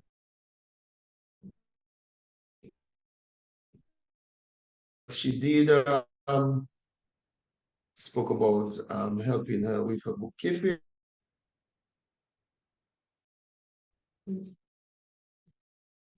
Okay. Form, were there any insights, anything that you value for you in using this? Now, if you did not have a time to you go through it as yet, that's fine. You can always do so. There is the instructions. You can see on the activity as to how you should go about doing it and try it out. As I said, you could just use that pattern of the form and create your Excel spreadsheet. And you can also use that because that's a good tool to remember, as we said, financial planning has monitoring and controlling. So if you're monitoring your expenses, benchmarking against your revenue and overall expenses in itself, that can help you to control and kind of adjust where necessary. Yes, Marsha, I believe you have your hands up. A question, would that be effective for small businesses like catering? I mean, like if you have a home-based business, just catering, you're the only person who's doing the job. Would that be effective? Yes, you can use that for product-based companies, but you can also use it for service-based companies. The only thing you would probably have to, it depends. If you're doing catering service, I'm not sure if you'll be providing, if you're providing meals or so, you could also use that as your inventory cost area. If you're a purely based company, that's fine as well, because you could probably ignore the inventory costs, which would not be applicable, but all of the costs would be applicable. You would definitely have labor costs, utility costs, and everything else could be categorized under administrative costs.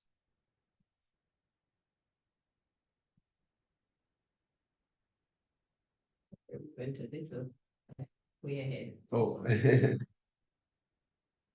All right. So if you have any feedback on the activities, feel free to let me know. We're going to move forward. A lot of you, if not all, have Damian. Okay, go ahead, Damian.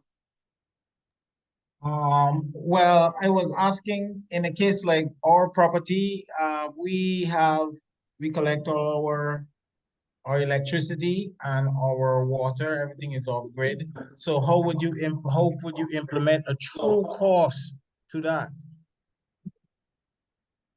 per item? Okay, Like as an Damian, example. I'm having a little trouble. Okay, I was having a little trouble hearing you, so can you repeat? Power supply, they get off grid. I can help him So if you don't how mind. you- So we both work how in the you- same company, so you can fully reach.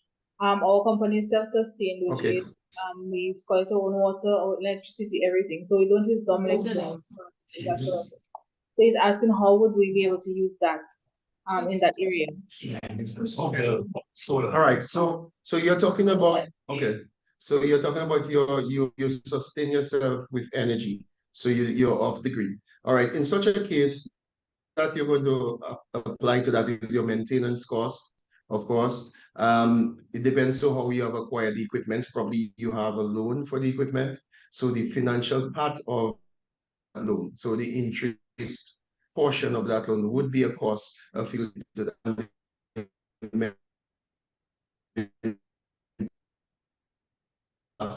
on your utilities. Does that answer your question?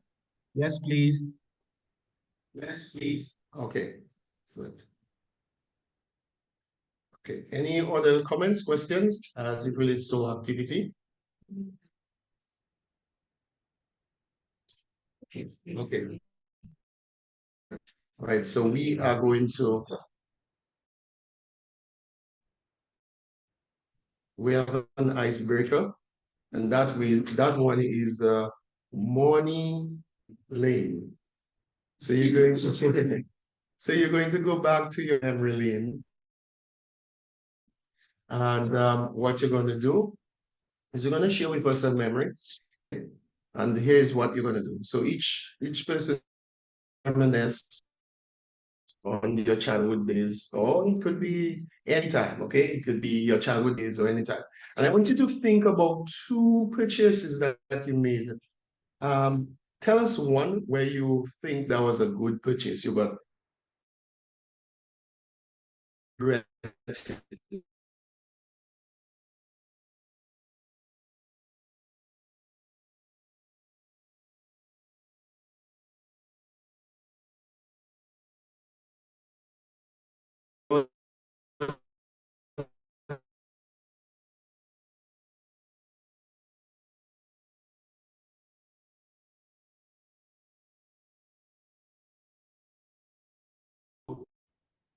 Yeah, what?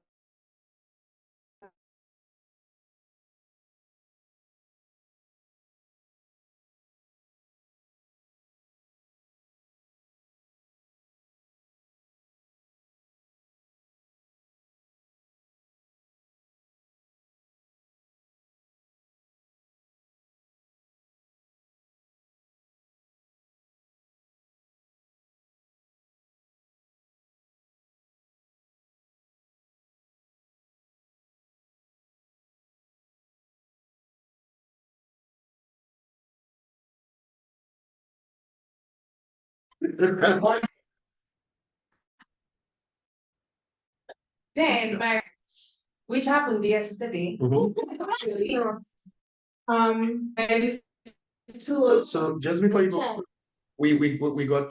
our internet interrupters did not hear the amazing purchase that you make. So could you just share again? Yes.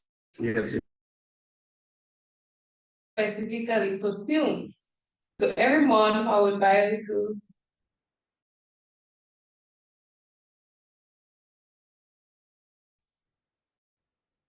I have my little collection and every and for my regret. So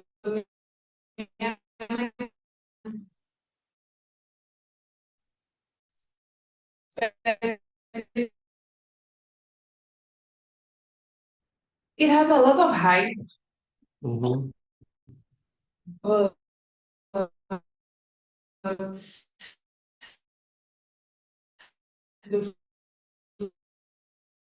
no.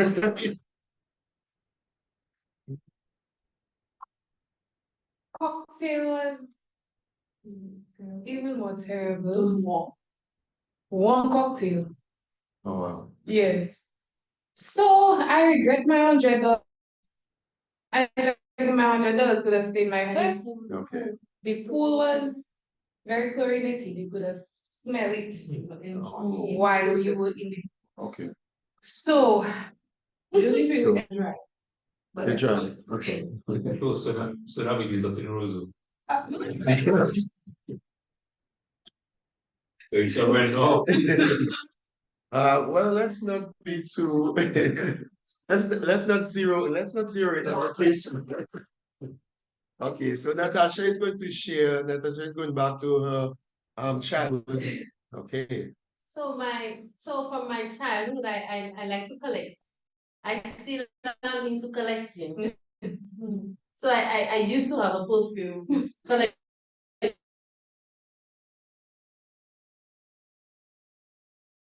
but I collected phone cans as a child. The phone cans that you use. So I had a big collection of phone collect the cans, and I was really proud of. I just felt really proud of that. So when I reminisce on that, was a lot of money that I spent because I literally had at one point 300 cans. Wow. Some of them I didn't use, Yeah. but some of them I did use because I had pen pals, ball pals. So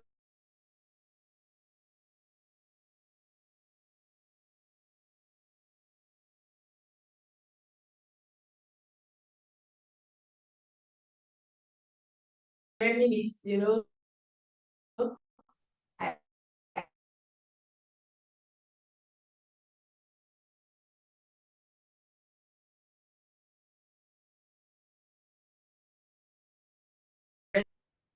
All right, so is to share, go back to your childhood days or anytime for that matter. Speak of one purchase that you know you were proud of and one that you're about.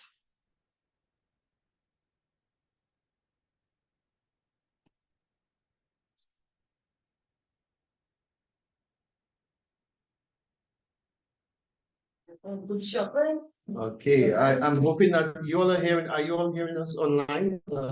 Can you hear us clearly? I'm hoping that you can. You're breaking up at times.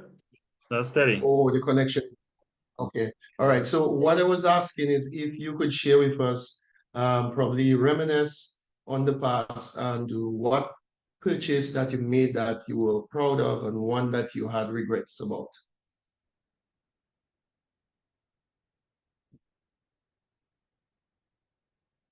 Would anybody like to share? It's too traumatizing. Well, once people online,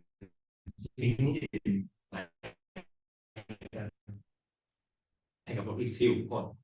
It's kind of funny. It's to me like a never ending regret. You know, seriously, like whenever I go out, restaurant to Right. dinner and so on. Yeah. It's like I take it forever to choose something. Like I never choose. And then when I see what other people get, I'll get a small portion. But where? If my kids are stupid than me, and I see it in a big way, I see nice name, but then you get there. What's the name? No thing. So their game is less money. They still Yeah. my more money, and it's like grumbling like So every time. Like so it reached a point where I just go in. I go in and I take in something I can get my salary. Because I bring a whole chicken. Because everything else I always like, I don't know what. What do you mean? Like gamble. Maybe you'll have to get your daughters to work for you. Yeah, so I don't sure. Yeah. So what prompts you? Is it that you're interested about with your taste new? All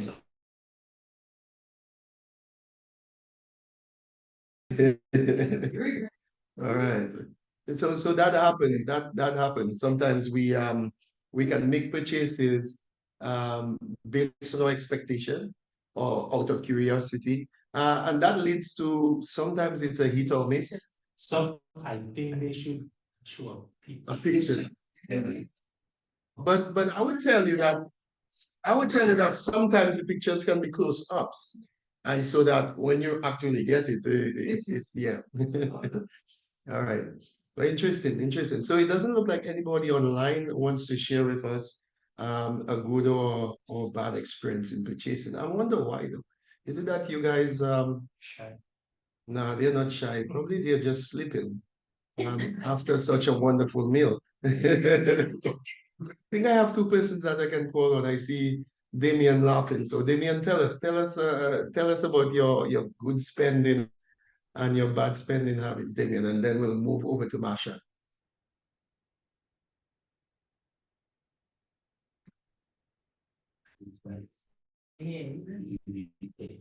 Depends on mic is muted. Your mic is muted, Damien. Sorry. One of my childhood happy purchases that was with no regret was a Casio watch. And I had saved up for that, a little black one, and I had saved up for that. And that was one that was worth it. It lasted a while, even though I treat it like garbage. And it lasted. No. A bad purchase. I remember I wanted a pair of Nikes. Nikes, and there was this guy passing through St. Joseph on the back of a van selling some Nikes. And I said, Mommy, I want this Nike. I got this money and I want to put this Nike. I want to get, but a youngster, I just see a Nike take on the side of a Nike. I don't know if it's genuine or not. I purchased this and took my sock, it was my sock, my summer money I was collecting. It was like $80. And my mother put the other 20. Boy, that thing didn't last longer than a snow cone. And that was one of my bad purchases as a kid. That's what I can remember.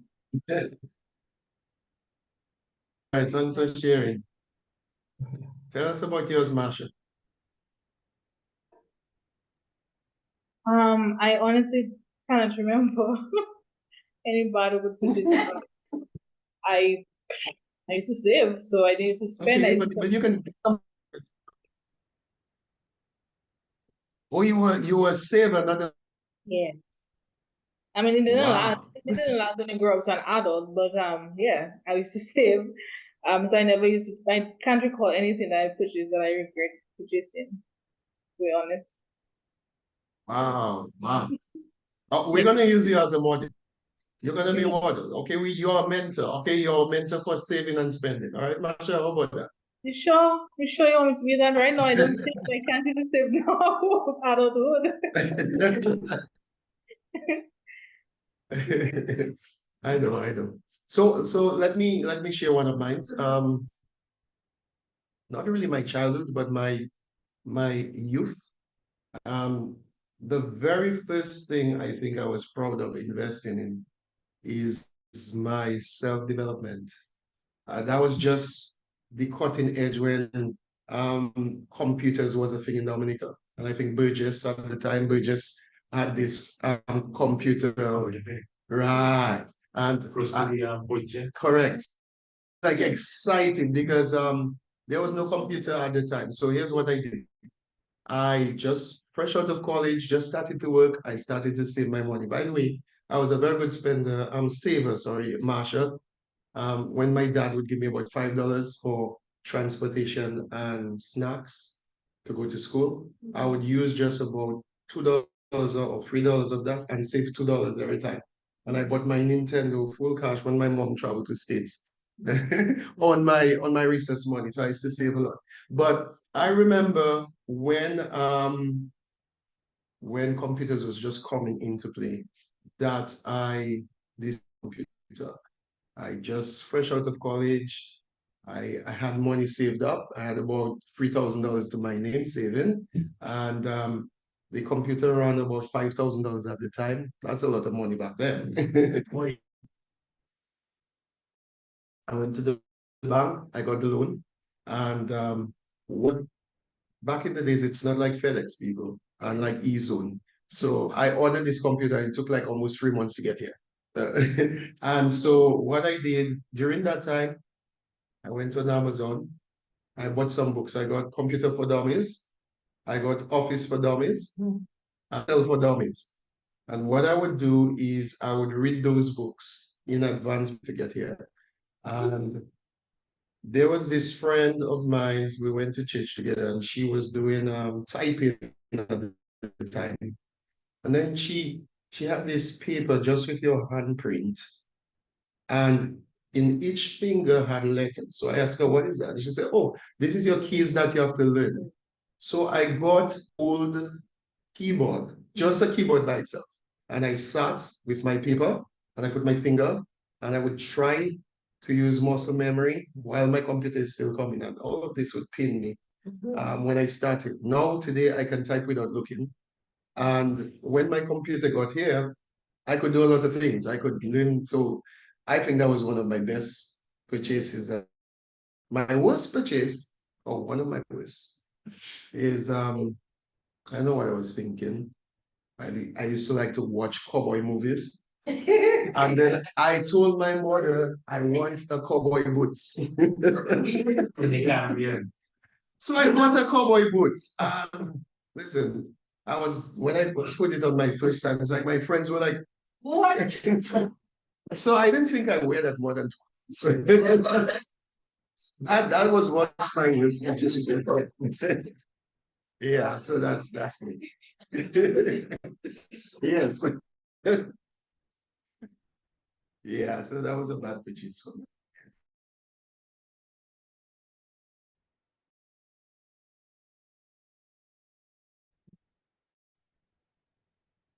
Made a purchase of a new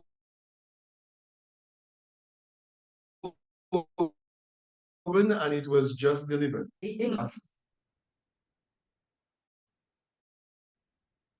So on, I hope by now we are all relaxed. So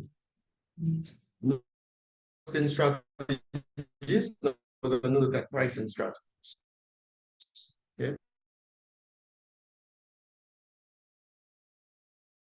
Okay.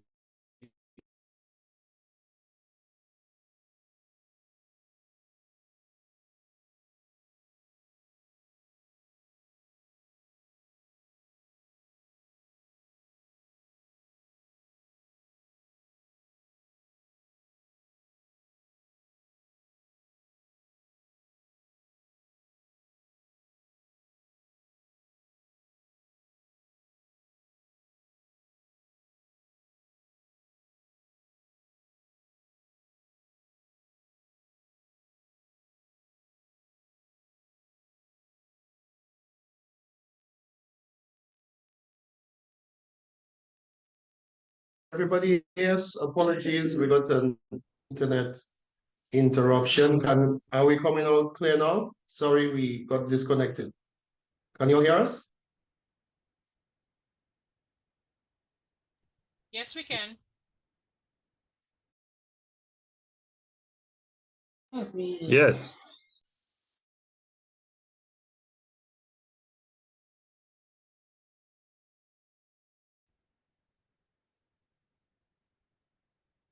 Okay.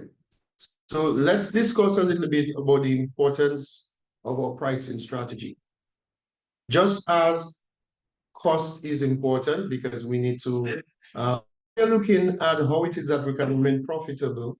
When we look at adjusting our cost, we're looking at optimization. Okay, so if we're making adjustments to cost only on the cost level, we refer to that as optimizing. We're trying to optimize our profitability. But however, if we're looking to increase our revenue, then we're looking at maximizing profits. Okay, so when we speak of optimization, it's where we don't have any room to increase our revenue. So we're just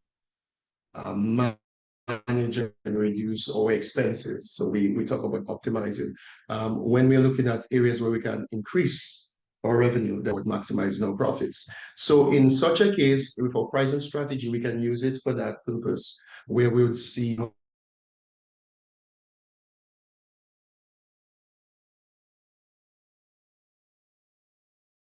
price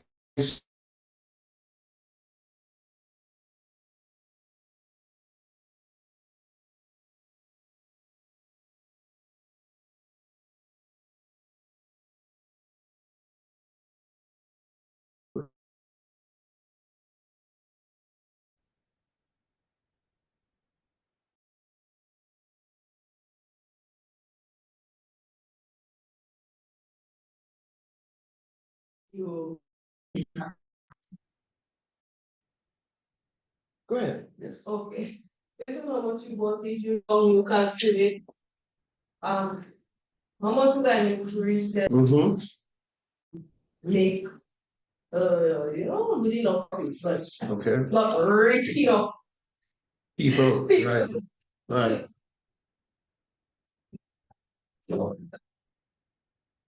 However, the wholesale things, they even actually as to how much it should be sold Right. for. So that's also another strategy that you can use. Right. Okay. You're right. Because some of the things, if you are a retailer and you are reselling finished goods, sometimes they give you a price guide. as to you can stay within those lines, and you can follow that. Okay, so that's one way, following a guide. You also mentioned something important, that you want to have a price point that is not above the means of your average customers, okay, and you want to be competitive. Let us hear of some other pricing strategies. How do you go about pricing your goods or your services? I know when I was when I took school years ago, when I came back from the States and I was in cruise, I was in points. I remember I asked someone and they were using the times 7, I think it was. Okay. Like whatever you want it for. So times 7 multiplied factor. by- Times 7 that factor. would Right. entail the Custom, the duties, the charges. yes. Yes. Yes. Yes. Still have a reasonable. Right. So some people do that. Some people use a factor, right? Some people use a factor and multiply it. Okay. Any suggestions online? How do you go about pricing your product? What is your pricing strategy?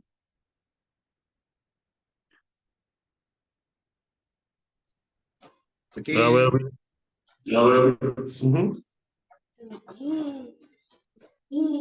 Yes, Lester. Yeah. Okay, yeah, so we would figure again myself. Okay, I can hear you loud and clear though. So we would calculate the cost of operations and then narrow it down to a month. Then we would calculate how much occupancy turnover would need on average to cover the cost, and then add our markup to that price to create Okay. Okay. So you're using an approach where you're calculating what is your break even, and from your break even, you're adding a markup to that. Yes. Okay. Okay. Yes. Okay. Thank you. Anybody else would like to share some pricing strategies that you use? Well, for Be Natural, my inventory system will give me the cost of production, which includes all well, it gives me the cost of every ingredient, because I also have to add all my shipping costs and taxes and whatever other duties I pay when I enter the material, the raw materials and packaging. So when I make a product, it will give me the cost per product. So from there, I know what I need to make, like in terms of producing the actual product. My issue is that the labeling, the production of it and the labeling takes time, and that I have not really like quantified it down to like, okay, like how much am I paying my staff for the labeling and how much am I paying myself for production, like per unit. I haven't got down to those fine details as yet. So I'm just mostly just like figuring, okay, that would be a good enough markup for me to make back certain costs and not to be outside the range of what's viable for the majority of my customers. So I think you're saying that your inventory kinds of give you to the cent the cost of the product. Yeah. However, so you're talking about your fixed overheads is what you have not yet calculated onto a unit cost. Yeah, because like what I realized is that, okay, if my assistant, I don't really tell her, okay, give me the time that it takes you, like how many labels can you put on in an hour, for instance? Right. You know, so it's normally like there's work to do during the day and she does it and hopefully she finishes. But as they get down to like how much it's costing for her to label each one, clean up after everything, for me to do everything. Those things are, it's a little harder to quantify, you know, we're busy, and getting down to those fine details is a bit challenging. So hopefully I add enough markup that all those factors are covered. I mean, we're still in business after 5 years, so I must be doing it a little bit right, but I think I would like to be a lot more profitable. But I feel like most of my products are like on the threshold almost really of what's affordable. You know, I mean, I'm not going to really compete on price. That's not my strategy, because there's plenty other products that's cheaper than mine. I don't really compete on price alone. I provide value and quality, but obviously you can't go too far beyond. Right. I'm not a luxury brand. So yeah. Yes.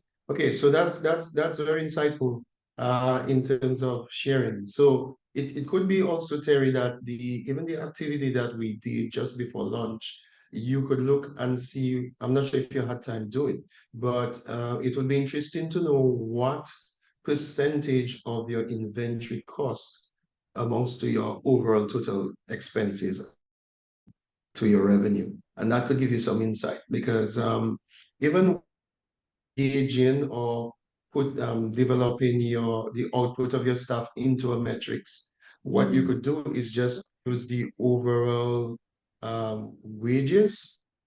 And what you could do, probably instead of bringing it down to one particular item or labeling, if that stuff has various duties that they use throughout the day, then you can treat that cost as a fixed overheads. And what you can do now is take that total, divide it into the number of units that you produce, and that can give you an idea how much, what is the cost per unit for that stuff. So you can use that as well. Okay? Yes. But it sounds like your investment system is really helping you. Did you get a chance to do the activity? So that's what I was saying before. I was realizing, I went on QuickBooks to kind of look up some figures, and I realized there's some things that had not been input as yet. Okay. It's a mixture of my assistant and myself doing the bookkeeping. So there's certain things, like if I don't exactly tell her what it is, then she's not sure. So she will leave it for me to follow up.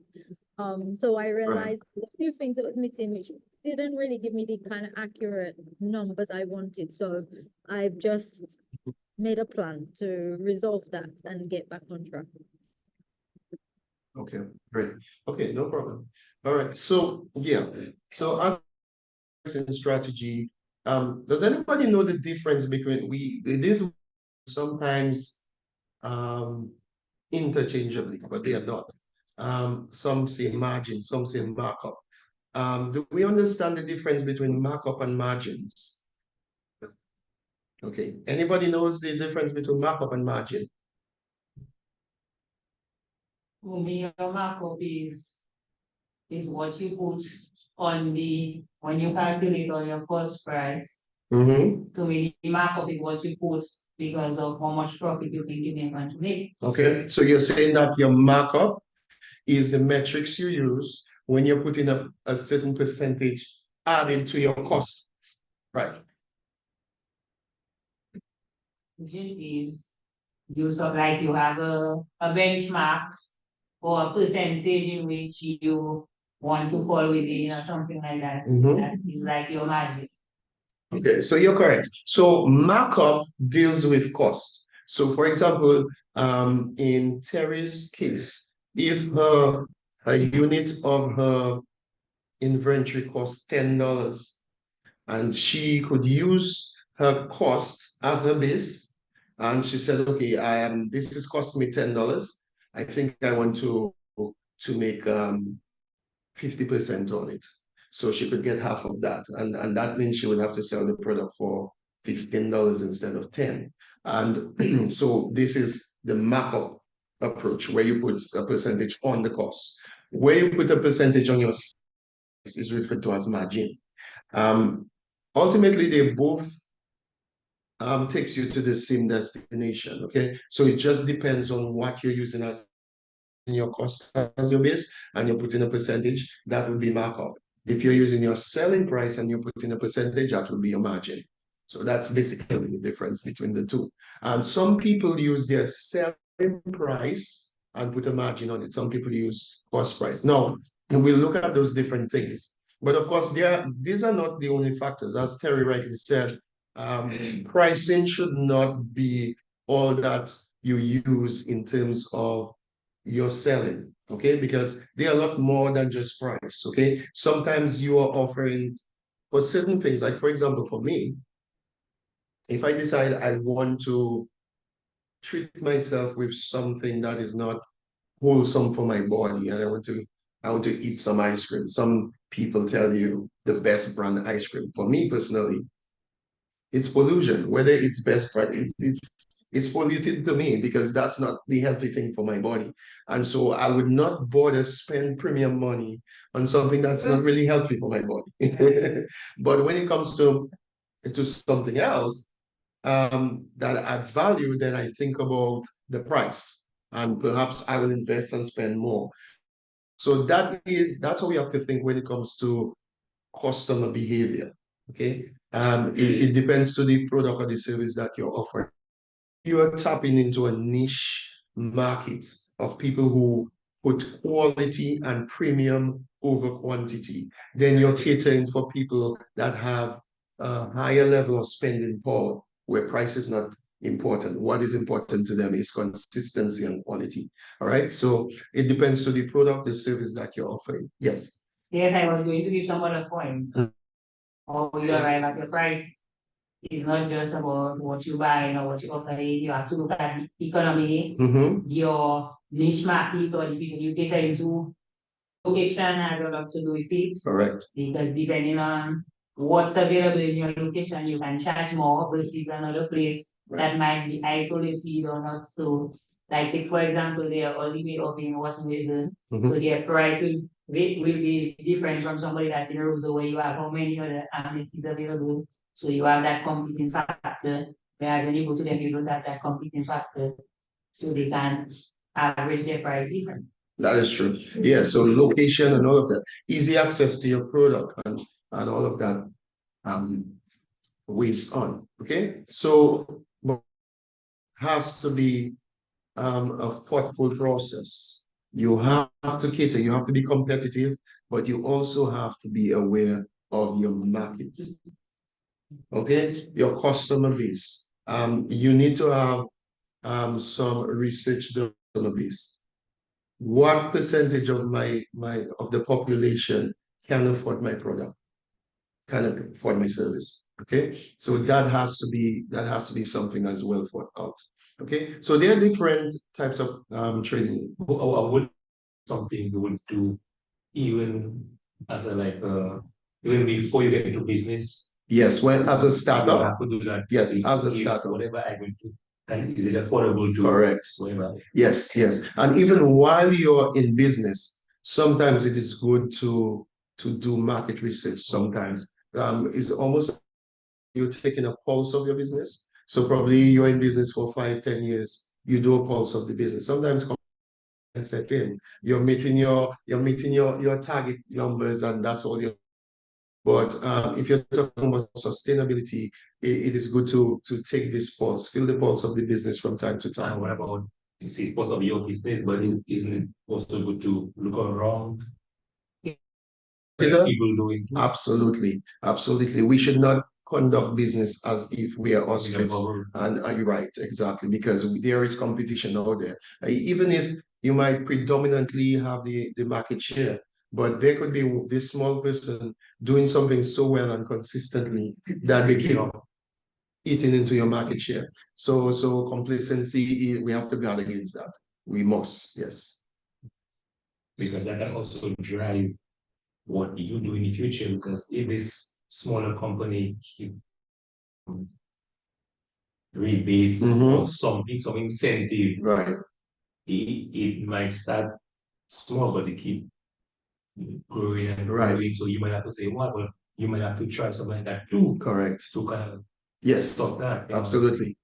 Yes, and we see businesses like that. We see businesses start very small. I remember, you know, even in the tech world, for example, there was a time that we had the cutting edge was BlackBerry. Right. The BlackBerry was the cutting edge, and the BlackBerry media, social media, that was the thing. And persons were like WhatsApp, and persons would frown their eyebrow. What is WhatsApp? And right now, predominantly WhatsApp is, and all of these things are just evolving. Because I was on Telegram years ago. Right. And then people didn't know about Telegram. About that. Well, since I was, and then Yes. now every day seems somebody added on Telegram. Yes. And if sometimes some people don't even know much about Telegram. I think there's a lot more functionality than WhatsApp. So you see, it's all about the business. Now that is called business. That's where you grow and expand your business. You evolve your product line. You improve on. But sometimes you go to a place and it's the same thing every day, and there is no creativity. There is no adding value.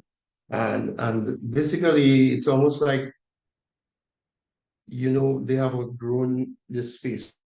We see that a lot because Dominica is predominantly, the businesses are more like family-based businesses. So what you find is a lot of the old heads don't want when the younger legs take over, and so the business stifles, you know, and it depletes, it goes out of business, you know, and it's because what they know. Right. Tried and trusted. Yeah.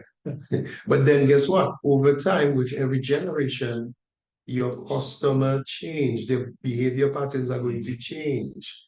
But not only that, so afraid of businesses in Dominica because from since when I was going to school and I have been observing, it's like the parents, they are running the business, but to me, they don't bring in their children. So you have school from Monday to Friday. Saturday, you're supposed to come and stand up there with me, learn to learn to do whatever. If it's too sweet, so you get that feeling of yes, I have to get myself organized for me to work and whatever. So by the time you reach whatever age, you already start getting into that mood. So then you can help your parents. So that's why a lot of businesses now cannot continue because some of the children don't know what to do, can't do anything. Yes. So no mentorship and no passing on of the knowledge. Okay, so let's speak about a few trading strategies. So we have one referred to as dynamic pricing. What do we mean by that? That strategy really involves where we adjust our prices based on demand. Okay, all right. When demand is high, when everybody wants it, what are you going to do? What direction will your price take? When demand, obviously, because everybody wants the price. Guess what? If everybody wants it, they are willing to pay more for it.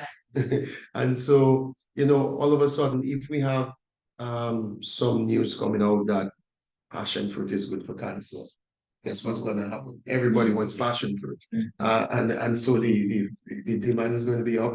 There's going to be scarcity on the market, and then that's driving price. So we know the basic supply and demand reaction. So dynamic pricing is where we can adjust prices based on demand. Okay, it could be seasonal, like in the accommodation space. There are times when we know that there's an influx of visitors on island, and people will pay anything because they want to come to the Creole Fest.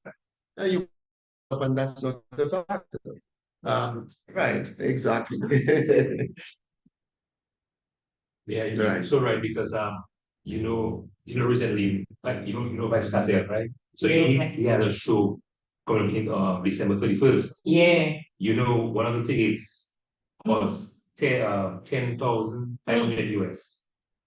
10,500. A particular is going to be in the stadium. Right. A particular section is going to be is priced at. When I saw that, I had to like check out 3 times. But there's some, I think, 150 US, 250, 400, 1,005, and there's a 10,500. Right.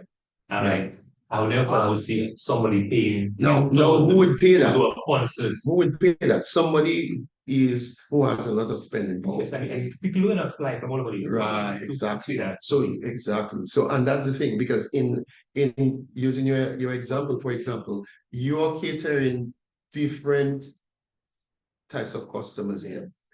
All right. Everybody's going to hear the same music, but you might get to shake his hands and just shaking his hands or getting an autograph, and that means a lot to you. All right. So, in such a case, that person is going to pay more. And that is what we're talking about, our customer behavior, our customer habits. So in pricing strategy, that's why in dynamic pricing, we have to pay attention to that, the seasons, when things are seasonal. We also have to look at our competitor. So for example, if our competitor are on par with customer service, are on par in quality with us, we might need to differentiate ourselves by price. We might take a price cut, maybe cut down by selling it 5% cheaper, and then we might sell more volume and make back. And then guess what? By just cutting back, we might attract loyal customers because we might have customers that used to go to this, our competitor that comes to us, and when they experience the relationship that they get, they remain. Okay, so that's what dynamic pricing is all about, where we can change based on behavior, based on season, based on competition. Okay, now there's also value-based pricing. Okay, and that one involves products or services based on what we spoke about. What is the perceived value to the customer? The underlying word here is perceived. Okay, 10,500 US to get up close and personal with Vibes Cartel. That is a perceived value. You can go to a bank with that and say, well, I shook and I paid 10,500. That's not equity to take against a loan. That's not an investment that you can pass on to a child. That's only memory that you can, that is to you. So as our friend said, for her, self-care is very important. And you look at the words that she used. She used the investment decision. So she said when she buys perfumes, she's making an investment in herself. That is perceived value. All right. So that's what she perceived to be valuable to her. And a lot of different art galleries, and they would buy art, and that's perceived value. And there's a niche of people who are of that same mindset, and they would want to buy such products. So this is where you use value-based pricing as to now you could take something as basic as chicken and fries and just add one component that differentiates it. Down Portsmouth, I think they do something like cheesy fries or something like that. And you just make that difference, a world of difference, and you can change your price point. Okay, but that is what perceived value. Look at what Apple did with the iPhone. It's perceived value. Now Apple is regarded as a premium brand, high-tech brand, high-value brand, and a lot of people that are not within their means, they will go the extra mile for Apple product. Yeah, just to see the perceived value. Okay, so value-based pricing is a strategy that can be used. Now, all of this, you have to pay a lot of attention to your customer. You have to pay attention to your customer and your customer base. Okay. All right. So those of you online, don't be quiet. Please raise your hands if you have a question or comment, and or unmute your mic. Feel free. Terry's making a comment. Terry, go right ahead. Oh, she typed it. Okay. Yeah, I made a comment in the chat because when I go to a trade show in Guadeloupe, that's dynamic pricing because my pricing is increased based on the exchange rate.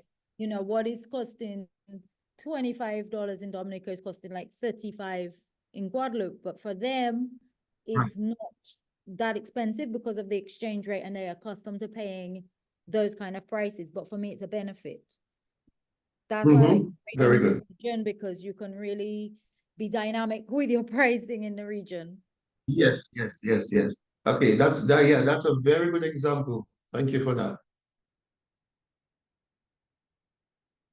Okay, let's look at bundling and margin-based bundling. So when we speak about bundling, a lot of in your commercial accommodation space should be familiar with that.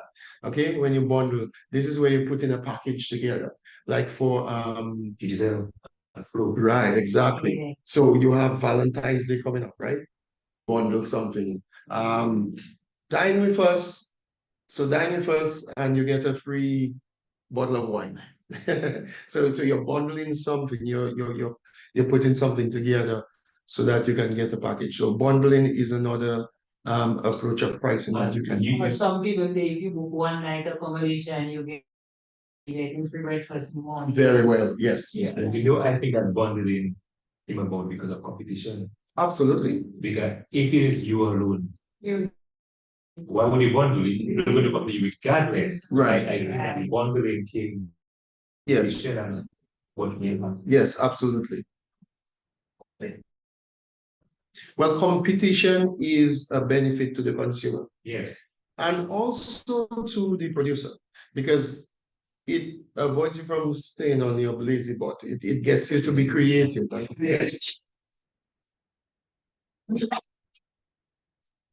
Well, Carla would love that comment, but unfortunately, Carla had to sign off. It's late for her in England.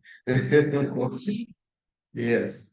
Yeah, but yes, you see, when these industries or businesses are monopolized, then it's difficult because they have the lion's share. It's 100% of the market. And so they shove down what they want down your throat.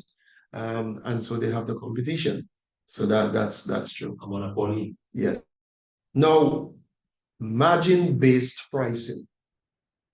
All right. So we spoke a little about margin and markup. So basically that strategy is where prices for products or services based on a desired profit margin. Okay. So what we might say is I want to make about at least 15% profit. So that's where you're placing a percentage on your pricing. Okay. So whatever the price is, you're gonna work your margin to get to that. So if it's 15% that you think that you want to get 15% return, 20% return, then you're gonna use margin base to arrive at that figure. Okay. So these are different pricing strategies that we have. So we are coming to the end of our session, very close to the end of our session. And we have an activity I would like us to try out, okay, which is calculating the margin base. My friend, she has a second banana for the day, so is fueling her mind. She's going to get ready with the numbers, okay? She's going to get no banana is good for your brain, so it can help you to get familiarized with the numbers.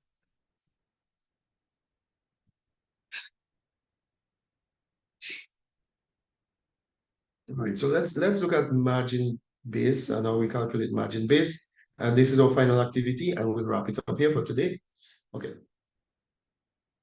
All right. So our activity tells us, first of all, what pricing strategy do you use for your business? Okay, we discussed 4 different strategies. Would anybody tell us what strategy they use? Or do you use a combination? Okay, use a combination. Okay. All right. Also, our activity says, what pricing strategy are new to you? Are there any of the 4 that we spoke about that's new to you?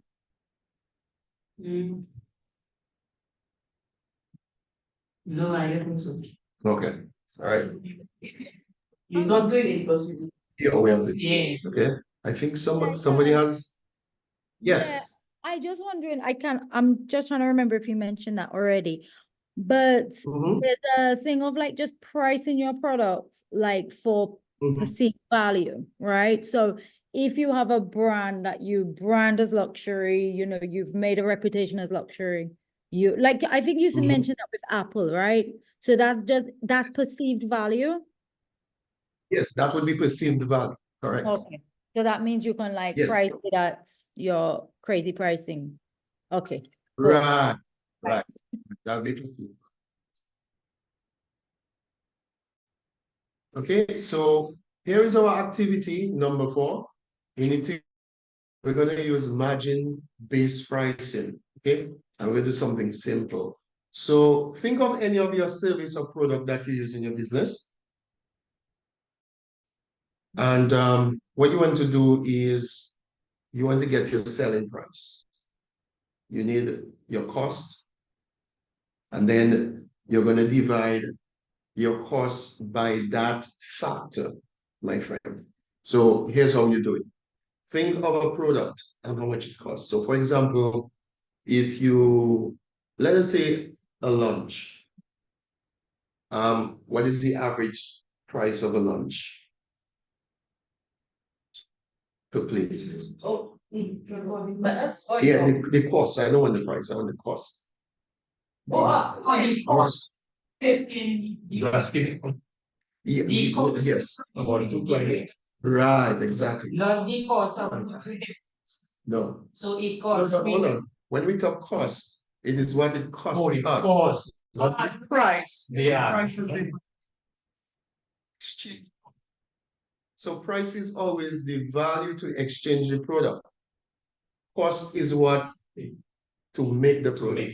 So if Following your ingredients, It's your time, your right. yeah. Right.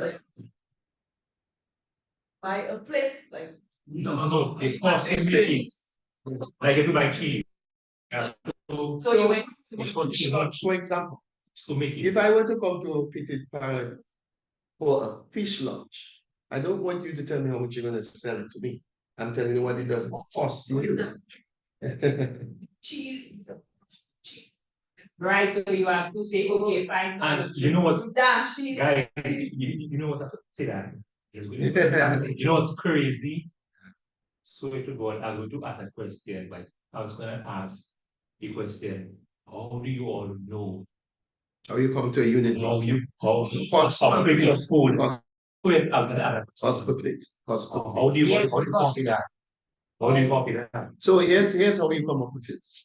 There are some costs that are variable and there are some costs that are fixed.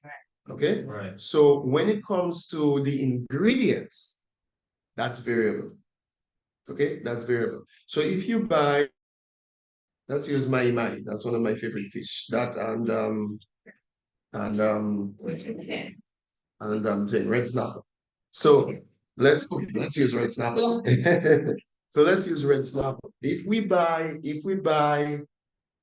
10 pounds of red snapper, we can divide how many plates can we serve with 10 pounds of snapper. Right. So if a pound of snapper goes for about $12 a pound, we are $120 of red snapper. Yeah. So we need to ask ourselves, how many plates can we serve? Okay. Right. So let's assume we can serve 20 plates. Okay. We're going to divide 20 into 120. Okay. And that's how much, my friend, down there. Come on, do the math. 20 into 120.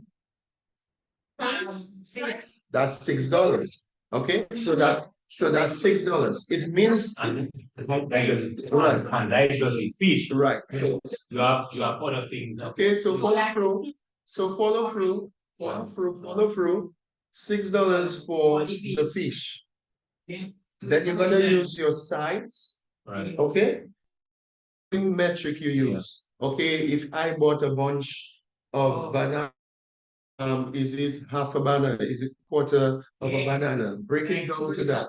Okay. And is it 1 scoop of rice? Okay. So if I 5 pounds of rice. Now, when you do that, when you get that metric, you don't have to recreate the wheel or invent the wheel every time. Because you know your menu, that's what you serve, that's your fixed portion. It's tedious at times to do, but it's necessary to do. Now, so the ingredients are variable costs. Okay? Your ingredients are variable. There are certain costs that you cannot break down per unit.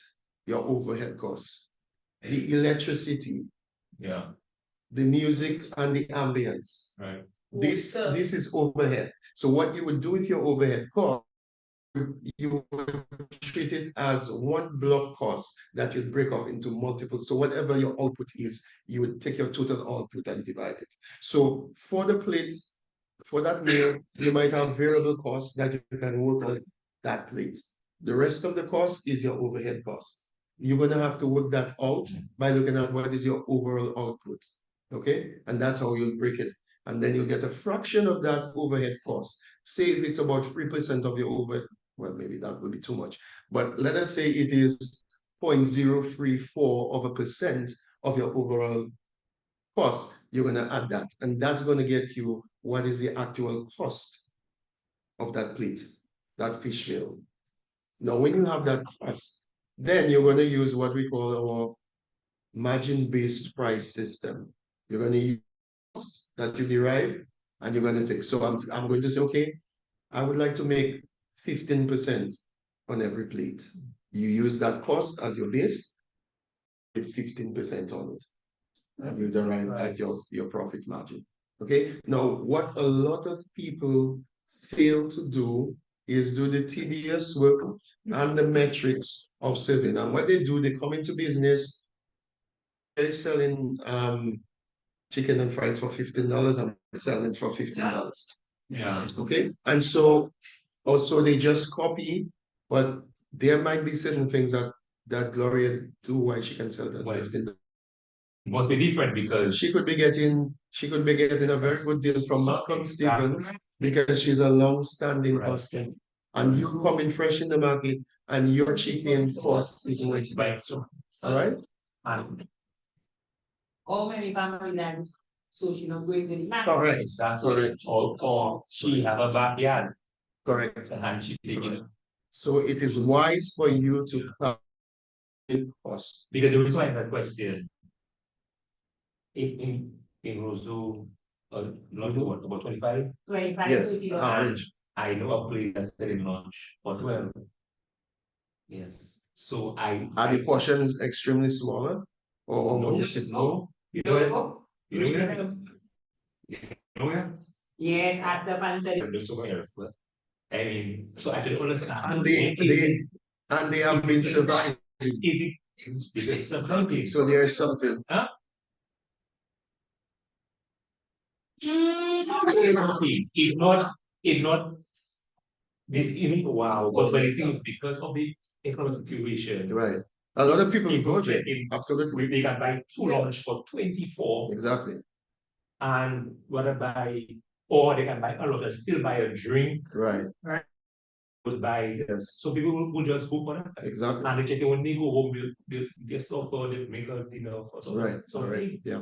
Because every day they have to, because something like before, before it was cook more. Right. Yes, yeah, but they have it changed. You know what? I realized that back in the 80s, 90s, I used to see all of people buying put it down. No, yeah. From 12 o'clock, everybody passing with a black wood. I check in, but yeah. And all those places, when you go buy fables and places, and that's what we're talking about, that over time, every generation customer habit changes. Yes. Now we have young people and the syndrome of young people. I'm not knocking on young people. Young people are awesome. They're the future. They are the future. But here's the thing though. Young people have a syndrome called instant gratification. I want it now. No. So they're not going to cook for you. They just want to buy it. I mean, that's how it is around the world. The idea of waking up at 4 o'clock and cooking food. Exactly. People still doing it, but it's less and less. Correct. So it's comfort. It's all about comfort, less hustle, making life easier for you. So what I'm saying is because are they doing the same mathematics? Well, if you're saying that that's a big difference. if you're saying that the serving portion is comparable, you're saying the taste is not that distinct, just a little. But here there might be other things that the person is doing, as we said. It could be, where do they source their ingredients? Could it be that like Flavors has a very good business model. I love eating at Flavors because I like their taste. It's consistent. Use less artificial ingredients. They use a lot more natural stuff. But guess what? They grow most of their produce. Okay. 75% of their thing, they grow it themselves. They have a farm in Cochrane and they grow their produce. So they can remain competitive. Now look at their business model. They rented a parking space. Yes. Instead of erecting a full structure. And over time, they just improve the structure. No, it looks like a full structure. Exactly. But the overheads came progressively. Right. It came progressively and not one time. Like for example, mapping, for example. I remember I love what mapping did when mapping stood foot to foot with cable and wireless. And because of mapping, that's why we have choice right now to choose between Digicel and Flow, because they broke down the monopoly. But while they challenged cable and wireless at the time, they constructed this massive building. So they had huge legal fees to be paying for the lawyer while constructing this huge capital project. That was too much, too big a bite. And guess what happened? They folded. They went out of business. Okay, so it is about strategy. It is about strategy. And sometimes, as I said, somebody might wonder, how is that person making it? Something is given. It might be that their raw material, their core ingredients, they're getting it cheaper. It could be that they have a right or a good relationship with a farmer and they're getting their produce much cheaper. And because of that, that gives them the edge for them to compete. Or it could be just the mere fact that of the price, the volume. Yes, Right. So your volume can outweigh, yeah. Because if you are selling at $25 and you on average you're serving people, and if I sell at $12 and I can serve 300 people, my volume is going to make up for overall for me to be more profitable than it. Okay, so it could be that as well. The volume, all right. You sell a lot more, and it all depends to what you offer as well. You know, certain menu you probably serving things that are on a cheaper scale, more affordable, as to somebody who's selling something more expensive. Okay, it also depends on, in Rosa, for example, it depends on what building you're renting. So that person could be functioning in a building for so many years that the landlord has not increased the rent drastically. While the competitor is probably newly occupying the area, is sky high, so they have to raise their prices. That exactly. Very good. The person that said it for $12. I think they pay more. There we go. Is the place, so small place. Well, that's a huge factor. In Roseau, that's a huge factor. If you're not paying for rent, right. So that's a huge factor. That's a huge factor. If they're not paying rent, that's a huge factor. That's a huge factor. So do we see where our discussion is going? It's coming back all the financial management, and it comes back to the activity we did. So for that person, they could look at their cost strategy. Where am I costs? Where am I cutting? So I can compete. Okay. And so sometimes you're not paying rent and you're operating from your own property without rent, then that gives you an advantage. You can sell for half the price and sell for much more people and remain profitable.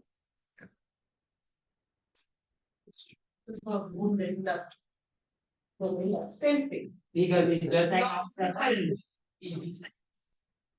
But they already order input stuff, so it's not like they have to go and find where to get food because they already order it. All you know actually. So they have Okay. They have their workers, they pay them. Yeah. They have all the ingredients they need from so much. So I'm going to give us one simple exercise on our activity. So everybody's going to use the same thing. All right. So you're going to assume that your cost of your product is $50. Okay, $50 is your cost of your product. And what would be your margin to wrap it up? Yes.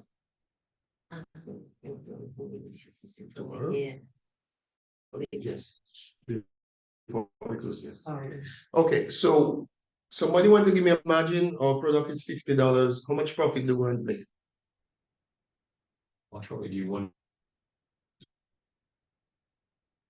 We have to say what percentage? Yeah, just give me. How much you want to make? 10?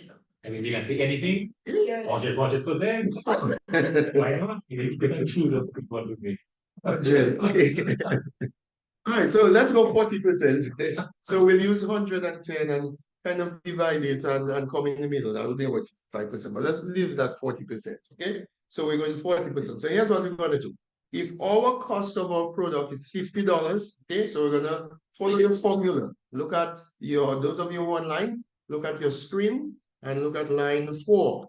So your cost is going to be 50, okay? So because we're going to arrive at our selling price. Those of you who have your sheet, you will look, you should be able to just, anywhere on your sheet, a blank space, just look at it. So 50 is your cost, okay? And then we want margin of, how much did I say? 45%. Okay, here's what we want. And we're going to minus, ready? So we're going to take 1 and we're going to minus 0.45.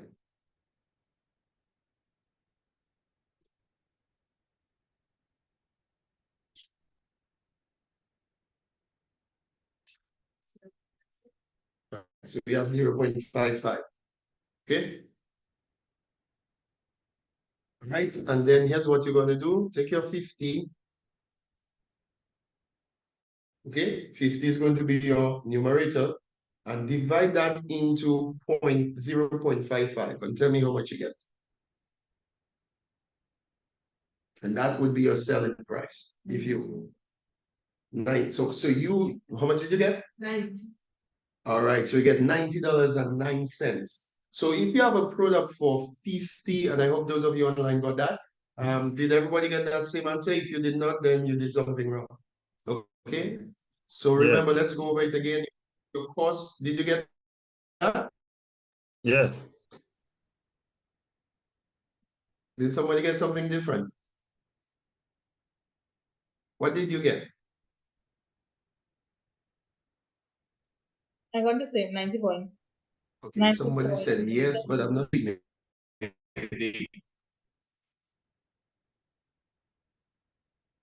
Okay, so our cost is $50 and we're going to use 1 and we're going to minus our desired profit margin. Your profit margin will always be to a decimal. If your profit desire is 30%, it's going to have to be 30 into 100, which will give you 0.3.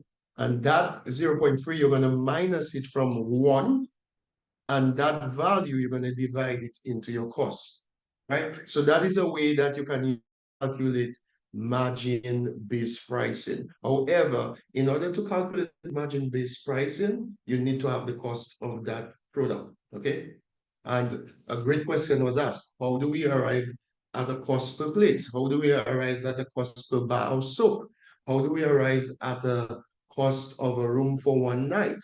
Well, we need to factor in all the variable and fixed costs that get that product finished. So that room, the AC, the linen, how long does it take? 20 minutes or 15 minutes to prep that room? We need to factor that staff that is working, that you're paying, whether you're paying them hourly or you're paying them monthly. You need to divide that and break it down into unit cost. Okay, and once you break it into the unit cost, then you can use the margin-based pricing with your desired profit margin. Okay, it's important to break your cost down to unit. It will give you a very revealing perspective on your business, because you might be surprised that you're doing okay, but you might just see that your margin is maybe too small or too big. Now, they're what we call industry benchmark. Okay, unfortunately in Dominica, we're not yet at the stage where our statistic division in the ministry gives us those levels of data where we can benchmark. So for example, where we have, like, if you would like to open a hotel on the same level and standard as probably Secret Bay or Jungle Bay or Fort Young, we don't have yet those statistics that will tell us what the industrial benchmark for these businesses are. to see if we're going to meet those targets. But it would be important that you know, okay, is 15% net profit within the industry of accommodation, or is it asking too much? What is the average benchmark? And it would be interesting if we could have a business investing in that, in capturing all of that data, because that would be very meaningful for us. But for us personally in our businesses, we can use those strategies to see what our margins are, and we can calculate it on this basis. Okay. All right, so we're going to wrap up for today. The floor is open for any questions, any comments, and it does not have to be specific to this activity. It could be something that we covered earlier on that you just probably wanted to make a comment on or ask a question about. Feel free to do that now as we're winding down.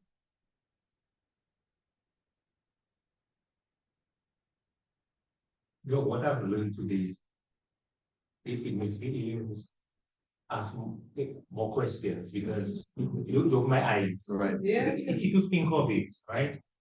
Everywhere you go, if I'm wrong, tell me. They selling the tropical 1.5, right? But what you said or what I was here, it has different people, different costs. Not everybody.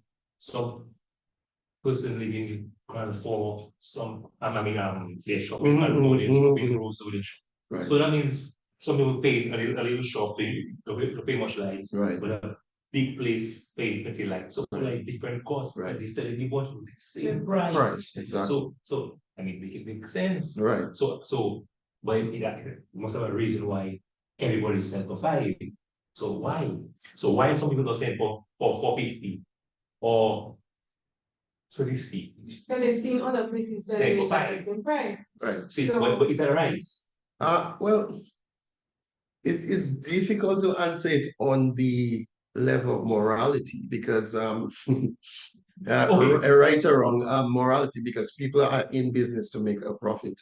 I would say when you're pricing, you should don't just price blindly based on your competitor or the market price.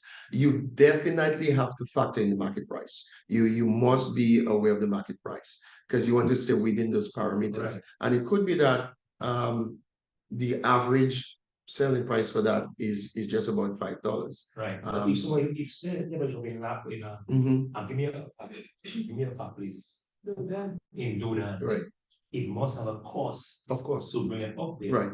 So the person should sell at least 550, Yes. 525. Well, sometimes what happens is that the wholesales are becoming more aggressive, and what they would do, they would capture the cost of distribution over the island in their overall overheads, and they will not pass that on to the shop and the retailers. And so what they would do, they would sell it to the retailer at a competitive price. But they also provide price guidelines as well. Okay. Just like the Shell gas. To buy a Shell gas where I live is $40. To buy closer to Roseau is $3.50 less. Now I live in Corona. There's a guy that is like 1 minute away from me. I buy my Shell gas here. I don't go to Whitchurch to save $3.50. That $3.50 is not with the gas. It is not with my time. It's not with time. All right. So sometimes, yeah, as you say, the location, the convenience, and you have to gauge that against what you're saving. Now, some people, sadly to say, majority of people, their pricing strategy is because of laziness. They just price based on what the competitors is doing, and they don't do the research. Because what we started told me, Joel is selling the same money for like way less. So I couldn't believe it. So actually, when Joel is the first time I bought it, like, I mean, like, it was cheap. I'm like, let me give you more. Yes. It was like either 4 or almost 4 something, like way cheaper than the 5. But I checked, what? Other places selling like 5 or 5, right? I think I'm checking, but they must say it's so cheap. And every year is like $5. Yeah. No, but $5. remember, Jollies get it into that market, and that's not their main income earner. They just do that to accommodate customers. Because they're Yeah, so selling yeah, so I think maybe that's a thing they do it and maybe not making a big profit on it. Yeah, so what some business do, some businesses have strategies like that, where certain products will be sold at break even or at a small loss just to get customers. Yeah. Right, because your product that's really selling is medicine. Right. And while people are here, they need what right, so we could break even. So some customers do that. Some customers and some do that to penetrate the market. And then over time, the price gets gradually to the competitors. Fresh markets. Oh, great. Yeah. I think we should be calling business names. We should not speak public.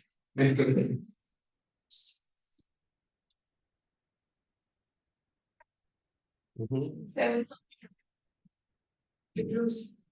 Seven something. No, I'm not right now. What's 11? So it's going up now. Yeah.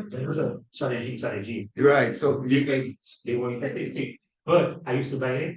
No. They Because production will because it costs something they like it. they love the taste, yes. Yes. Nice. So what type of pricing we would call that? No, in the four price strategies that we spoke about. not dynamic. It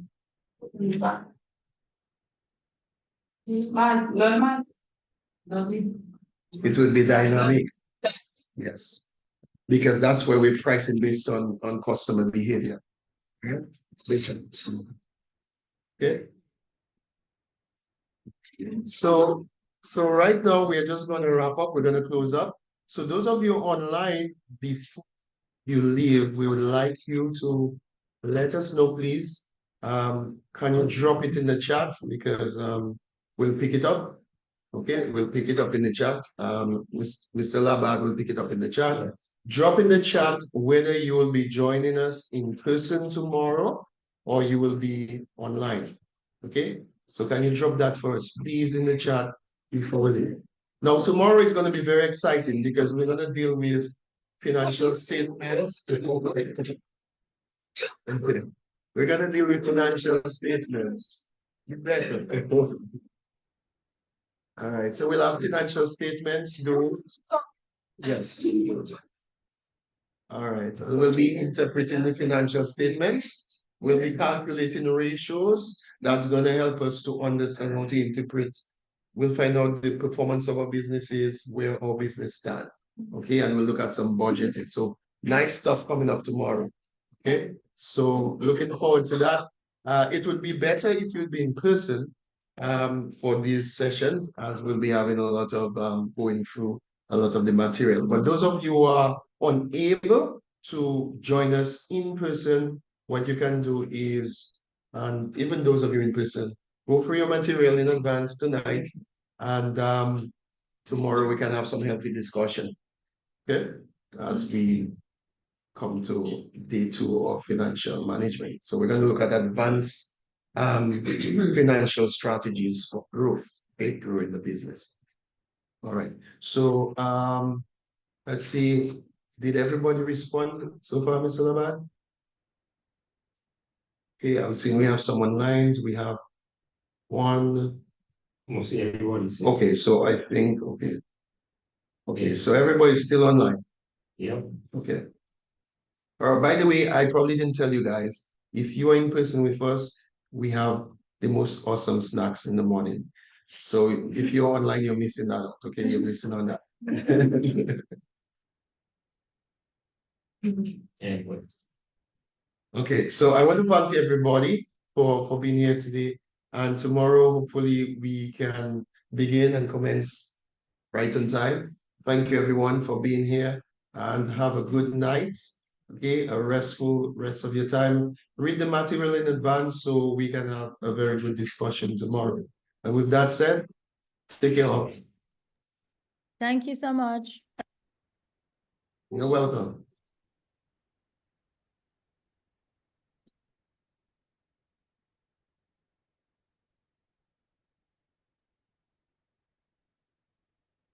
Little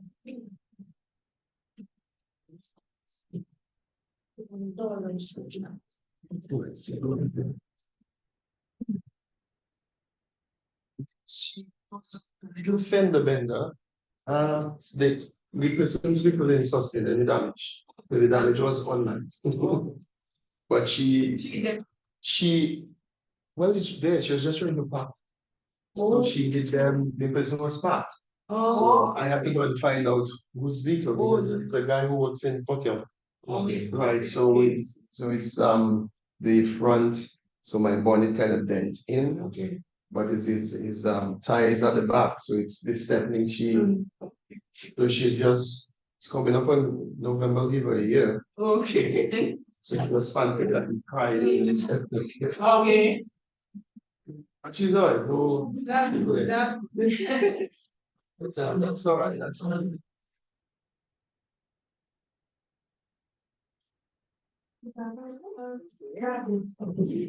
You should have done it somewhere. So trust me that he will.